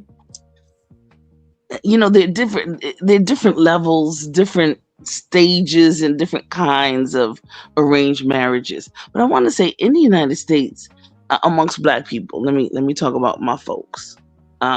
We've had arranged marriage society situations.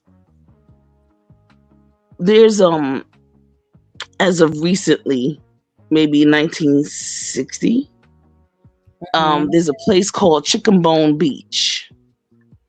And actually you can Google it. It's really easy. It's Chicken Bone Beach. It's Atlantic City. And back in the day in Atlantic City, what would happen when people come, because folks from like Philadelphia, like New York, Newark, New Jersey, Orange, East Orange, Baltimore, DC, they would all kind of get to Atlantic City, of course, for the casino. But at the time, the restaurants would not allow African Americans in the restaurant. So what Black folks would do, as we always do, we're very resourceful. We would make our own meals. We would make and carry our own care packages. So, most family might, do one thing, and somebody else is going to bring the grill, and everybody's going, we're going to grill. And then somebody's going to bring the salads, and you know how we do. Okay. Right. And they would bring that would be where the children of various types of people would come all over, and it was a family affair. This was a place, and it was some intention behind it, not only to just get away, but to introduce the children to each other, and to I guess you could say forge onward with marriages. And so it's an interesting concept. There are many, places in the United States that do have done things like that, like in cotillions and, all those, fraternities, sororities, all that kind of stuff. They have components of that somewhat incorporated in their organizations, in the mindset is to, get people together who are, like in their own tribe or in a similar tribe, similar values and things of that nature. Yeah. And so I just wanted to say that I am not a proponent of arranged marriages the way that, of course, we might look at it or might have seen it back in like the 1600s and the 1300s and maybe even Egypt, if you will, because you're talking about sometimes older men and younger women, sometimes older women and younger men, and these were young people looking at Queen Isabella, with the Nina de Pinta and the Santa Maria. She was the one that gave Columbus everything, but people, the storybooks don't say that she was 13 years old. I think she was 12 or 13. So we know that the mindset hasn't fully developed yet. Right. And so, now when they're in college, maybe a little different. You know what I'm saying? You start looking and you start, saying, okay, hey, son, daughter, I want to take you to the homecomings. I want to take you to the various places where you can meet a nice queen. Mm-hmm. You could do that actually until the cows come home. That's not 100% guaranteed either. Exactly. So yeah, it's not. And if in the event that they meet somebody outside of the parameters in which you introduce them to, or we're introducing them to other young ladies or introducing her to other young men, that's fine too. That's good. Mm-hmm. I can so I Everybody thought has a that. different journey. Yes. Oh, Yeah. sorry. Great points. I do want to say hi to, and thank you so much for gracing my show. I appreciate it, TC. It's very nice to meet you. Shout out to that. I do want to say hey to Aaron. Good to see you. How are you? Hello, I'm doing well. Thanks for asking. Thanks for having me. Of Okay, so course. And hey, JD in the chat. Good to see you. Did you want to add anything, Aaron? Uh, no, Salute, Big I A. just That's my boy.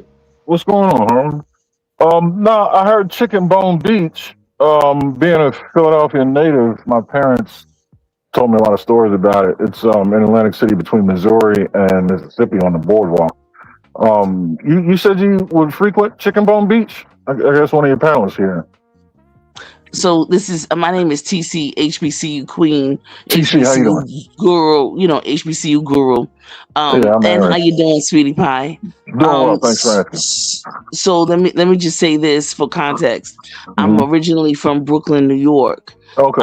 I came to Philadelphia after college. Oh, okay. Okay, so North Carolina A&T. So I was down in the South. So let me just say this: when I came to Philly, the Greek picnic Oh, was the Greeks. Yeah. you know what I'm saying? The Yeah, Greek Plateau and all picnic. that. Yep.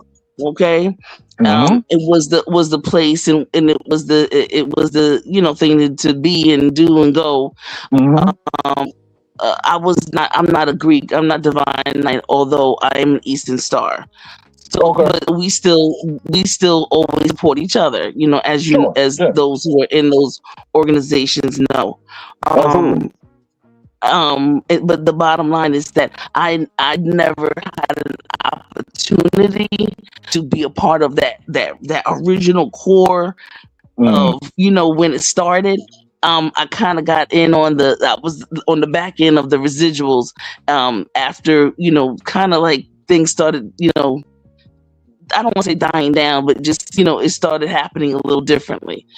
Yeah. I wish I was there in the original, like back in the Yeah. 60s Yep. Yep. when black people were popping and black people were, making things happen on so many Mm-hmm. levels in this country. And of course, as y'all know, all of you have said it, because I heard the Bible, the curse of Ham, and y'all been everywhere actually.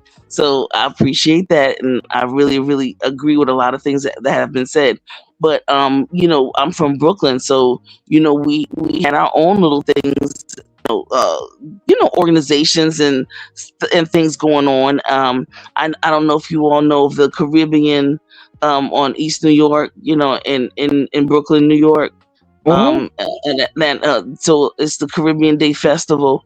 Listen, Mm-hmm. that's another place where Yeah. quiet as it's kept, truth be told, you know what I'm saying? Yep. Yep. People get ready for it, and people used to come from all over, Yeah. everywhere, Yep. and they were gonna introduce, I'm gonna introduce, I'm the old Dominican, I'm the new Dominican, we the new Mm-hmm. Panamanians, we the old Panamanians, we Mm-hmm. the new Jamaicans, we've been here, and the Puerto Ricans, we stayed, so everybody has their thing, and we're gonna meet each other, and we're gonna hope that our children get a chance to meet each other, and Mm-hmm. in our own little American way. with all the different cultures that come in, that's our arranged marriage ish, if you will. Mhm. Yeah, cultural arranged marriage. I like it. Yeah. Right. You know what I mean? It Mhm. is definitely not the way that Europe and, of course, the pharaohs, and it's not the same Yeah. because it's a different time period. But they're just some, just some little, you could see some things where people do try to hook up their children. Come on, like Mo, you said that your son is 18, and I would love for him, to go down there to Morehouse and see some of the brothers and connect with some of them and get a chance to meet some of the ladies, in different parts of like Spelman, and just go to the HBCU homecomings and just meet people, not and networking. Basically, for me at this point, not for me, but for me thinking about it for the generations to come, it's more of networking because Right.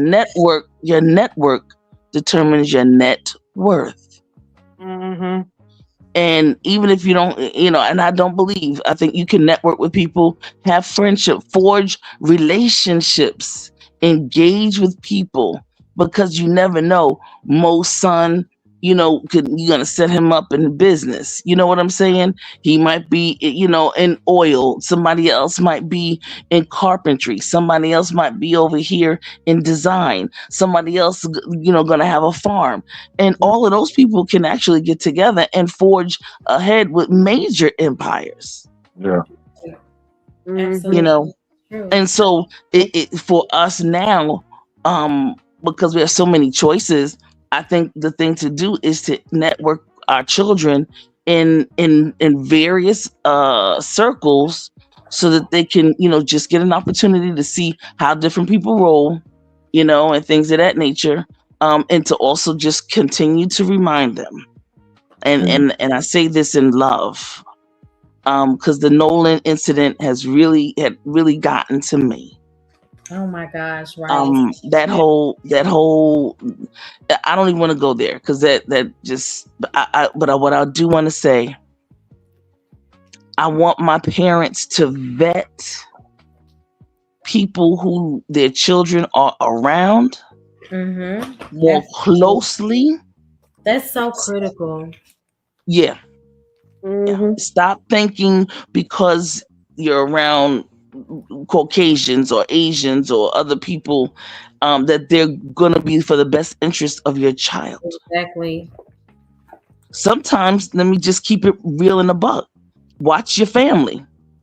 Y'all, I mean, y'all grown. We can talk that way. I mean, at least since I've been listening to y'all, y'all tell, like, y'all keep it real, right? So just watch people, see your son, see your daughter, and you see the jealousy, you see the resentment, you see people plotting and planning on them. So we have to make sure that we keep our children prayed up. But you cannot keep them from going places and things of that nature, but just, have conversation with them, and don't let them be the only black person around somewhere. Don't do that. Right. Don't. Well, I mean, yeah, I get what you're saying. Nah. No. Negative. Yeah. If guess what? If ain't nobody else, then I'm going. I'd have to disrupt and be embarrassing to folks. Yeah, you got that right. I'd rather be embarrassing and things of that nature than have to go up to a coffin or a casket or try to find out where the body is and all this other stuff. Negative. No. But anyway, I think Harwin fell asleep. No, I didn't. I'm right here. Oh No, that's definitely enough. I kind of get you. But yeah, I agree with you, TC. Those are some good points, TC. Good points. Thank you. Yeah. But anyway, thank you all. I appreciate it, Miss Mo. and to all of the folks that are on the panel. When I saw narratives and then I saw intellectual, uh, and I see young Riaz, I was like, Oh, okay, I you know know, those folks. Oh, well, yeah, one I of do remember. Yeah. hmm Yeah, I come from over in the beef sector. I'm not a beefer. I don't like the beefing and things of that nature. Usually, when I come up, I really want to talk about the things you all talked about, the curse of ham. What mm-hmm, is it? Let's unpack it and do the things that you all did. Um, the stuff, the beefing and all that. I'm not a roaster. I don't know how to beef. I don't get into all of that. But I know how to write a grant, and I can get some money from an organization, so we uh-huh.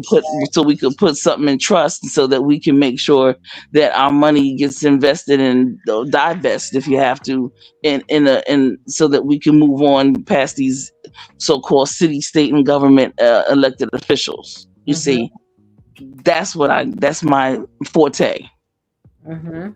And of course, I love my HBCU. So anybody that wants to go Wait, HBCU, their sorry. children, Wait, my that's my sorry, thing too. sister cut off. Sorry, she cut out for a minute, but I kind of got what she was trying to say. Sorry.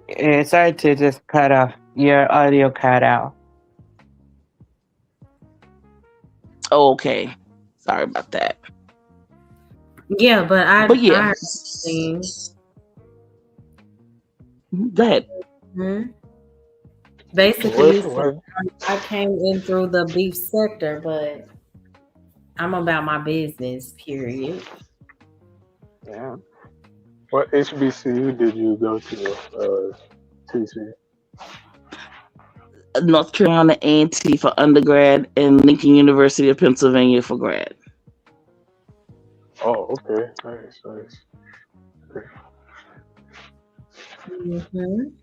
Okay, that's cool. Yeah, yeah. Before stop, Mo needs to stop being picky. How am I picky? Because I don't want to indulge in an arranged marriage. Hmm? No, that's your decision, and I can respect that. Look, I can see where you're coming from, and that's just how it is. For me, I'm not opposed to the idea, but I can also see other people's perspective where they're coming from. They feel it's not for them, and it's an understandable thing. The way you work and stuff like that. I understand why you choose not to do that, and that's very understandable. You know? That's not a problem at all, actually. If you feel like, that's not for you, it's not for you. It's understandable. I feel like it's for me, but at the same time, no, I'm not opposed to the idea of finding my own if I wanted to. So I'm like split in the middle. Hmm. Yeah, the only reason, no, with my family though as well though, actually they don't mind the race though. They only care about faith though. My mom is faith based though, so like she being savvy and stuff like that. She's like faith based mostly. She thinks once you faith, so she only cares about my faith and the faith that being passed down the bloodline. She don't mind the race though, as long as I marry a good person with a good character, good personality, fits all the criteria and has the faith aspect. Well, that's the only thing she cares about.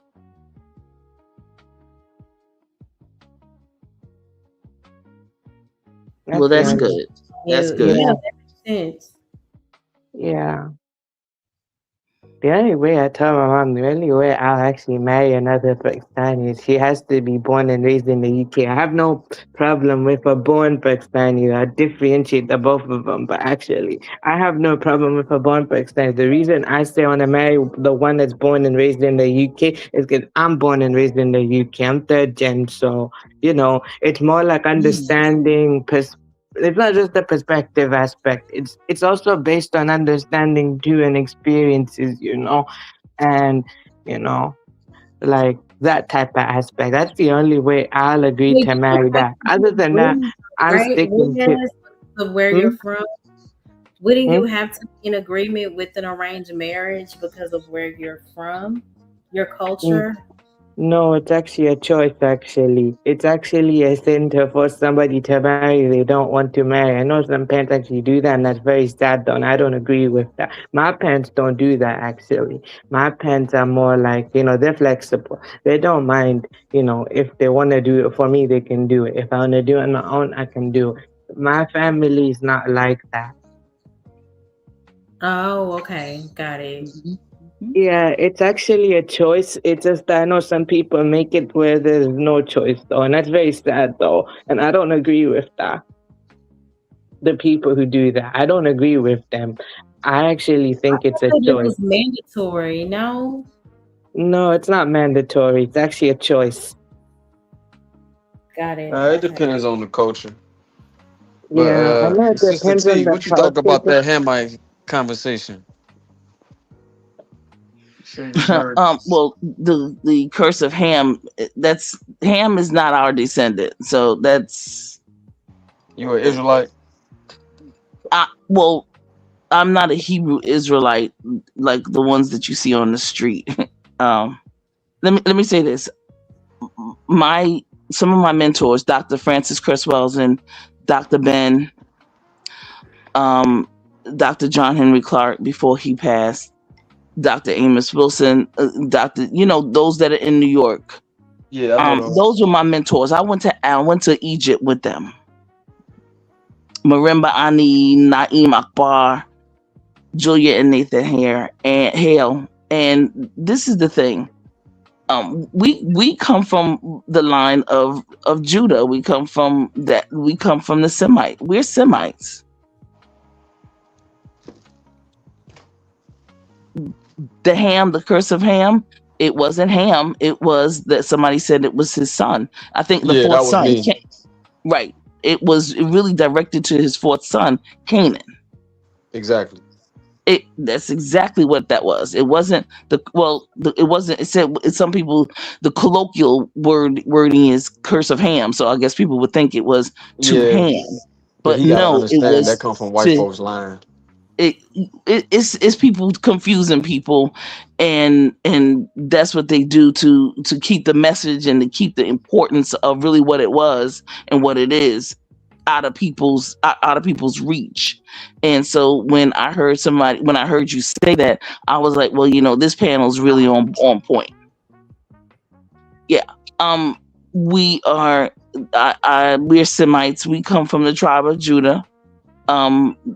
There's been some, scientific, there's been some spiritual, and in my journey in terms of my traveling the world, I do adhere to the fact that we come from a particular line of people here in the United States, African Americans. So when they say anti-Semite and all other stuff, we're not anti-Semitic. We can never be. We can't be racist. We can be anti-Semitic because we are Semitic. Quick question. That's just who we are. Oh, sorry, your audio cut out while you were saying that, but I kind of understood what you were saying. I had a couple quick questions. The first one. Yeah, we still in this country.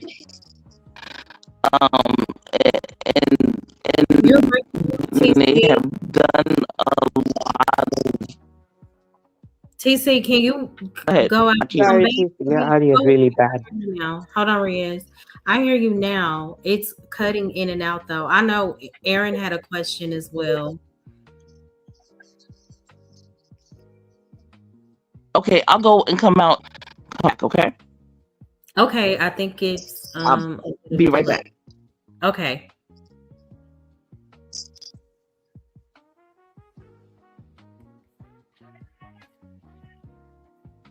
She'll be back. Oh, you had questions for TC, Aaron? Yeah. Yes, ma'am. Got it. Got it. She said I mean, then nothing heavy. There's light questions. Curiosity. Okay. Sorry. I was just letting her know sometimes though while listening, right? Her audio was cutting out. I was just trying to let her know. So it's okay though. But yeah, that was actually interesting too though, actually, Mm-hmm.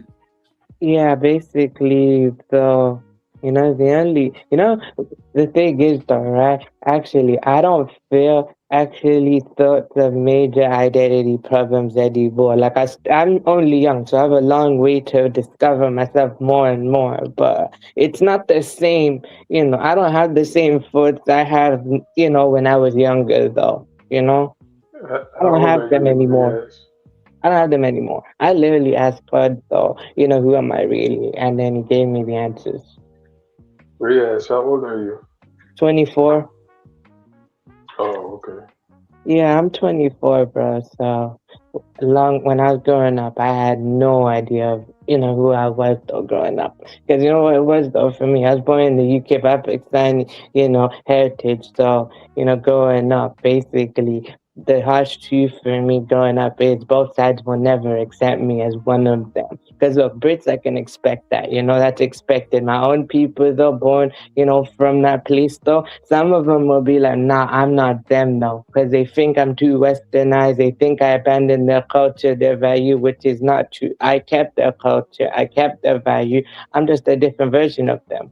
But some of them, will play that with me. Then also though, like they won't claim me and stuff like that. But then when they really need me, that's when they'll start coming back to me, starting to claim me. So it's like playing it's like a game of tug of war when you're in school and stuff. Two sides of the rope and both sides pull you like that. That's what I was like.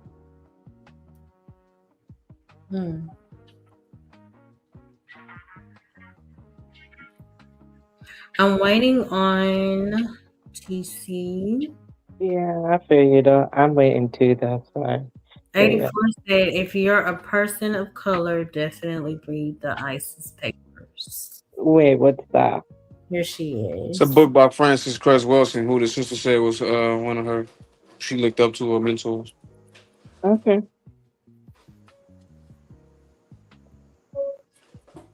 Good to have you back, TC. Can you hear me? I can hear you. Absolutely. Got it. Hmm. Aaron had a question. Yeah, quick. You can hear me? Yes. Excellent. First, you said Semite. Have you heard it pronounced Shemite, or do you pronounce it that way? I know it's from the brother Shem, but I've heard some people say Shemite. Yeah, Semite, Shemite, same thing. Interesting. Okay, cool. And the name Karen Phillips ring a bell, or Connie Day? Think Eastern Star. Connie Phillips? Yeah, Connie Day or Karen Phillips. Karen Phillips. Uh-huh. That name, it doesn't sound familiar. They're from the East Coast? Philadelphia. These are my cousins. They're stars. Ah, okay.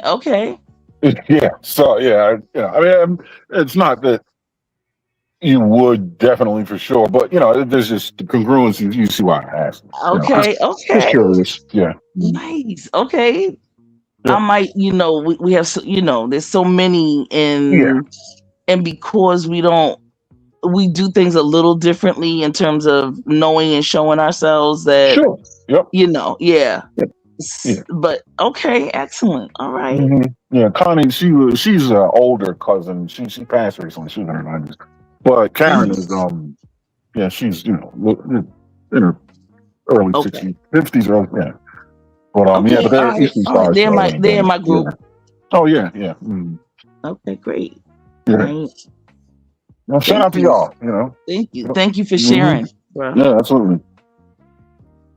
And shout out to Canarsie, Bed-Stuy, and Flatbush. I see. I just wanted to say that. Yeah. Of course. Yeah. I have business. I have a client of Vandervoort in Brooklyn, which is not nowhere near. It's I'm in Brooklyn quite often. Oh, okay. On business. Perfect. But anyway, Miss Mo, this has been great. Thank you for letting me up here.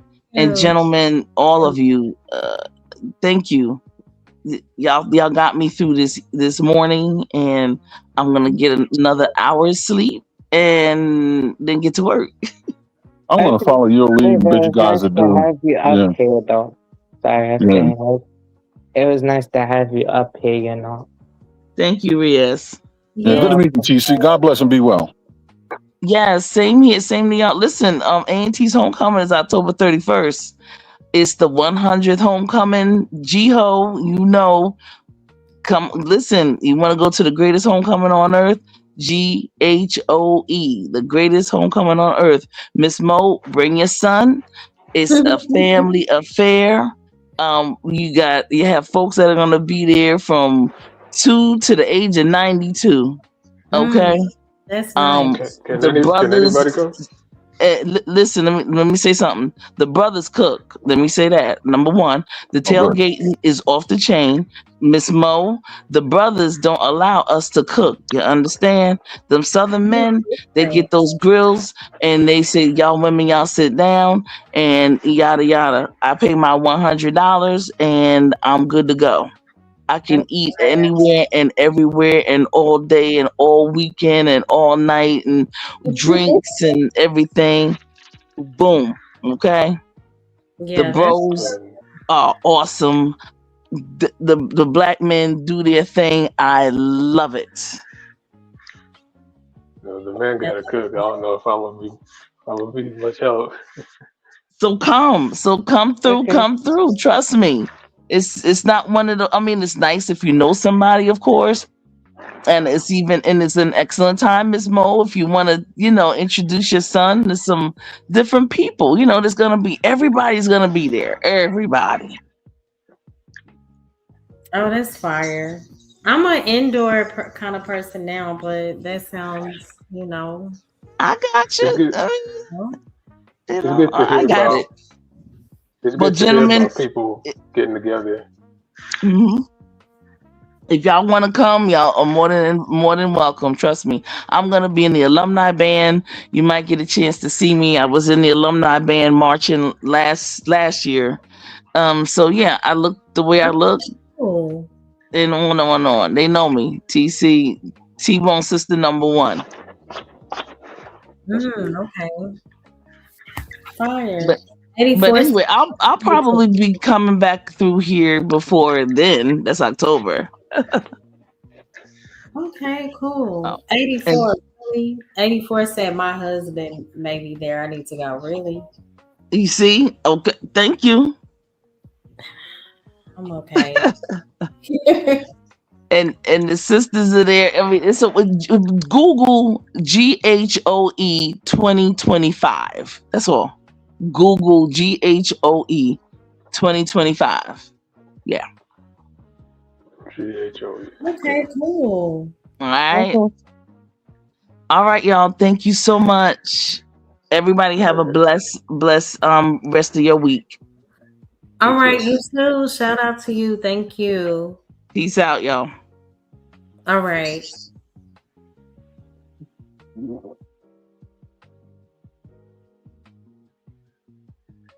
Yeah, my love. I think it should go as well. You might find, you know, might be something you need over there.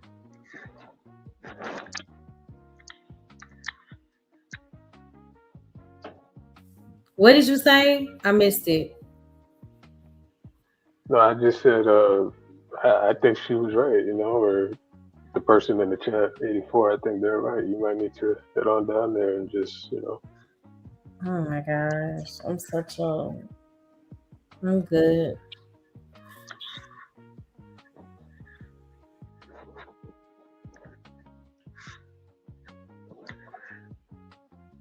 So, my love, have you met your son's girlfriend? About what? Have you met your son's girlfriend? Oh yeah. I have. And what was your impression? I mean, I like her. She's a cool girl. That's it? I mean, I like her. She's very ambitious, super intelligent. Ambitious about what? Like college or something? School. She's already taking college courses. She's very athletic. She's very faith based. So I just think that they make a good It's cute right now. I mean, where is it gonna go? I don't know. Again, 18 is so young. Have you Yeah, asked that him makes sense though. Wait, but where he look, sees it going? Have you asked him where he sees it going, Mola?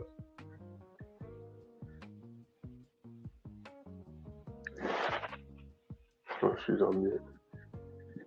Are you saying did I ask her? I said, did you ask him, your son, where he sees it going? I mean, he said that he loves her and they want to spend you know, their lives together. She expressed You this. you don't sound too happy about this.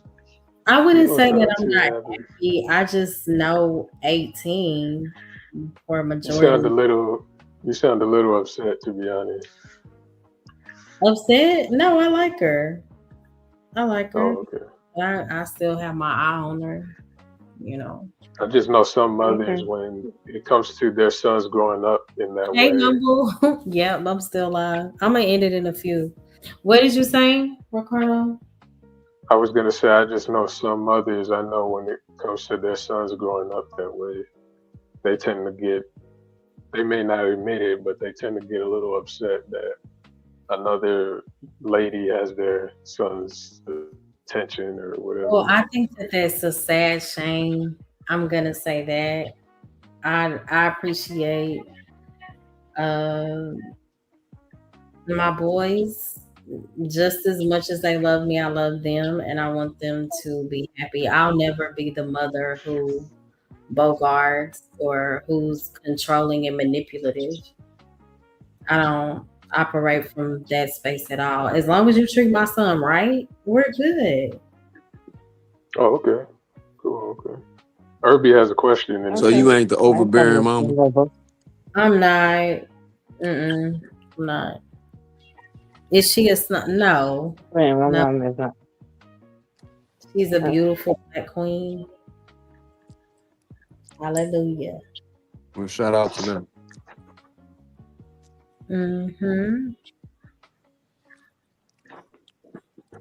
Scam ain't saying nothing in 2 hours. He been knocked out, just like you. maybe he's asleep I though. was not sleeping.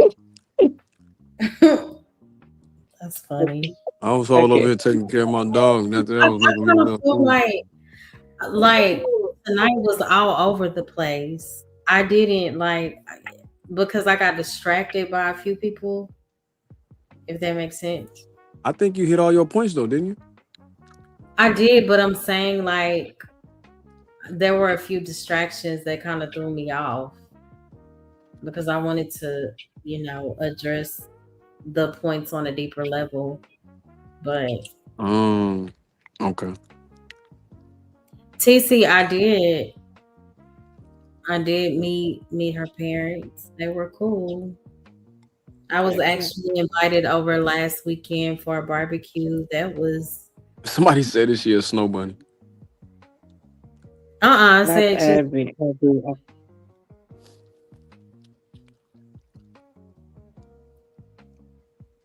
Yep. I've met the parents. They've been dating for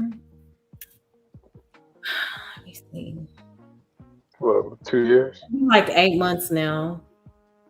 Uh, 8 months? Mm-hmm. It's your son's first It's girlfriend? a long time when you're that young. Is it your son's first girlfriend? No, it's the first girl that he's really been interested in. If that Okay. makes sense.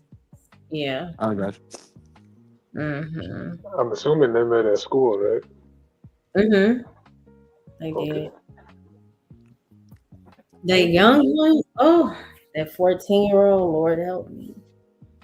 What happened? What Wait, happened? when I was like 14, I wasn't thinking about it like that. Trust With me, though. You know, uh-uh, okay, 14-year-old is but just, I wouldn't You say what? the girls are just head over heels for the 14-year-old. You don't ooh, see the age? wait, Um, more actually, I understand. No, because I actually had that experience actually when I went to school. You going in way, and out, Raj. You especially got to I go out think and like come back in. I went to Catholic. Okay, I'll drop and come back. Okay. Sorry. Wait, but how do I sound now? If I don't sound good, I'll drop and come back. Look, I can't go to the store for my young. Like, I'm like, son, it's either him staring at the girls or the girls just drooling over him. I'm like, ma'am, little girl, turn around. So That's these are girls his age, right? huh? These are girls his age, or no? Oh, Well, that's hilarious. older, and I have to give them a look like, don't try it. My baby is 14. He looks a little because of his height. They'll think, he's like 16. Uh-uh. How How old tall is is he? he? How tall is he? I mean, Yeah. I know I'm 5'2" and he's way taller than me. So What, I'm not 5'10"? there 84. 5'2"? I'm 5'2". My son, Yeah, I'm talking about you. That's yeah. a nice height. Mm-hmm. I'm short. Oh wait, sorry, is my mic good? Just doing a mic check. Mm-hmm. Okay, cool, I get that. When I was 14, no, I actually had that experience. So the girls approached me. They wanted to have a relationship. I wasn't interested in that like that. It's not them. It was mostly I wasn't interested in doing it. I was literally taken by surprise, though, actually, because I've never had that done to me before. I told the truth and I said, no, thank you. I actually explained, I know I over explain because I'm always over known. I was known for over explaining, but I also said, look, I gave faith-based reasons and I explained, though, Is look, it's somebody not talking? that. I gotta go out and come back in. Oh, sorry, it's me, though. I came back, bro. Can you hear me? Wait, sorry, can you hear Can me, y'all hear though? me?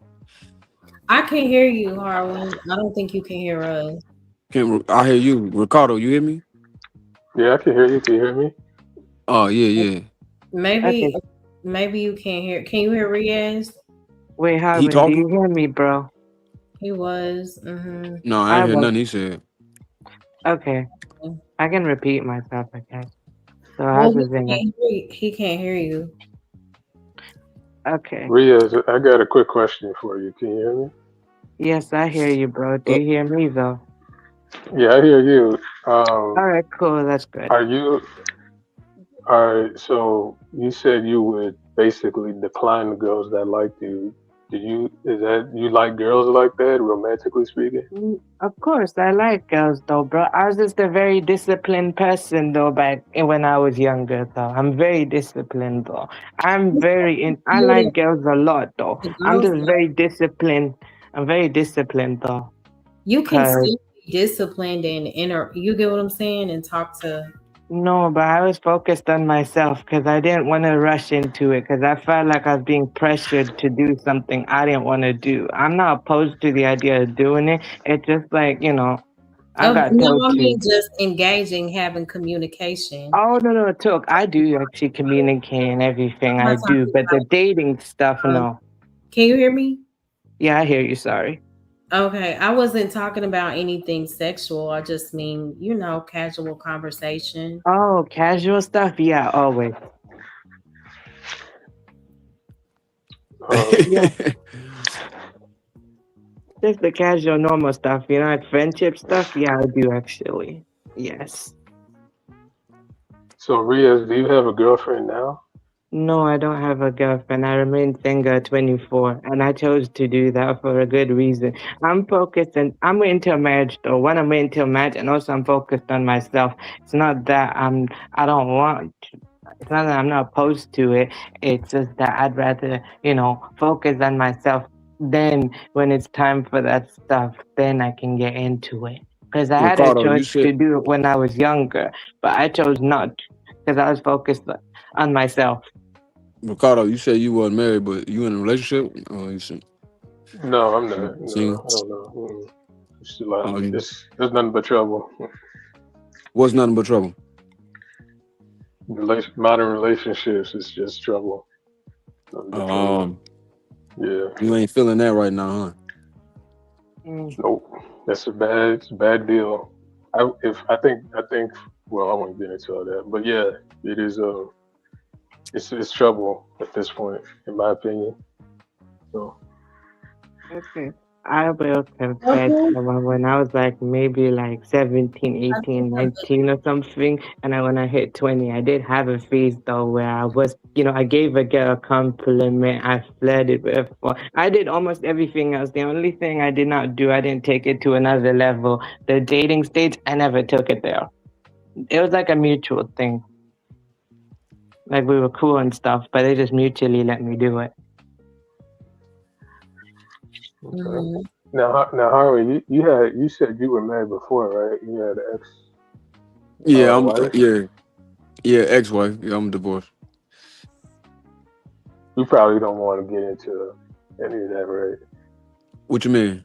Don't nobody want to talk about their divorce for the YouTube streets to use it against them later? No, I'm playing. Oh, that's what No, he meant. good point. Good point. Good point. Oh, that's what you was asking? Yeah, I was just curious. Yeah, I'm divorced. Okay. So you were saying that you're not that relationships are trouble. It's not it's the people in the relationship. Well, It's like marriages. yeah, How it's the people in the marriages. Marriage itself is not an issue. Exactly. that's a good point. That's a good Yeah, point. that's I guess I true. was just trying to shorten it to that, but yeah, I agree. But I guess his point is you got to get married to people, and people is the problem. So That's Right, right. it. Who Yeah, clipping what, Irby? I don't care. I make sure that anything that I say can be repeated and I won't have any regrets. So Uh, clip away. Shout out okay. Clipping what? you know, What man, did I'm to divorced somebody and I'm say something single, crazy? brother. people know I'm divorced, and I'm just like, okay, I may be divorced, but half of y'all that's married not honoring that. So please. Okay. Wait, you Damn. said you single, Harley? Yes, sir. Okay. Uh, is that is that just the path you're on, or is that like something permanent, or what is the? Well, I believe in family, so find the right woman, I'm with it. I'm just single because Oh, I ain't there. okay. So you still okay? Yeah, family is the cornerstone Right. of civilization. You said we were a thing. Everybody trying to say me and Harwin are, oh, we're this couple. Like, YouTube so messy. Who said that other than A here few great people. A few Grape people. T and Troy, I mean Trey Well, trolling me? every time I think Ricardo mentioned it too. It's a few people in Trey's Well, chat. I had asked. I was just asking the question. That's all I did, Oh, wait, because I Ricardo wasn't. asked what? A few weeks I ago. had But yeah. he We didn't were on get panel on that. like Man, why you say it like that, Mo Love? what? You heard Ricardo, you heard how she said that? What did Which I I'm When you was would like you say, man? Ricardo asked it too. People out here like I didn't we mean it like that. Oh yeah. I'm sorry. It's all Yeah, good. well, I was just curious because I knew there was like that's what Trey was talking about. So I was like, okay, maybe I missed something. Let me go straight to the source. Oh, Nah, Trey. yeah, man. I'm single. But I don't know, Mo Love. What's up, Mo Love? How are you? How you doing? Oh, I'm great. You really want to know what I'm doing? I am putting Neosporin on my toe that Didn't you just do that like 3 hours ago? yes, it's like becoming a habit now. I just want it to heal so quickly. Leave it alone. I know. It's just okay. So I'm gonna be honest with y'all. I have really pretty feet. And this Prove spot, it. so the deep freezer, it's not like it's the long ones that kind of look like a refrigerator. So when I open the door, it just scraped the top of the skin off of my second toe next to the big toe. It hurt so bad, and it looked like it was gonna heal quickly. Now it's a little dark, and it looks like I have a corn on my toe, and that's really messing up my summer, my cute girl summer sandals. So yeah, So first the bug and now the feet. huh? First the bug, now the feet. Oh yeah, I You thought I was just cute on my patio a few weeks ago taking selfies. That cricket yeah, the cricket. flew down from the sky and hit my shoulder. It hit my shoulder so hard, like it died, and just hit the Ow. That's after. painful. Ow. And this Man, was like a day after I, you know, injured my toe. you Mm, fighting the element. Okay. it's so ugly. Like I'm like, when is this gonna go away? You know, sucks. Maybe if you leave it alone. I know, I know, I know. It's been 2 weeks. Like, why didn't it go away? You know, I do not have a corn, Ergie. I don't. I promise. Okay. Ouch. Ow, that's painful though. I'm going to actually don't read that though as well though for my sisters though actually what happened to my sisters. One time though last week we went to a trampoline park and she went down this slide though, right? And then what happened was when she was sliding out, she landed straight on her face and got a friction burn, on her forehead and her nose and stuff. It was really bad though. So Ricardo, you don't think you're gonna ever get in a relationship? Okay, anyway, sorry. Uh, no, it's okay, Riaz. I mean, no, I don't think so. No, I'm at the point now. I was telling this to Scam Likely. I think it was last week or 2 weeks ago on panel. But yeah, I just don't think. I think I've been too darkened or whatever. I'm too pessimistic. That's what they tell me.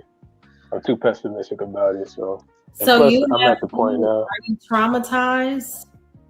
I No, I'm mean, not traumatized. I've been severely, without saying too much, I have been severely traumatized pertaining to relationships, but I will never allow that to stop me from believing in love. You know, I try my best to deal with that thing and confront it and not bleed out on somebody else that didn't harm me, you know? Mm-hmm. No, I understand that. Yeah. No, I'm Okay. not I traumatized. don't I'm not really. traumatized. I I just I've had So experience, Ricardo, you gonna yeah, where I'm just like, did this person real like what? Yeah. It does make you Okay, cautious, so a lie, you know? no, I'm not. I wouldn't say I'm traumatized. It's just that I've seen a lot. I've been through some things, and it's no longer appealing. It's at the point now. It's like I just don't care. I don't care to do it. I'm not about. It wait, doesn't. so That you doesn't got any interest me kids? anymore. wait, No, I so don't. I just don't have time to waste my time anymore. So You you know, don't want to have no kids, bro? You know, at first when it first hit me, it kind of like threw me off. Like, dang, I probably won't, But at this point, I've overcome that, and like I said, I just don't care. I don't have the interest anymore. I used to, but I think just the experiences and time has went by, and I'm at the point now it doesn't phase me. If I see a pretty okay, girl so now, I just okay, she's cute, and that's it. what that's okay, so it? Like you don't desire a relationship or connection at all? No, not I understand anymore. where you come. I understand where you at, wait, man. I get so it. basically, I how love black just women too much, my boy. I do too Oh, actually. I love that's your all of them. preference. What you say? I said that's your preference, right? What you mean? You talking to me? Yeah, What preference? black women. That's your preference, right? Absolutely. Okay, that's Yeah. cool. Shout out to that. I was gonna say though, how for me, my preference is black though. I actually like black women. That's my preference. So I don't mind Reese though. I don't care about race, but if I'm very open about the fact what my preference actually is, though. And I told one day, though, hopefully, right, I'm going to pray to God to actually marry one, though.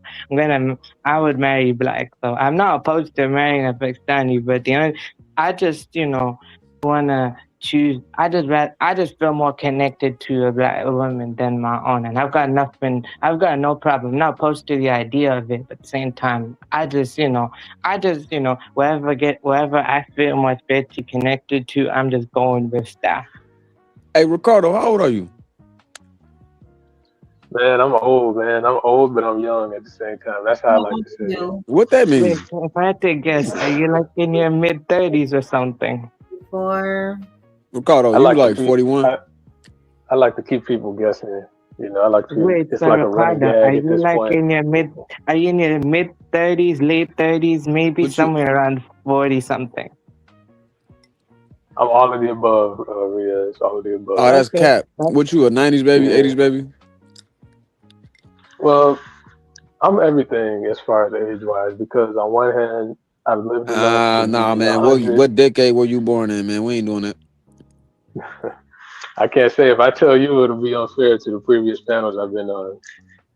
I got to keep it fair at this point. I why is haven't it? told Are anybody. You like plead the fifth. are people ashamed to share their age?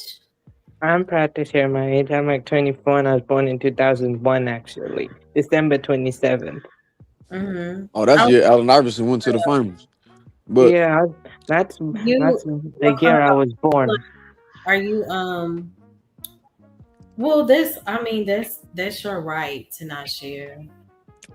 I guess I'm asking, like, are you embarrassed of your age, or I think he doing it as a But joke.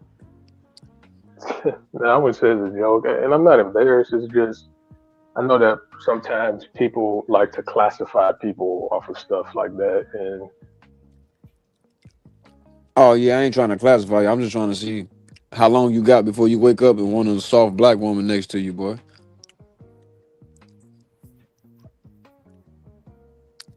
Ricardo?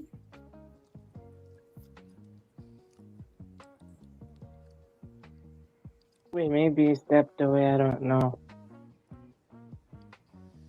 Well, I want one next to me. Woo, I was gonna say Howard. I definitely do actually. I'm real.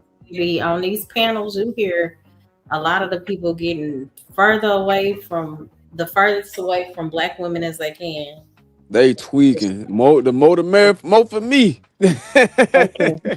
I wouldn't. I wanna marry black too, though. That's just what I told. I don't just More say it love. here. It's the I've said it. self-hate, man. Gotta stop the self-hate. Wait, Mm-hmm. yeah. Wait, I was gonna say how when I say that too. I'm very open about what I'm into, though. I don't just say it here. I actually say I said it to everybody I know. Actually, my whole family knows, though. Actually, literally everybody knows. I literally openly say it because I'm proud to say it. Live your truth. So more love. You think you ever gonna get married? What's up? I guess. I mean, Hello? can you hear me? Wait, I think your I sound. can hear you. No, sorry, I hear you. Sorry, my bad. Hold Let me on. go out and come back in. Yeah, I think your sound did go out, Harlan. I think Ricardo, something happened with his sound too. Probably. Maybe I understand. No, if it happens, it happens. If it doesn't, it doesn't. I get that.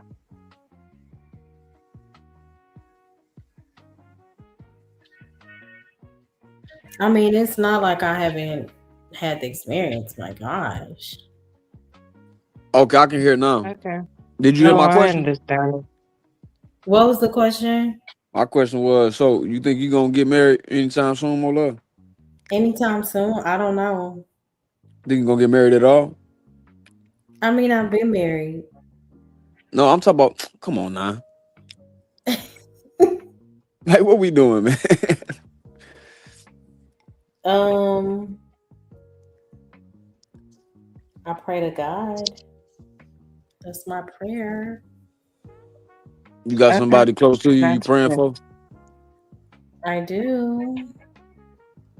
You got somebody you praying for? Maybe. Maybe. No, first you said you do, now you maybe. You switching up the conversation. Now you, which one is it? No, there's nobody in mind. Nope, not at all. You, I'm confused. Are you? Why are you confused? Because you said you got some. You got somebody you interested in. That I'm That's what interested. I meant by praying for. Somebody that's interested in me. Yes. You interested in him? No, I'm playing. Maybe. Mm-hmm. Maybe. What's all these maybes? Maybe because you're not sure. Why are you laughing? Cause maybe me, maybe you're not sure. This toe looks like I'm so sad about this. Y'all don't understand. She's trying to switch up the conversation. No, I'm serious. Okay, what did you say?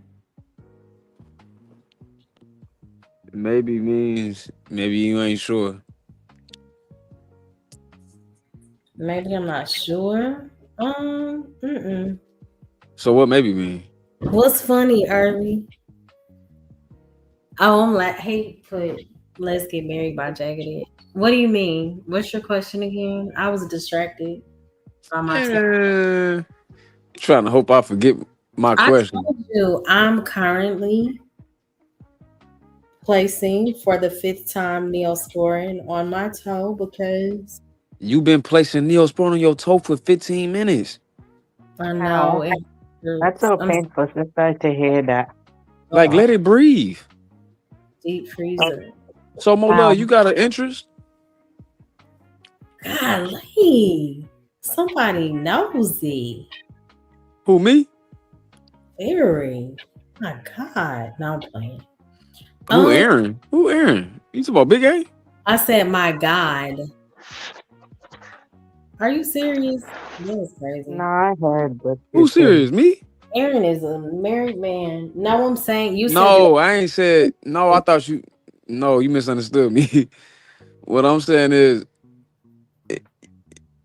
is you talking about I'm being nosy. Oh yeah, I was joking. Yeah, okay. I wanted to see who you was referring to. Oh, you trying to see who my possible love interest is? That's what I asked, ain't it? What if I don't have one? You because you said maybe. So is it a no? Like what the? I was joking. It's definitely a joke. Okay, so let me ask again, so you can give me a serious answer. You got somebody you praying for? Yeah. Is this person a interest? I am asking God specifically to prepare my heart for my husband and prepare his heart for me because apparently That didn't. Hey, Ricardo, did you see how she wiggled out of that question? I didn't. She Yeah, real that's good. what I I heard. asked her if she had an interest. She said, "I'm currently praying for my." You ain't got no No, husband I yet, so cannot. you must either you praying for an interest or you praying for somebody that Advance. ain't there yet. I'm praying in advance. My God, today. Okay. No, Wait, I'm I saying though, understand you now. praying in advance for somebody that's you interested in, or you praying in advance for somebody you don't even know exists yet. I'm praying for who God has for me. She, hey, do you see how she is dodging these? She Floyd Mayweather. Do Yeah. you see her defense? I think, nah, man, She I dodging think I these punches. understand. No, that's fair enough. No, that's fair Nah, enough. we So ain't for going me, for I'm that, just Riaz. praying Nah, for nah, me. nah, nah. We Very ain't doing that, cautious, Riaz. like You letting off the For hook. We real not though, doing that. actually, Nah, we I'm ain't praying doing that, for bro. my people. Listen, no, Okay. let Mo Love talk. Do not do this. Mo Love. when It people sounds like you got somebody you interested in. I said I am praying a specific prayer because it's too many people You that think you Aretha Franklin, huh? play mind games and I just say a little prayer for you. do it. Listen, I cannot afford another heartbreak because you people cannot confirm nor deny, huh? I can't do it. I cannot. Okay, we get it. You It's can't take another heartbreak. Nobody can take one of those. Well, we can take it, but we don't want it, right? ugly playing with me is all I'm saying. It's gonna get ugly. It can. Okay, so do you have an interest? Because I don't play with people's hearts. Huh? Do you have an interest? I am interested in who the Is there Lord, somebody that has Mo Love's eye? the man that the Lord has for me, yes. Hey Stanley. Do Hey you hear this? Do you see this dodging? Is, is this man on the internet or real life, Mola? whomever, whomever the Lord has She gonna given. say both. Uh, uh, Mo Love. Is the person the Lord have for you is y'all like you got an interest in somebody that you think that the Lord may have for you right now? Mm,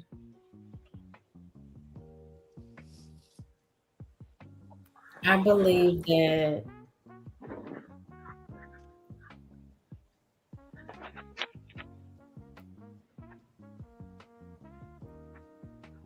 well, Mola, let me say this. Ricardo, let her think, man. I appreciate that. Go Oh, ahead. go ahead. No, you go You ahead. You letting her go off ahead. the My hook, bad. Ricardo? You My know bad. the My bad. My bad. Go ahead, Mola. No, I didn't have anything. That was perfect timing, actually. Oh, damn it. Hey, Stanley said, who the thirsties on this panel? I don't know who he referred to, but that's funny. Hey, Okay. Go ahead, Mola. Go. We're, you were saying something? You were answering? I No, mean, you can say no. what did you say? You were answering something, right? I don't even remember the question. Man, her defense better than Floyd Mayweather. What did you say? Huh?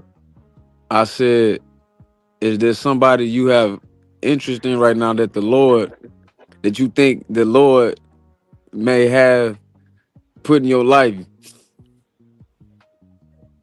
She made me reword that question like 4 times, bro. So,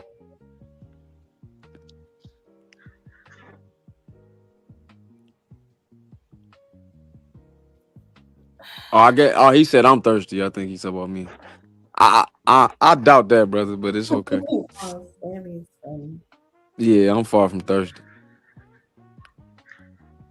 I've been single 6 years, my boy. I ain't thirsty. I choose to remain single when I'm ready for married one day. I'm praying on that. I'm praying that I get married one day. I'm only Single at 6 years 24. and I'm cool. Yeah, but look, the only reason though at 14 I said no was because I didn't want to be pressured into something I didn't want to do, and also I told the truth in the beginning. So then they actually look. I took the feelings into consideration because if I said yes, they'll feel some type of way, and if I said no, and you know how it is. So the best way to do it is just be honest with my intentions. And when I told that, they just respected that. So then they were just like, okay, I said we could be cool, but I just can't do the dating thing. It's not. I mean, look, there other Pakistanis who do that. They do, but I'm just not one of them. It's just based on the way I was raised. Though I'm more old school What do you influence. So, are you saying that you didn't? What the fuck? You said the way you were raised. So, are you saying you? What are you saying exactly? So, you didn't, I guess, date because. Yeah, because it's not really date because of the way I was raised. I didn't date because it's a faith-based reason. I was just focused on myself, and it's also because of others as well. Because look, I No, don't you. mind doing. So, I definitely understand. They tweaking in the chat. Yeah, yeah, You're that's the reason, Mo. The real definitely. reason is because it's a faith-based reason. I Stanley told the tweaking. girls when I was like 14 and 15, when I was like 14, I told them it's a faith-based reason. That's why, because Hey, like Stanley, it's why you always, tweaking in the chat? yeah, not so that I don't want to tie my soul like that. So I'm trying to wait until like when I meet the right person and when I'm married to the right person, hopefully, only God knows when, all right. That is when I'll be able to do that. I can tie my soul. For now, it is better I just focus on myself, get myself in order, and when I'm actually ready, I'll do it. I said though I want to marry by 25 or 29. I'm not opposed to marry when I'm 30 years old, but I want to do it before 30 though. That's just ideally what I want. Stanley said, I don't speak I true. Trey, is that you? Yes, man. How you doing today? Where you been, Trey? Man, listen. Tweaking this. I've been living life. Living Good. life. It's good to see you. How's everything going? Man, it's going good. How about you? It's going good. That's what's up. My life going great right now. I ain't gonna lie. Oh, that's good. Ricardo, they all just let her off the hook, bro. I What? guess so. I guess so. Hmm. She should be Mola, you should be a lawyer. I wouldn't go that far. I love the title of the show, by the way. Oh, thank you. Yeah, we um went over 5 specific points. Would you like to add anything?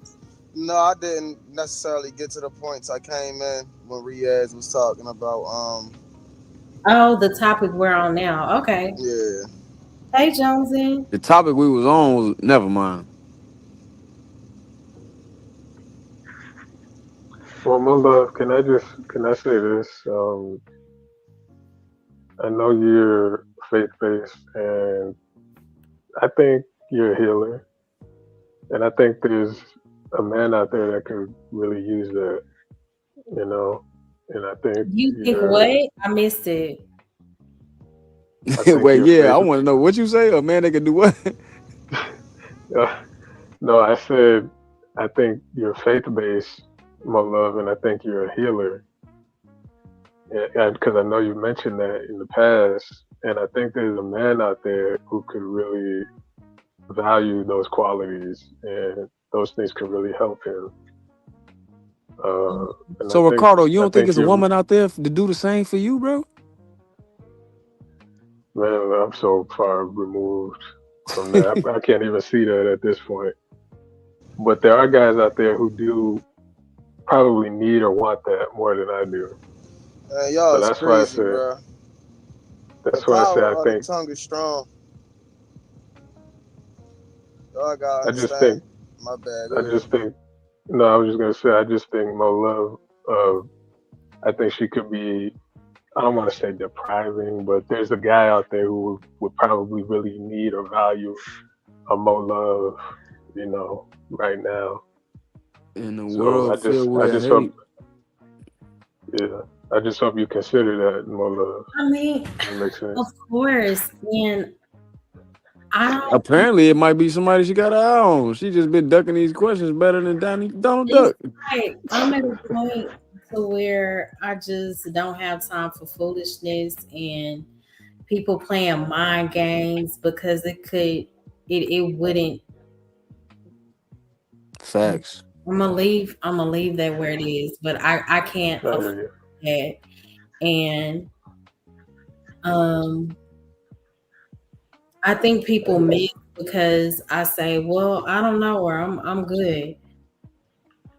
I want people to understand I'm open to love. I'm not closed off to it, and I'm not against having anybody in my life, but love is not at the top of my list right now pertaining to a relationship.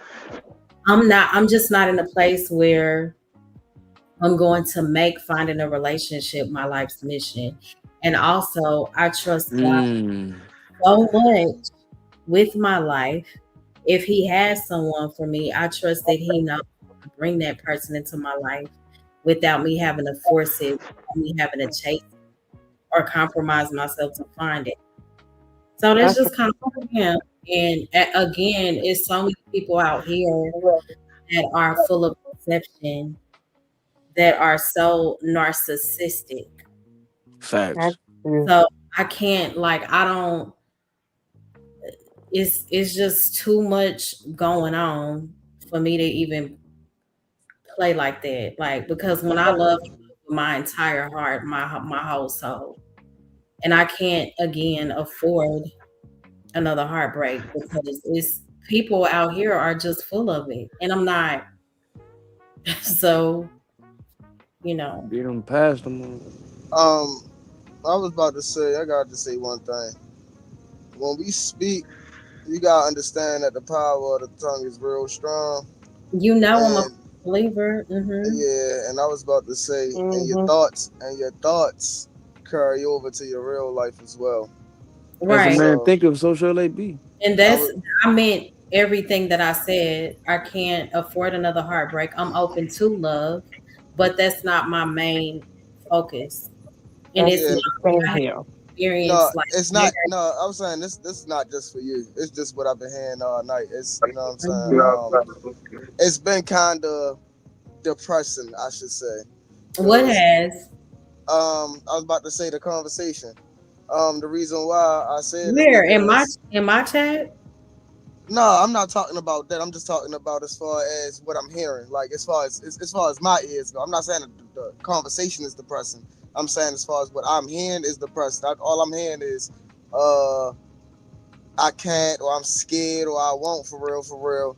But the whole thing is it's like we as people, you can it's easy to do this.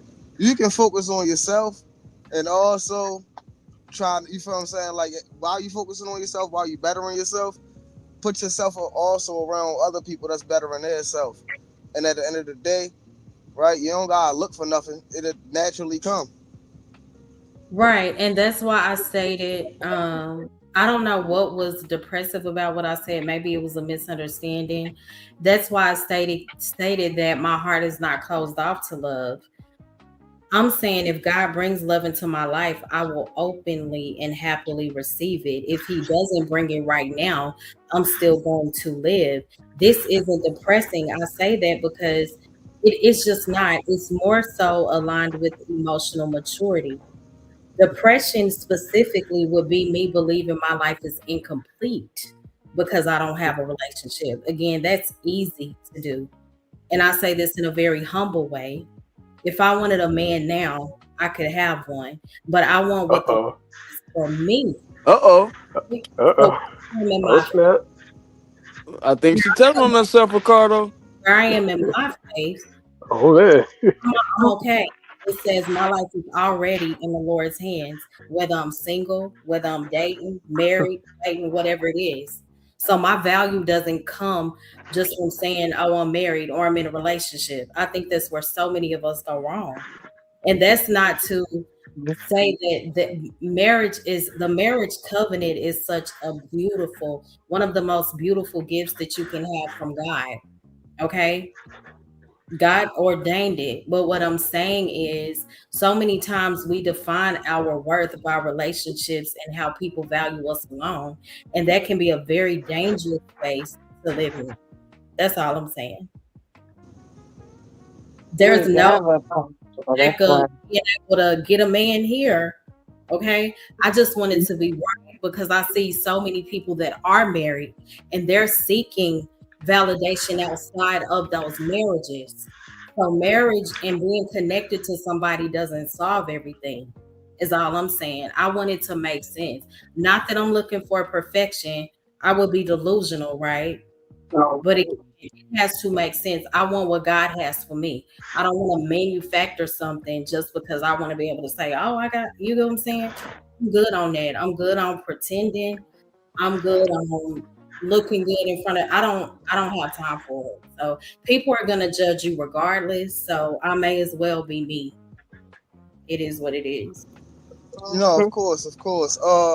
See, the thing is, when I said that, I really wasn't talking about you. I'm just talking He about, he was brothers more not so being able, yeah, talking about Riaz and the other brother not, he was trying to talking take the, about, yeah, take the my bad. step of, step of, Yeah, but just take that step, Oh, take let that us next you step. made see. I wasn't talking about you necessarily, but I I didn't let know it slip. Yeah. because after I made my comment, you were like, this sounds depressive. And I just wanted to give clarity on No, it where, wasn't. That's what I was saying when okay. I said it sounded like I wasn't talking about you. I was talking about like the whole segue. type. You feel what I'm saying? So if you listen to what Riyadh said, then you listen to what he said, then you listen to what you said. It's like, you feel what I'm saying? Like it just start, Yeah, I understand what you mean. Hey, I understand though. his ghetto point of But view said, are they biblically married or not? Are they biblically married or secular married? Can you explain that to me? Good to see you, by the way. Yeah, So, Molov, I think he was referencing, I think more so me when I was saying some of the stuff I said, but uh,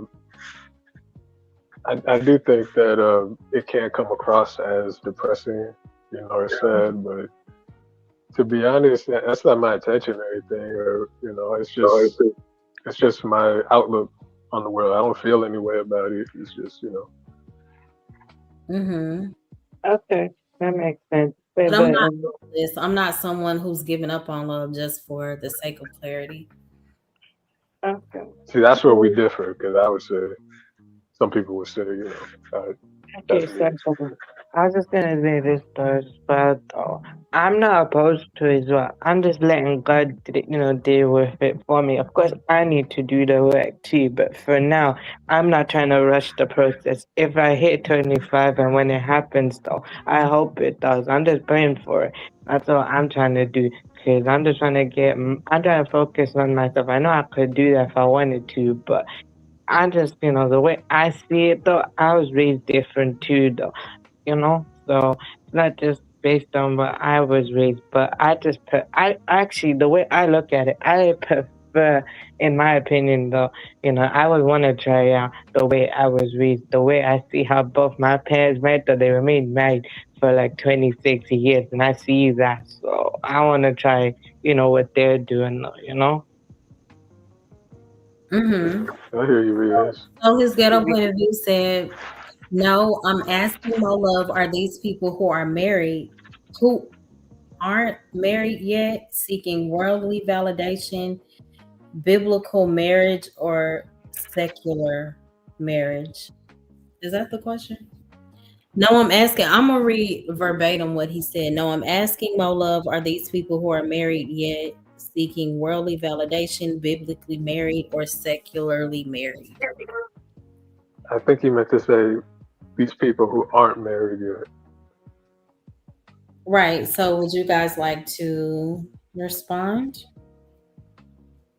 Um, for me, I'm just seeing it in a faith-based way, so no, there's nothing else I can say.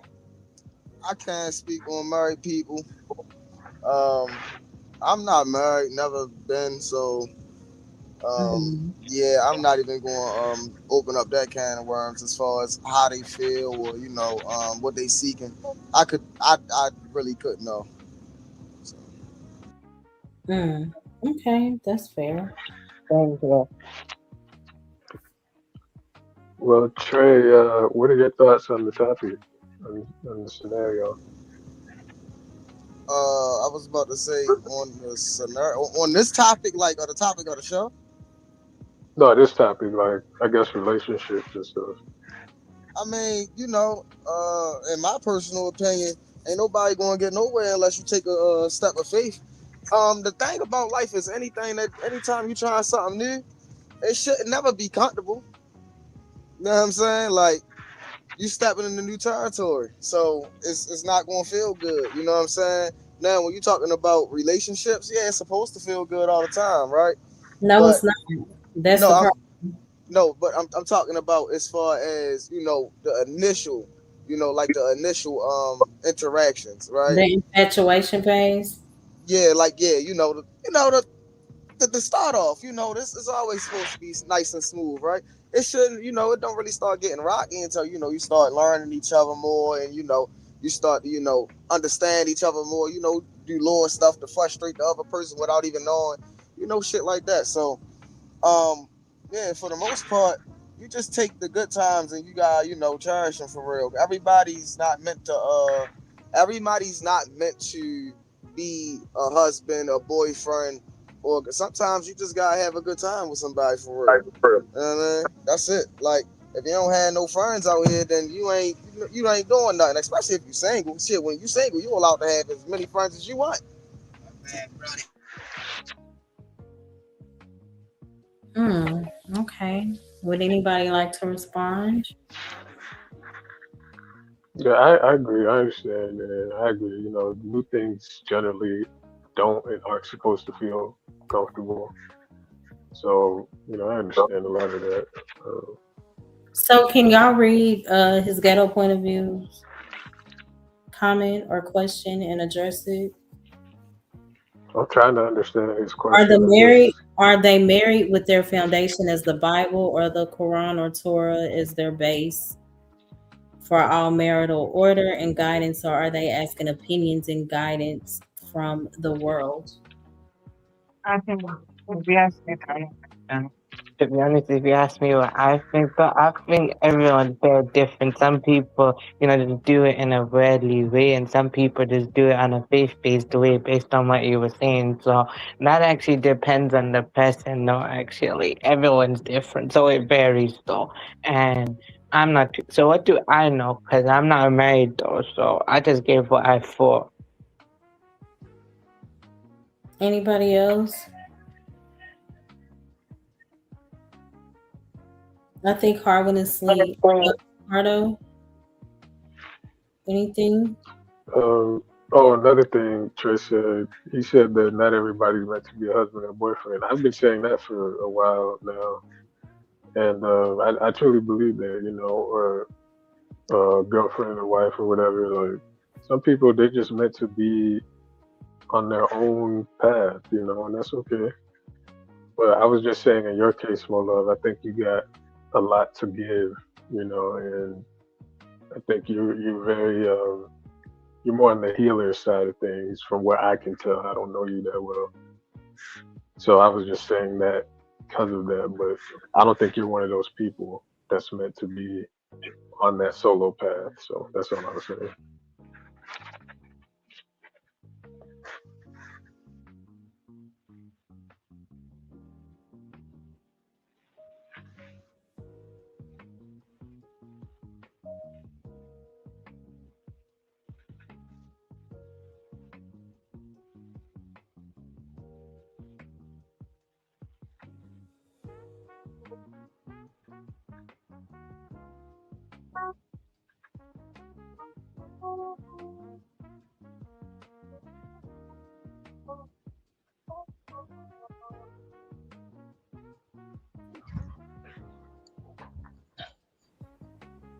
Hey, is that you? It's an echo. Hello, hello. Hey, can you hear me? Yes. Can you hear me? Yeah, I don't know what the echo is though. It's an echo. Hold on. Let me see. Maybe it's my settings. I got echo cancellation on. Should I turn it off? Would that make it better? I don't know who it is. It's kind of weird. Did it just start when I plugged in, or? I don't know. Because I felt like the echo was here before you. Do y'all hear it? Oh, okay. Tell everybody put their journal on mute and I don't hear. I don't take it hear it off now. one by one. I don't hear it now. Maybe I just had to reconnect my headset. Apologies for the mess up. What's going on, yeah? Hey, what's up? So I was confused a bit with the comments. Can Yes, you? ma'am. And I know it's hard in the text because the text be flying so fast. First of all, salute to everybody. I don't want to be rude and just walking in with my dirty boots. How's everybody doing? I hope y'all having a great morning. It's early as heck. Salute to y'all for being up and trying to have a serious conversation. You know what I'm saying? Yeah, what's up? Salute to everybody first and foremost. Essentially, my question just was because I didn't.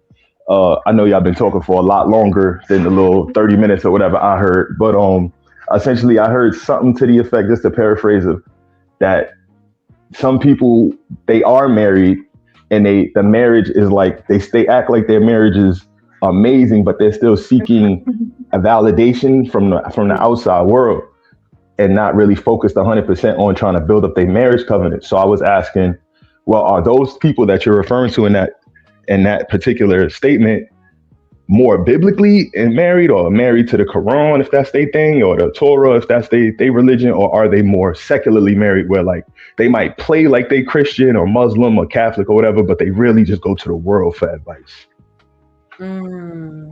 I would say some are honestly like biblically based. And You think they biblically based, but they going through like secular marriage problems? you say they're biblically based You with, think they're biblically based, but they going through worldly marriage problems? so I think that it's a facade, I guess. Right. That's what my question was. Like, are the ones you're saying still seeking out the world? Are those people really biblically based? Because they can't really be if that's how they moving. I agree. It could be a lack of self-control. I guess Yeah. what I guess my question is, aren't marriage problems in general? I mean, don't they interlap whether they're secular or not? Some, or at least some of them. I don't follow. What you mean, good brother? Well, you said, did the biblically married people have the same problems as the secularly married people, right? Or Right. did I mess that up? Okay. Yeah. Like, are they seeking their advice and counsel as their marriage is going through stuff from the books, or are they more going to the world, to the social media, to the podcast, to the pseudo therapist, like, and then bringing all that worldly stuff into their marriage that they claim is biblically based, or are they really just digging in the book for the answers, like they claim their marriage is based on? Yeah, no, okay. In that case, yeah, I agree. No, most of the time they're not. The people that are going outside of that structure, their mindset is somewhere outside of the structure. And I personally would argue those are the people we see suffering through more stuff. But I mean, I'm open to learning if it's not the case. Hey Ron, so good to see you. Love you. I pray all has been well. I miss you going live. Do you mean most people in relationships or just people in general? Well, I was specifically commenting on the marriage thing. Okay. Because relationships, those are touchy up and down. If you're not really married to the person, some people feel like they open season. Some people feel like it's not. So I don't really debate with people who's not in a particular covenant, because different people have different rules for engagement they feel that a person without a ring can or can't have. So that's a lot of debatable stuff. Yeah. That's your morality, right? Right. Okay. Like, I'm not the biggest fan of it personally, all the dating around, because it feels like it just causes a lot of issues for people, even on the brother side. Like, shout to what's the brother's name? Jeff, that do the ladies panel with Crimson and all of them. He actually showed some studies during a ladies panel last week with how even brothers, after they get over like 9 or 10, 11 bodies, for lack of a better way of putting it, like they are also harder to be in a serious relationship with, because they have this now mentality of being unable to be satisfied. So if we are constantly dating, by the time it's finally time to settle down, we don't have the capacity from a physiological standpoint. I agree. So understanding that that's affecting the men and the women, the dating scene might be a deterrent or a detriment to marriage. Yeah. What's your thoughts on that? No, I agree. That's why it's important to be mindful of what you listen to, because society pushes, date whoever, do whatever, you're free. But there can be consequences to it. Yeah, dating in general has become a horror show. So you're right. Ghetto point of view, you're right. It's not. This is something else. I don't know what this is. I won't even call it dating at this point. So All But great. yeah, Ask a Brother podcast. He does well with those studies, Oh and yeah, I yeah, know that's the he's name of it. Ask a brother. There you go. Facts. yeah, I know he was a former, he's a current and former psychologist or Real therapist or therapist, right? something. Yeah. Yeah, so I know he always comes with the data and all that, so that's good. And I think sometimes brothers get this thing where, oh yeah, I can have 100,000 women up under me before, and then I'll still be able to be a good husband. And I'm not sure if the data really says that. So, Yeah, it's not sometimes, likely. yeah, like, so I'm some thoughts I wanted to add. But thank y'all for letting me, chime in. Much appreciated. I'm gonna definitely go on mute now. No, you're Salute. good. I think you make good points. Absolutely.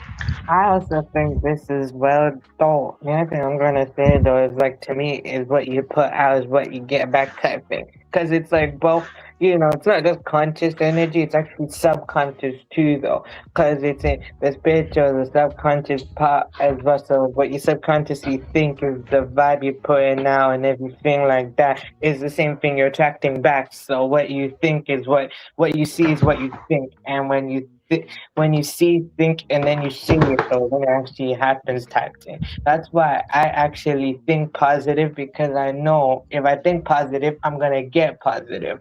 Because when I think, say, and hopefully when I start doing, I'm gonna get positive results. Because that's just how I see it as well. Because when you think positive, you get positive. If you think negative, you think negative, and that's just how it is.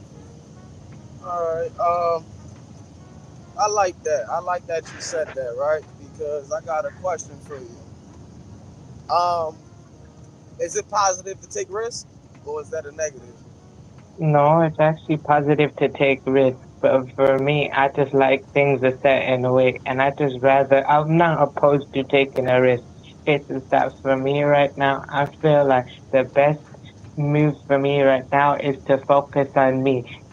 Whatever I got going on real life though. So like in September, I got like this life skills course I got going on and I do volunteering too. So first I just gotta, get that thing in order and everything and stuff like that. So it's not just excusing as well. It's just mostly I'm just understanding myself. So I'm just not rushing the process. So I think it is good to take risks, but then also though if you actually think what you think is right and whatever God thinks is whatever God has set for you is right and you're trying to do it safe results, then it's not really a bad idea to do it. But it's like, it can be both though. It can be good and it can be bad. It can be bad sometimes though if you take a risk sometimes though. You, But at the same time, it's a good thing to take a risk.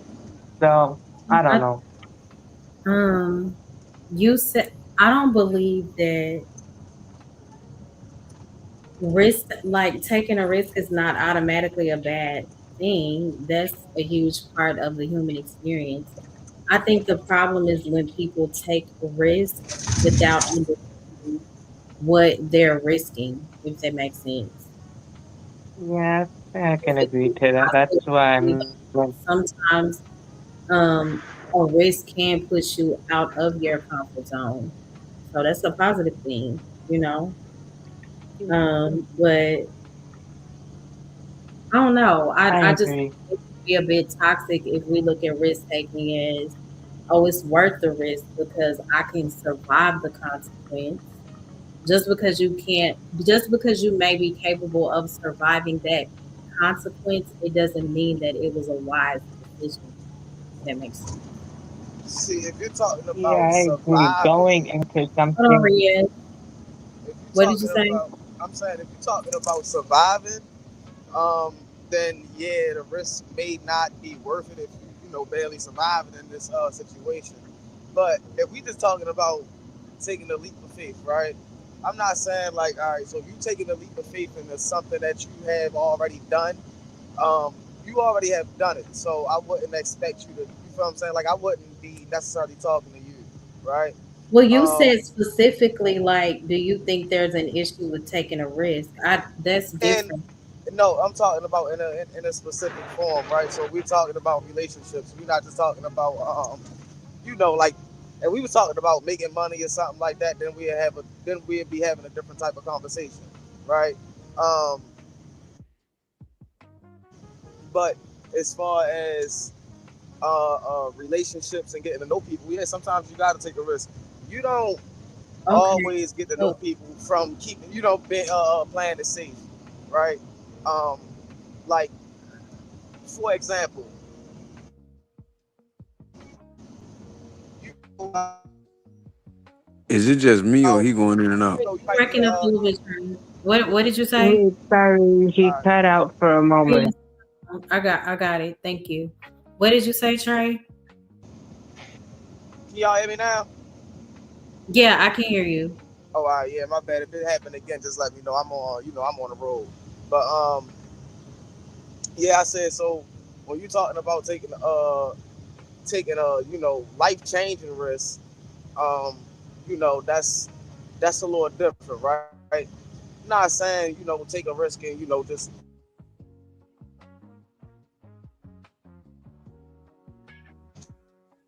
bad thing, to step outside your comfort zone because of the Uh-huh. fact that if you try to all right, so if you're trying to live up to what somebody else has done or what somebody else is doing, you probably ain't never. Okay, so Um, I think you were breaking up, but I did want to address first. You said, "Is there an issue in taking risks?" And I addressed that. So now you made a clear distinction um, pertaining to dating and relationships. So you spoke towards having a leap of faith versus risk taking in relationships, right? So relationships specifically, a risk, the difference in it, a risk can be, okay, I don't know what I'm getting into, but I'm going to do it anyway. And I think that that's dangerous. Now, a leap of faith pertaining to relationships would be, okay, Lord, I may not have all the answers, but I prayed about this. I have paid attention to this person. I've used wisdom. I've seen enough of their character and consistency to take this to the next step. So it's completely different taking a risk in a relationship versus a leap of faith. Those are two different things. Leap of faith, that's okay, God, I've been leaning on you pertaining to this relationship versus again a risk is I'm gonna do this. I don't know what the heck I'm doing, but let's just go for it. No, sometimes that's the best way to go about it. I don't agree with that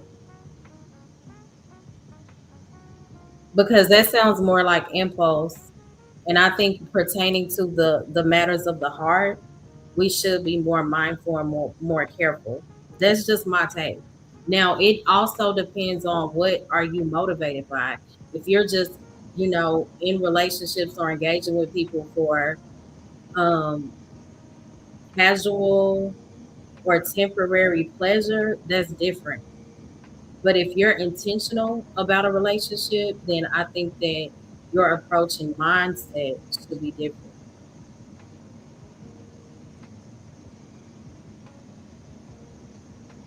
I don't know if I lost you, Trey. No, you ain't lose me. Um, You ain't lose me at all. I'm okay. just was listening for real. Would anybody else like to respond? Okay, my response is though that I actually agree with you on what you're saying, though. When it comes to intentions thing, so in intentions thing, yeah, I can agree with you on that as well. If it's like the casual thing, though, yeah, I think I actually agree with that. That actually makes sense, though. And also, though, sometimes the way, what you may think, right, is right, but actually, what God actually has for you is right, and what you think Oh God my wants you god. to have. So sometimes, though, when it comes to like, is this what God really wants? That's why you ask God, is this what you really want me to do? And then you know Hey that yo, it's Mo, can from you God. show intellectual soapbox his last comment? What you think about that?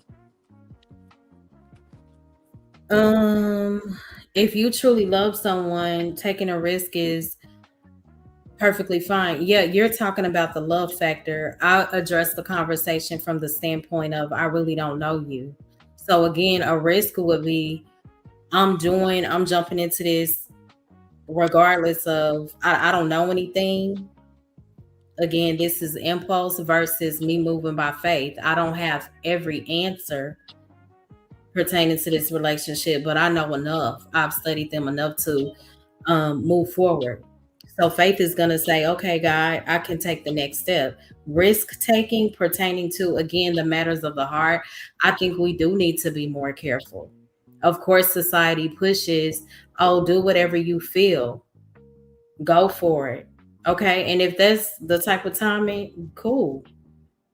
But again, you're talking about being in love with somebody. That's completely different. If I love you, of course, I mean, I'm willing to take a risk with you. We've already established like we're a team. That's different. But getting to know somebody out here, no, it's different. Yeah, that's what I was saying. If you don't know them, definitely don't take a risk. I agree. Got to get to know people, and people put up a front for long periods of time. People pretend very well. Hey, SD. Facts. Mm-hmm. Very well. So, yeah.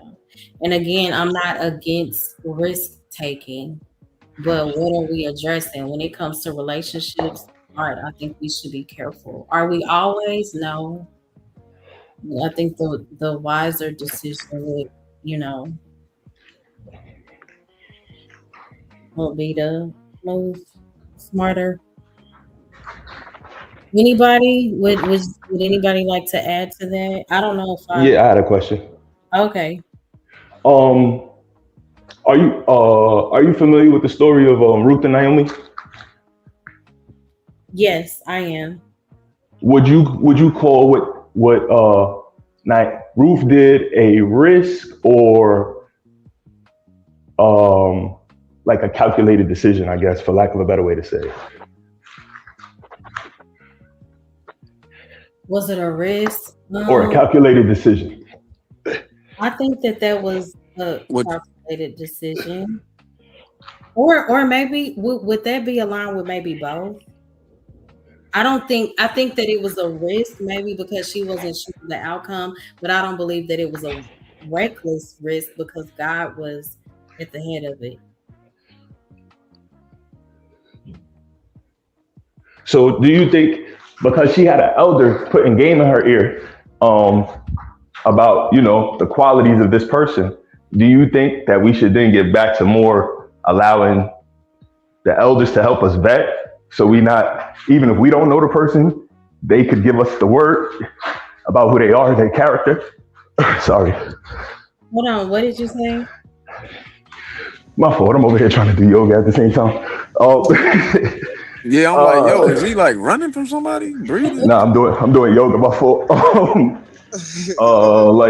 The trying to have elders help us vet again. Do you think we should get back to that practice? So if we don't personally know the person, like you said, their reputation can be known of by people we can trust, with how Ruth could trust Naomi and took her word about and her guidance about how to deal with Boaz.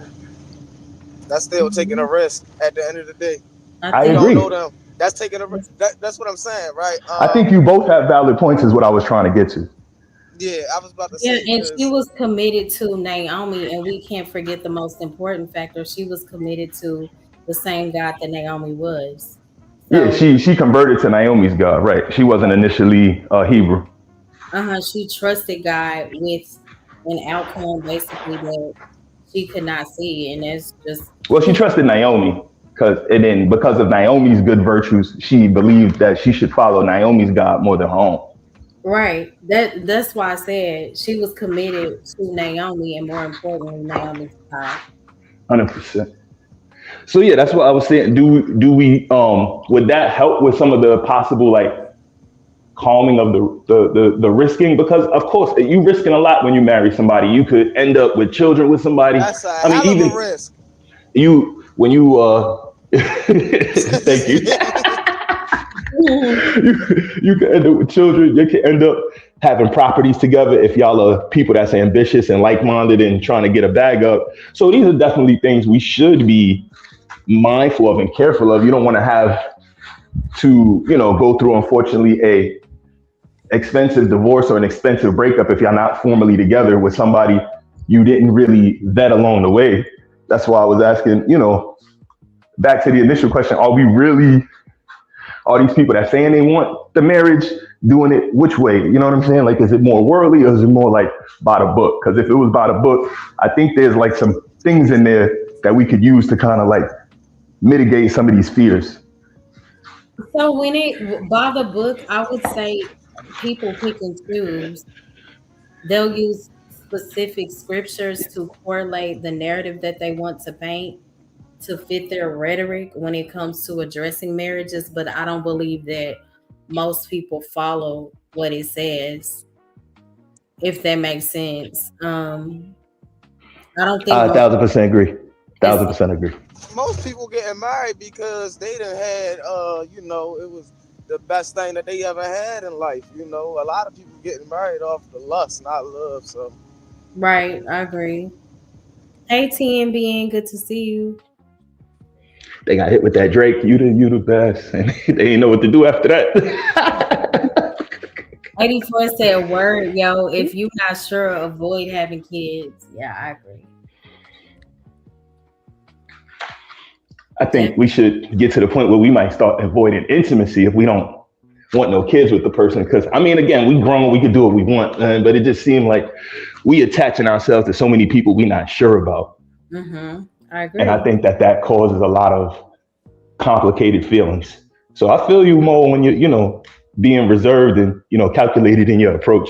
I just was asking some additional questions. That's all. Got it. And it's also a catch-22 too.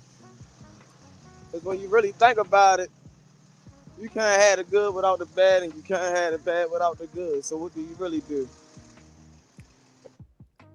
Hold on, say that again. Said you can't have the good without the bad, and you can't have the bad without the good. So what do you really do? It's a catch-22.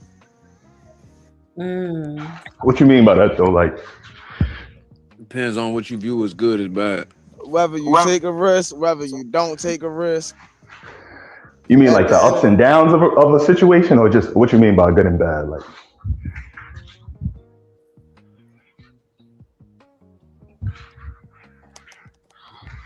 Trey, are you there? My bad, I got a phone call. oh, good, King. Yeah, I was just trying to ask him.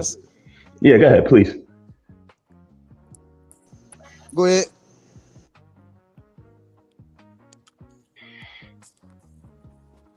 Oh, nah, King. I was just saying, I don't know if you heard the question. I was just asking you, you could go ahead. I was just, to reiterate the question, if you hadn't heard it with the phone call, it was just, what do you mean by like the good and the bad? Just like the ups and downs people normally go through, or like, what you mean by that?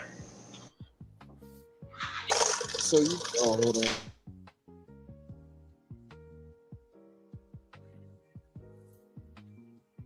So like earlier, so like I said, you got the good, you can't have the good without the bad, you can't have the bad without the good. Basically, you wouldn't know good times from bad times if everything was the same, right? So whether you be super calculated or whether you take a risk, right? Both sides got their positives and both sides got their negatives. So that's all I'm saying. Well, you can learn from watching others' bad or good experiences. Mm-hmm. Absolutely, but I I was about to say absolutely, right? But when you're talking about relationships, that's when you're wisdom. talking about relationships and you're talking about emotions, all that go out the window, right? All right. So when you're talking about learning from somebody, playing basketball or learning from somebody as far You can't learn from as somebody in a relationship. no, you can, you absolutely So can, it but all don't go out the window then, right? it could. Once the emotions get high, all it's, man, listen, you could know, boom, right? This is what I mean, right? So your whole life you've been taught if you get cheated on by her or if she do something to you crazy, bro, you might as well just go ahead and leave her. When you get in that situation, all that go out the window. You fuck around, stay. You dig what I'm saying? Like, so that's all I'm saying. Like, you might know better, but that don't mean that you gonna do better, right? Like, I mean, that's just the human. So what you saying That's is just it could go behavior. out the window. Some people can be wise and some people not gonna be wise. It just Hey, Absolutely, Arby, depends. what's up? absolutely, I see absolutely. you. Did you have a question? Ooh, No, Arby putting the eyes. He know I hate the eyes. Did man, you he in the have chat tweaking. I just read what he was talking a about. hey, Arby? Who, Arby? No, he just. I don't think he's. I don't know what the eyes mean. Like, is that your way of saying hey? Is that your way of? I don't know what that means. I think it means like they're snooping or something, like they're snooping around. Hey, Oh. What? he went straight to What? snooping. That's what it means, right? Oh gosh. Walking down the street, watching ladies go by, Hope I'm watching watching you. you. Hey. I'm going on mute. Y'all crazy. Oh, I think I definitely know who Tyler Durden is now. Shout out to you. Man, I be knowing who these folks are. Just created the page last month. Definitely. What were y'all saying? Let me find out you got stalkers, Mo. It's crazy out here. That is. That's Be careful. It be the main people that swear to God they know the Bible and be judging people that don't know nothing about that book. illegal as I don't know what. There's a lot of that going on. I can't lie. Like, why not just show up as you? You know what I'm saying? But, yep. I lost where we were. Oh, Trey and Harwin were conversing, right? Yeah, I think we came to a conclusion, which was some people is going to be wise and some people not. Some people got to learn from their own mess ups, and some Right. people are wise enough to learn from others. Well said. Mm-hmm. I had to learn from my own personal experiences majority of the time. I think that's what the person I can't which of you brothers said that's the difference between like gathering knowledge and gathering wisdom is that, you know, knowledge a lot of times takes the bumps in the road, the reading the books, the getting thrown on the floor in that karate class, getting dunked on, etc., getting dumped. Whereas wisdom, I think somebody was trying to say, you know, that's when you're trying to acquire it from what other people went through. So Yeah, knowledge is information. Wisdom is knowing how to apply that. Yeah, it's harder to apply wisdom in relationships than it is in any other aspect in life. The reasons why is because in any other aspect in life, like in sports, you can damn near take the emotions out of sports when you practice. I mean, when you practicing, only time that the game really get emotional is when you actually end the game. So I don't know about that.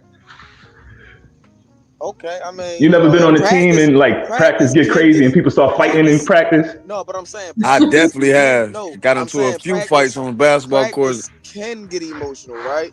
But the games are always emotional. That's the Well said. difference. Well said. Well said. Yes, sir. Okay. It's all in practice. The I'm not game is practice too. I 100%. just, you know. You practice how you play. You play how you practice. There's definitely good points on both sides. I do think though, a lot of the issues we've experienced in our personal lives, somebody's already went through them, and I think sometimes we can get so we're 2026. Everything we going through is so new that old heads can't really relate. That we lose out on a lot of valuable information that we could use to kind of like get through some of these hurdles a little easier. And I feel like when Do I you believe that they can't relate, or maybe we've just learned to navigate our issues differently?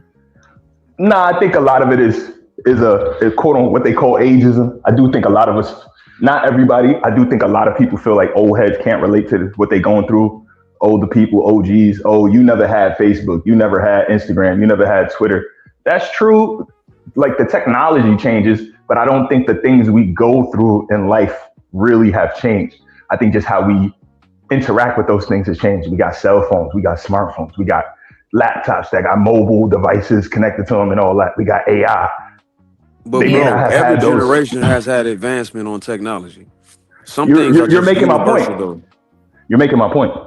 I agree. Please continue. Some no, that's all. Some things are universal. There's gonna be something new in every generation that ain't seen from the perspective of the last generation. Because at the end of the day, ain't nothing new under the sun. But to your point, you're gonna see something new. But there's universal knowledge that's going to be wise to use in any generation, past, present, or future. Teach. Teach. I agree.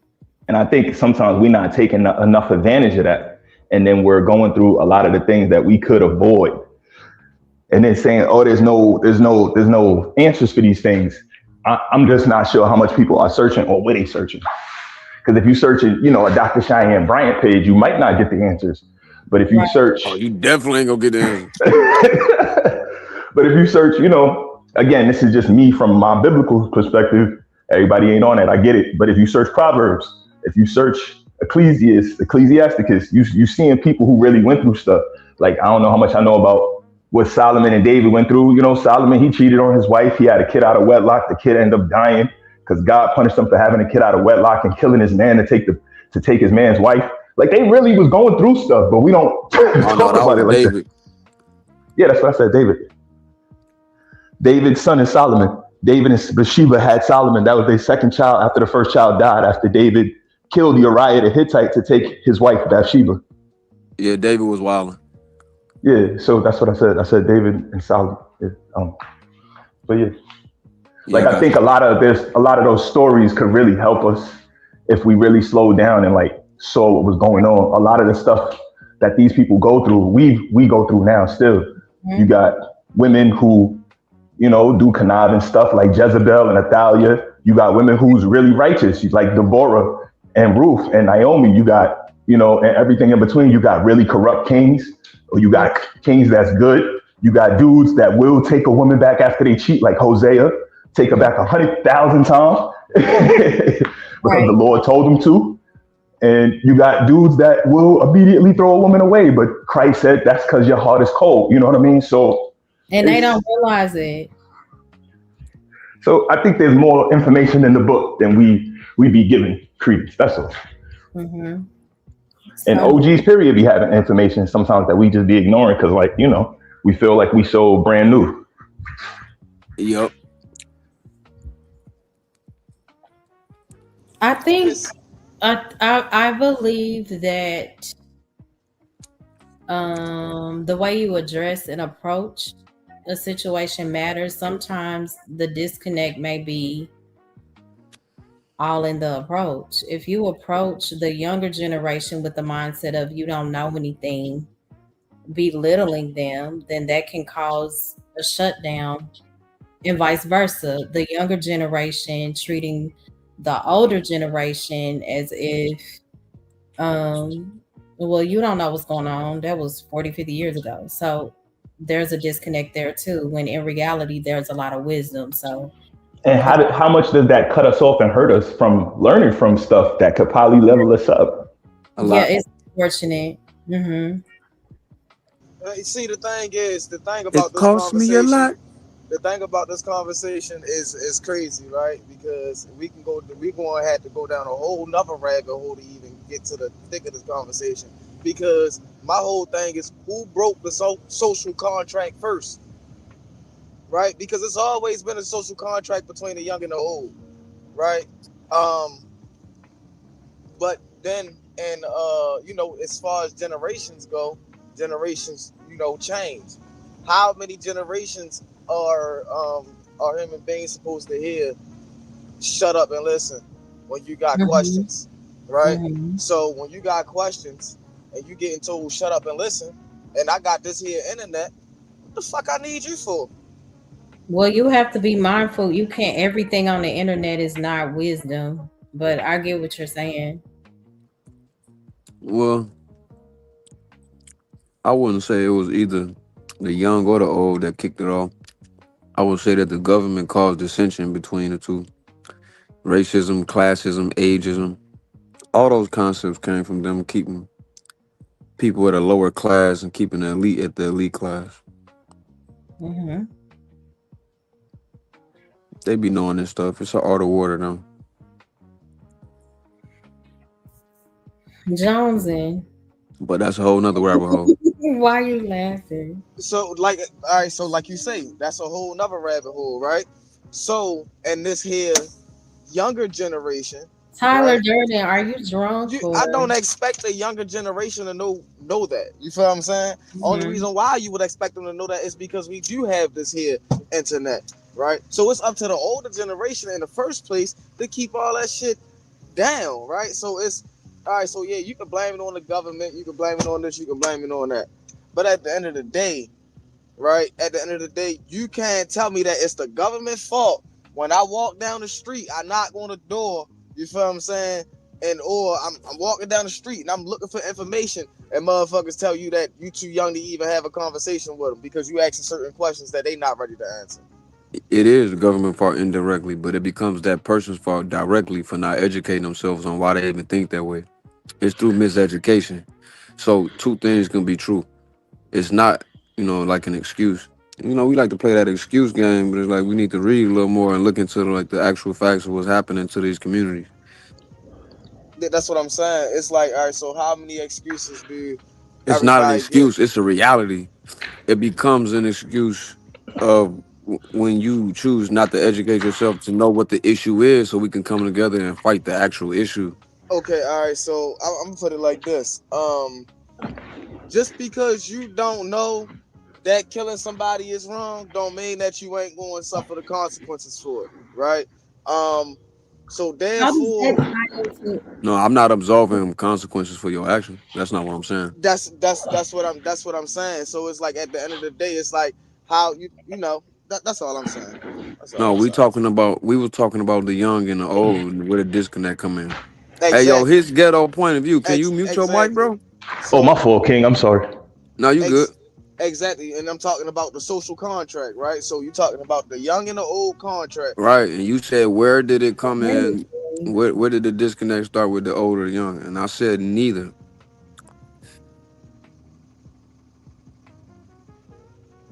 All right.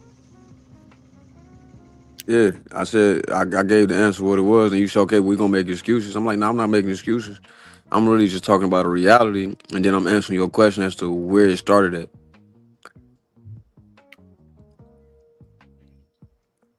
Trey. It's up to you to know the play that's getting ran on you. Cause I ain't gonna lie, my generation, this is what we calling out. We calling out the plays. We calling out what the government doing. That's all I'm saying. Like we calling this out, right? So It is up to you. at the end of the day, if my generation, at the end of the day, if my generation, could, you feel what I'm saying, could see it, you feel what I'm saying, and visualize it, put it into words, that's not my fault. What's It's not my fault that the older generation couldn't visualize it and do all that and put it into words What you before mean this by here that, internet. brother? No, it's not that they What couldn't. you It's mean just by that that? they were Yeah, the hold younger on. gener. They were the my second, one second, bro. No, no, They no. were Go ahead, the please. at one point in time they were the younger generation that was being impacted by what the system was doing at the time. Then they became the older generation when you and I were born. So again, it's not a younger older generation issue. It was at that time when that generation was the younger generation, the generation before them was standing up and fighting for you to do what you be able to do right now. And that old generation to you now was young then and was miseducated purposely. And then their generation after them, which is their kids, were affected by that. So it's not a blame in either or direction. It's just take responsibility for what we got to solve. But to know what we got to solve, we got to know what the problem is. I can dig it. I can dig it. Yeah, and I think it speaks again to what I was saying earlier, the lack of us like leaning on the old heads. Because like to say that somebody like Malcolm X didn't have what the government was doing figured out, to say that somebody people like the Nation of Islam wasn't catching on to what the government was doing and trying to put stuff in the community to fight against it, to Exactly. say that the Black Panthers wasn't doing that, the Deacons of Defense wasn't doing that, that's kind of that's messed up because those people put in so much blood, sweat, people still in jail behind those movements. And Exactly. we wouldn't have the freedom to get up here and say the government ain't ish now if those people didn't get Exactly. assassinated and shot and thrown in jail and rocks at their heads and dogs biting on them and hoses. Like the those people went through a lot. What we talking? That's Exactly. why I don't like when the younger That was generation, the exact point I was making. like they completely discredit the older generation. I think that that is so disrespectful. Now I understand we all have our own experiences or whatever, but I don't think that as a whole we should discredit the things that you know they had to endure. Because Not we that all I making don't. mistakes. The Yeah, generation before us made mistakes, and we're making And I, mistakes right now. and I talk about that because a huge topic is, oh, the boomers are selfish. Oh, the boomers didn't do this, But in my mind, I'm thinking maybe that's true, but none of us have it all together. And I always say, one day I'm going to be older. My kids are going to be 40 and they may address me, that they may address the way that I've handled things. I don't know yet. So I think that we need to show each other a level of grace. Parenting in particular, like I hear a lot of people say, my mama didn't do this, my daddy didn't do this. Okay, I get it, but show a little bit more grace when it comes to that because we don't have it all together either.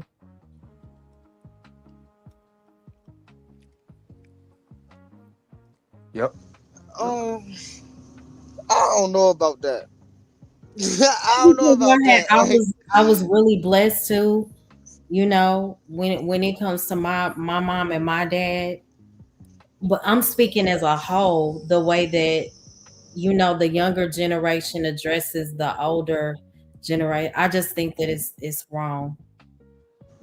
I don't know if it is wrong though, right?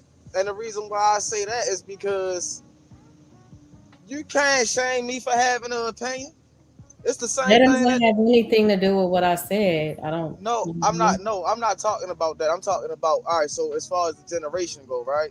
So Mhm. all it is, basically, all it is conversations and opinion based, right? As far Nah, I don't as agree with that. That ain't no, all opinion. Some shit is just factual. no, I'm talking about as far as the disconnect from the older generation and the younger generation. The older generation might feel this way, then the younger generation might feel this way, right?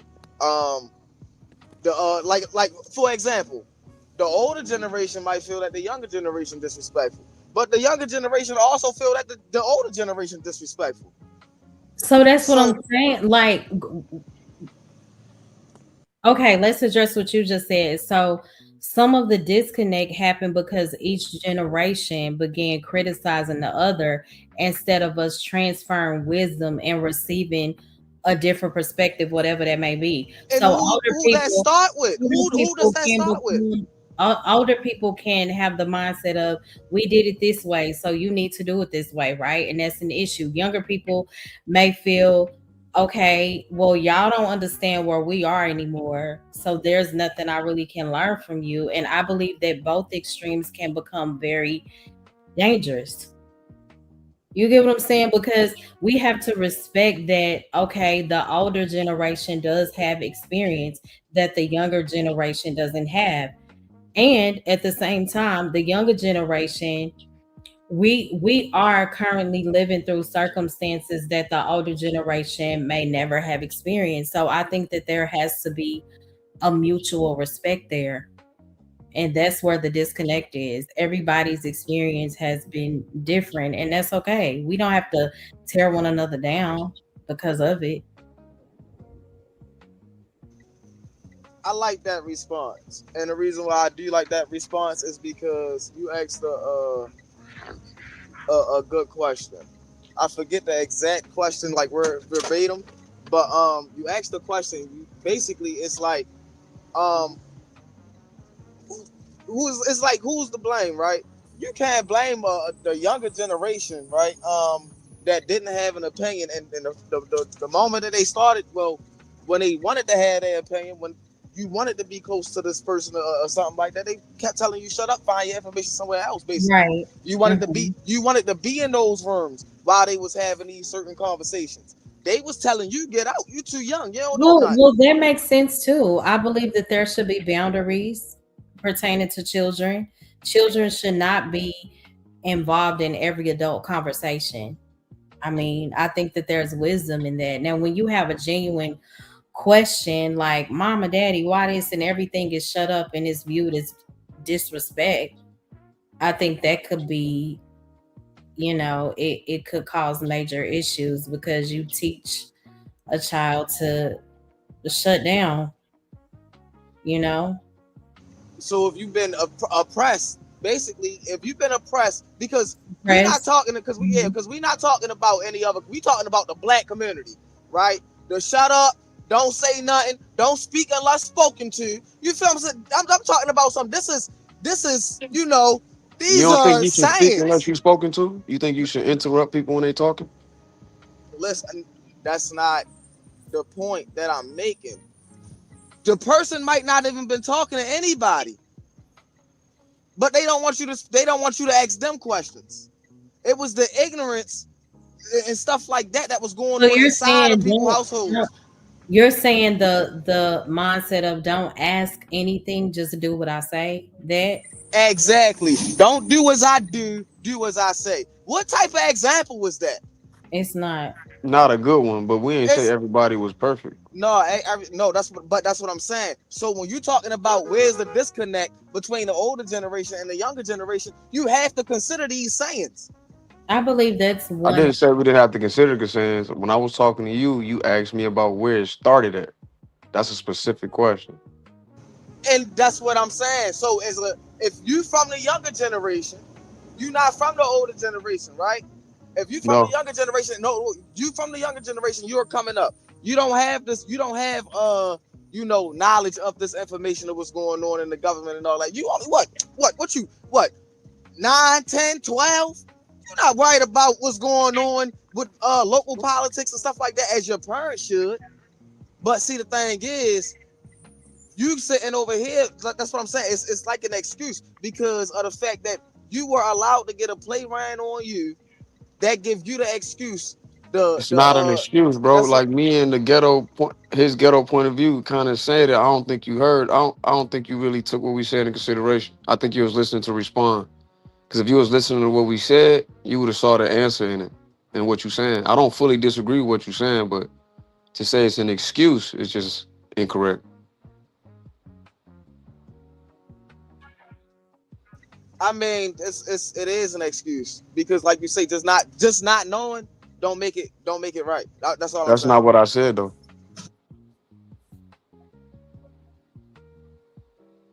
That's why I said we gotta be quicker to listen as much as we are to speak.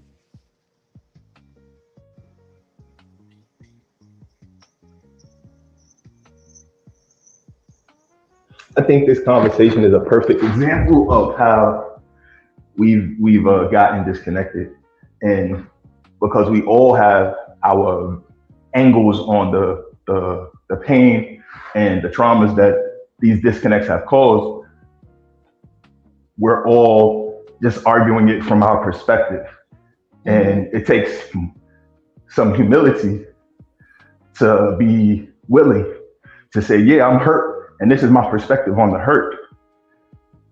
But am I open to understanding the other side? Am I open to hearing the things that I may have rejected initially so we can come closer together if that's the actual goal? Because if it's not, we can point fingers till the cows come home, right? We can say this one did this one, that one did that one, they never completed this, I don't like that, they giving me their word about this, but that never came through, etc., etc. Right. But when we really again, I don't know a better word, humble ourselves. Because a lot of the yo, I'm hurt, yo, I'm in pain. It takes you away from understanding that everyone else might still be in pain as well. It's not to say your pain ain't valid. It's to say, well, look how mutually hurt we all are. How can we mutually heal? How Mutually. can we mutually benefit one another's healing and moving back to what we actually say we want? Because we definitely need each other. Yes. 1,000%. We don't talk about those things enough. You get what I'm saying? Facts. Everything is based on criticizing the other side, you know. But that's fun, Mo. That's what gets the views, right? Right? It's entertaining. It's At some entertaining. point, we gotta come with solutions It's and not just. figure It's out not the only actual fun. problem. It's not just that it's fun. It's also the easy thing to do. And it plays on people's traumas because if Yeah. I'm hurt and I'm in this, I'm always gonna be up for that conversation and I'm gonna be high energy and I'm gonna be active in it and I'm gonna have a lot of things to say very harshly about the other side because some image from that other side has hurt me. It don't gotta be the people that we particularly talking about right now in this moment, but some representative from that team did these things to me and my kinfolk, and I'm not ready to get over it. I'm ready to lash out about it 100 million times. And then after I expend all that energy lashing out about it, then we come do it again next Thursday. Then we come do it again next Thursday. And no one is getting to nothing. Right. But the views is running up and the content creators is getting acknowledged and more ad revenue, but we're not getting no solutions. So like, when do we get to the solution part like y'all been saying? Because like we gonna just keep punching each other out. When we gonna get to the end of that? It ain't gonna do nothing. It's not gonna do nothing. People get on here, they got the opportunity to. They really look. This internet stuff is really a big opportunity for people to vent what they'd be doing if they was in counseling. It is. And they get off what's they hurts, like the brother just was talking about. They get it off their chest, but it's like a circular thing. It's just going in circles and circles. It's like, okay, are we here to solve problems? Find Of course, solutions? most So people what are we aren't. doing? Sorry, what were you saying? No, you got it. No, yeah, of course, majority of the people aren't. I guess it's you know about entertaining the dysfunction of it all at times. And you see people from multiple generations doing it on the panels. Absolutely. Old, young, in between. It is But to not. me, that show you how we could be unified. Because if we could get unified in dysfunction and hurt and trauma, we can take those people who were unified in dysfunction and hurt and trauma, and eventually over time, it's not going to be easy, start planting in the seeds of them that change is possible. But they gotta be willing to risk a little bit, as y'all was alluding to earlier, and take that leap of faith. But it also has to be guided by people who is not going to be sitting here taking advantage of the trauma that they in just for super chats. You have to be very careful. Woe to the shepherds, 100%. That's a hell of a risk Ooh, I to take. love And that. that's Woe why. to the shepherds. Yeah. My bad. No, go ahead. No, I said that's a hell of a risk to take, and that's why I was asking is, risk taking a positive or negative, right? Because now you asking everybody to just trust everybody when it's been dysfunction since goddamn the '80s. So you got what, like damn near 40 years of dysfunction. That's The 30s, brother, like 100 years. I think he mean by the black family. Yeah, so it's yeah, it's been like since the 30s. Well, even in the 30s, we was still, at least we was. I was about to say, at least we was married in that month. Before the crack era, we was all right. Okay. Nah, E. Franklin Frazier wrote his report in the 30s, man. We've been going through this for a longer time than the crack era. You mentioned Woe to the You Shepherds. can take it back to slavery if you want to go there. Of course, but yeah, I mean, but that's a whole different conversation. When we were talking about healing, you said woe to the shepherds because you have a Yes, picture man.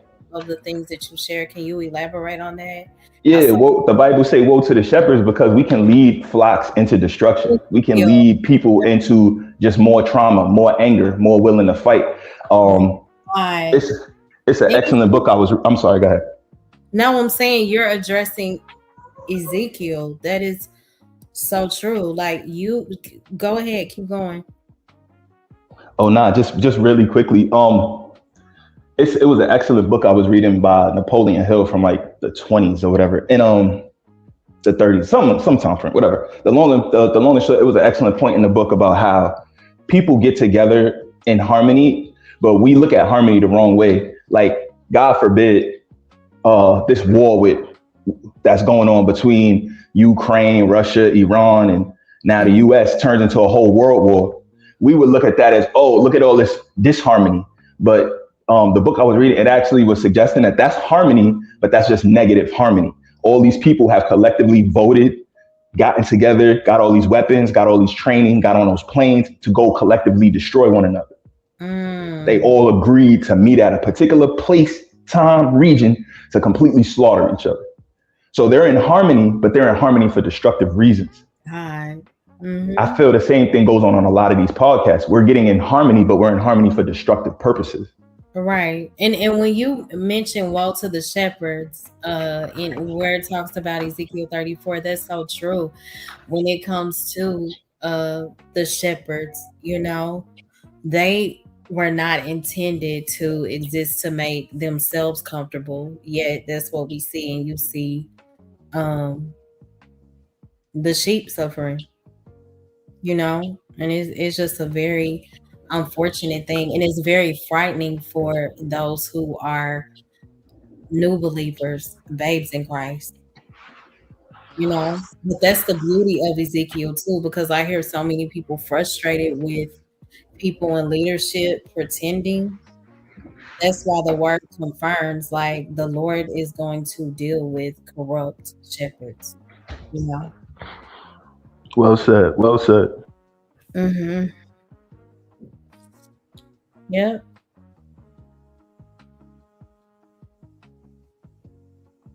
But I don't know where y'all were before. My bad.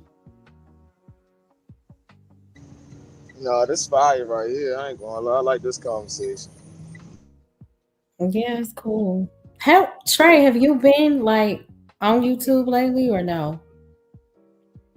Nah, not really. Oh, okay. Not really. I might have, then ghost watch for 5 minutes here or 5 minutes there, but I ain't been on here on this internet stuff. I ain't gonna lie, cause a lot of people don't realize that the internet is it is absolutely real. I don't know if people living under a rock, but everybody got a phone. Everybody got Instagram or Facebook or Twitter. So, I mean, listen, y'all can think that this shit not real if y'all don't want to, but this shit definitely real. So. Mm-hmm. I agree. Scam, are you awake? Good morning. Mm. Well, it's been a very interesting show. I guess I'll end it here. Shout out to everybody that supported the stream via super chat, cash app. If you shared the live, I appreciate it. Please feel free to hit the replay button if you missed the portion where we address the topic. I guess I'll do final thoughts.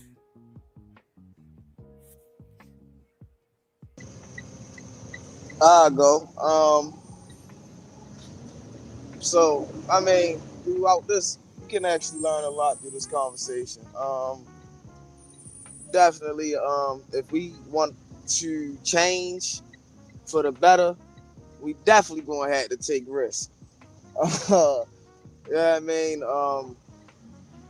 And another thing, we gotta, stop attacking one another and see where the other person actually coming from to actually come to a solution as far as this old and younger generation stuff go.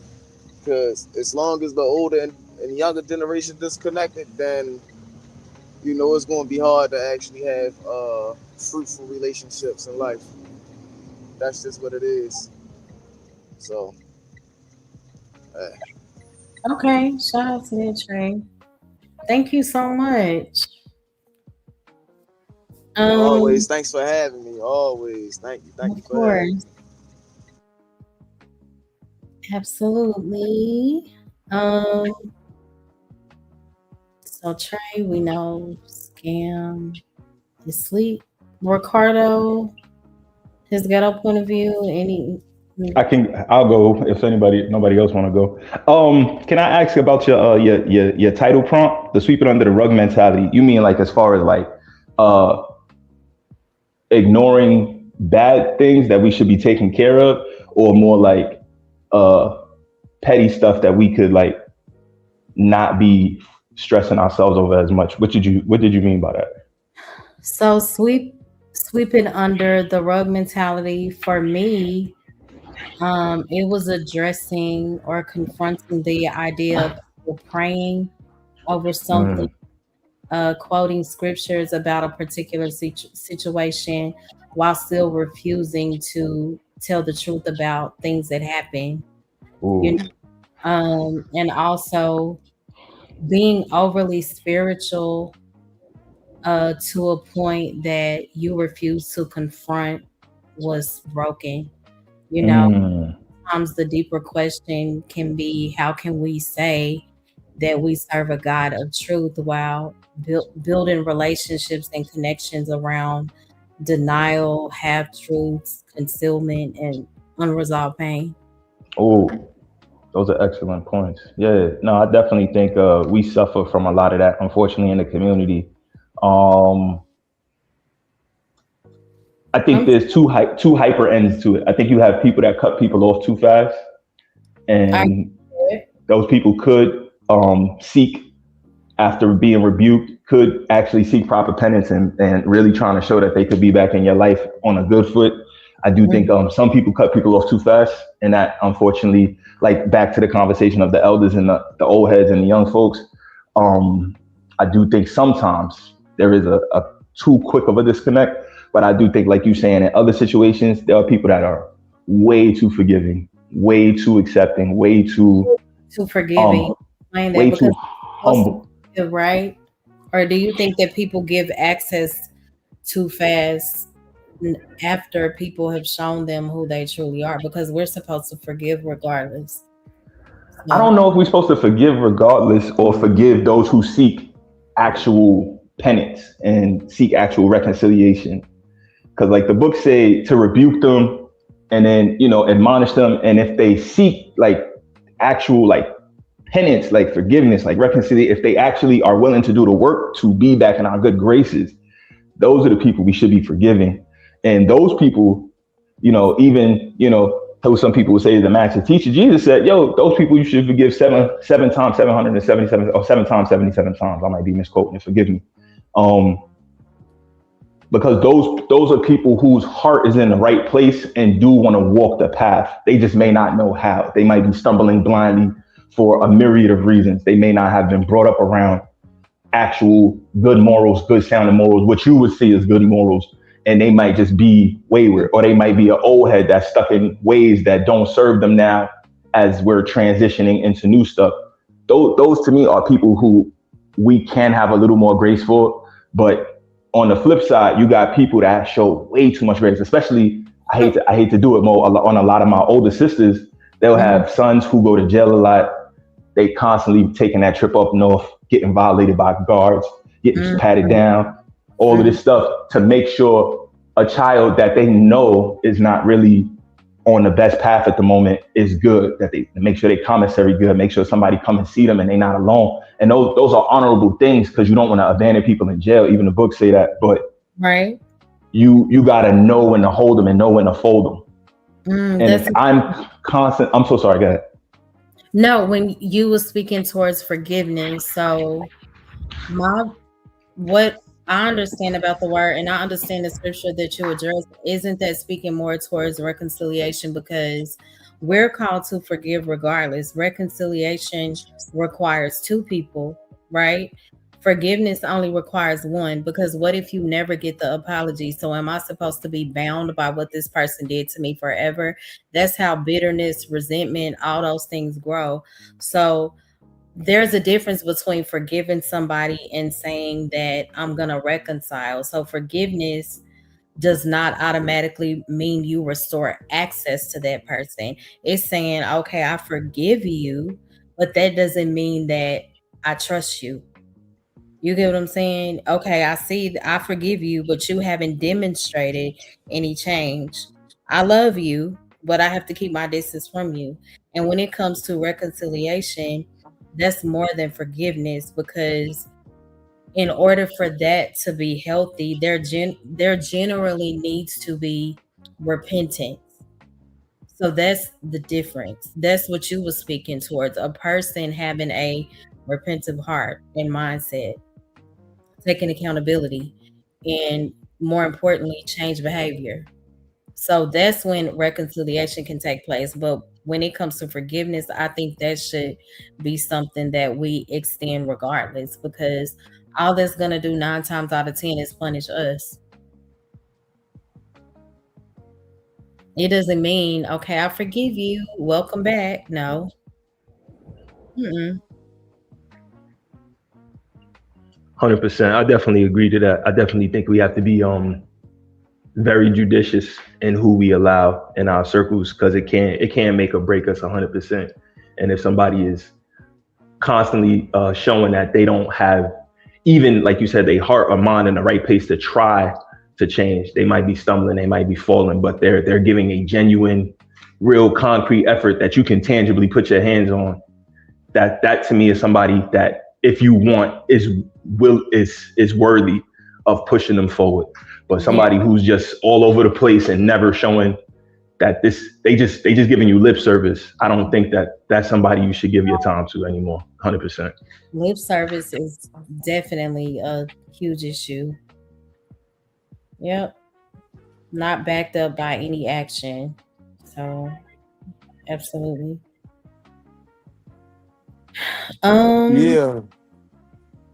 oh, what were you gonna say, Harwin? Oh, I'm sorry. No, it's good. You're I good. was just gonna say, shout out to the black community coming together and uniting. Stop sweeping ish under the rug and reconcile with each other. Let's forgive each other and come together. That's good. And we can only do that by operating out of a space of truth, you know? Yeah, Yeah. for sure. And you got to, I was about to say, and everybody got to be willing to accept it, because the truth going to be harsh. It's not going to be what you want to hear. It's not right. Mm-hmm. Yeah, I agree. I think everybody, Ricardo, are you there or Yeah, I'm okay? here. Let me get final thoughts. Well, thanks for having me. It was good talking to all you guys, and have a good weekend. Thank you, Ricardo. Thank you so much for the support. Harwin, did you give final thoughts? That was me about the Oh, those were your united final thoughts. uniting in the black community. But I Uh, I got another one. And all right. You we got it. still, me and Ricardo still waiting on you to answer my question. But I'll leave it right there. I Oh, appreciate y'all. Good good conversation. Right, right. We still waiting. I think I addressed it. Man, you was out there dodging punches like Floyd Mayweather. Didn't want nothing landing. Finally addressed it, like in totality. Y'all don't remember? You win. That's the response I was looking for. All right. Well, shout out to everybody. I do plan to stream Sunday night, Lord willing, of course. If not, it just means that I was sleepy. Okay. and that I had a very busy Sunday. Shout out to you, Coffee. Thank you for tuning in. Irby, thank you. 84, thank you. All the panelists, the entire chat. I had to block whoever Tyler was. He was getting on my nerves. Who else? TNBN, shout out to you. Riaz, thank you. Rise, so good to see you. Love you. Shout out to Stanley for always supporting. Who else? It was too many people to name. Jones in, shout out to you. Good to see you. Who else? So many people. Oh, Aaron, who came up, TC for the first time, of course. Harwin, shout out to you. You were the first person to hit my link. His ghetto point of view, always good to see you. Trey, I appreciate it. thank you. Yeah, good to see you, Trey. I haven't seen you in a while. Glad to hear everything is good. Did I say Ricardo? Yes, you Damn, did. who said all of 2 sentences and took a snooze. Hey, he was cooking though when he was up though. Oh, he was Vanta who came up here trolling per usual. He got sent home. He did. Who else? Oh, D was here. I think I named everybody. Feel like I'm missing somebody though. Who else hit the link? Anybody? Did I say 84? I think I said 84. But shout out to 84.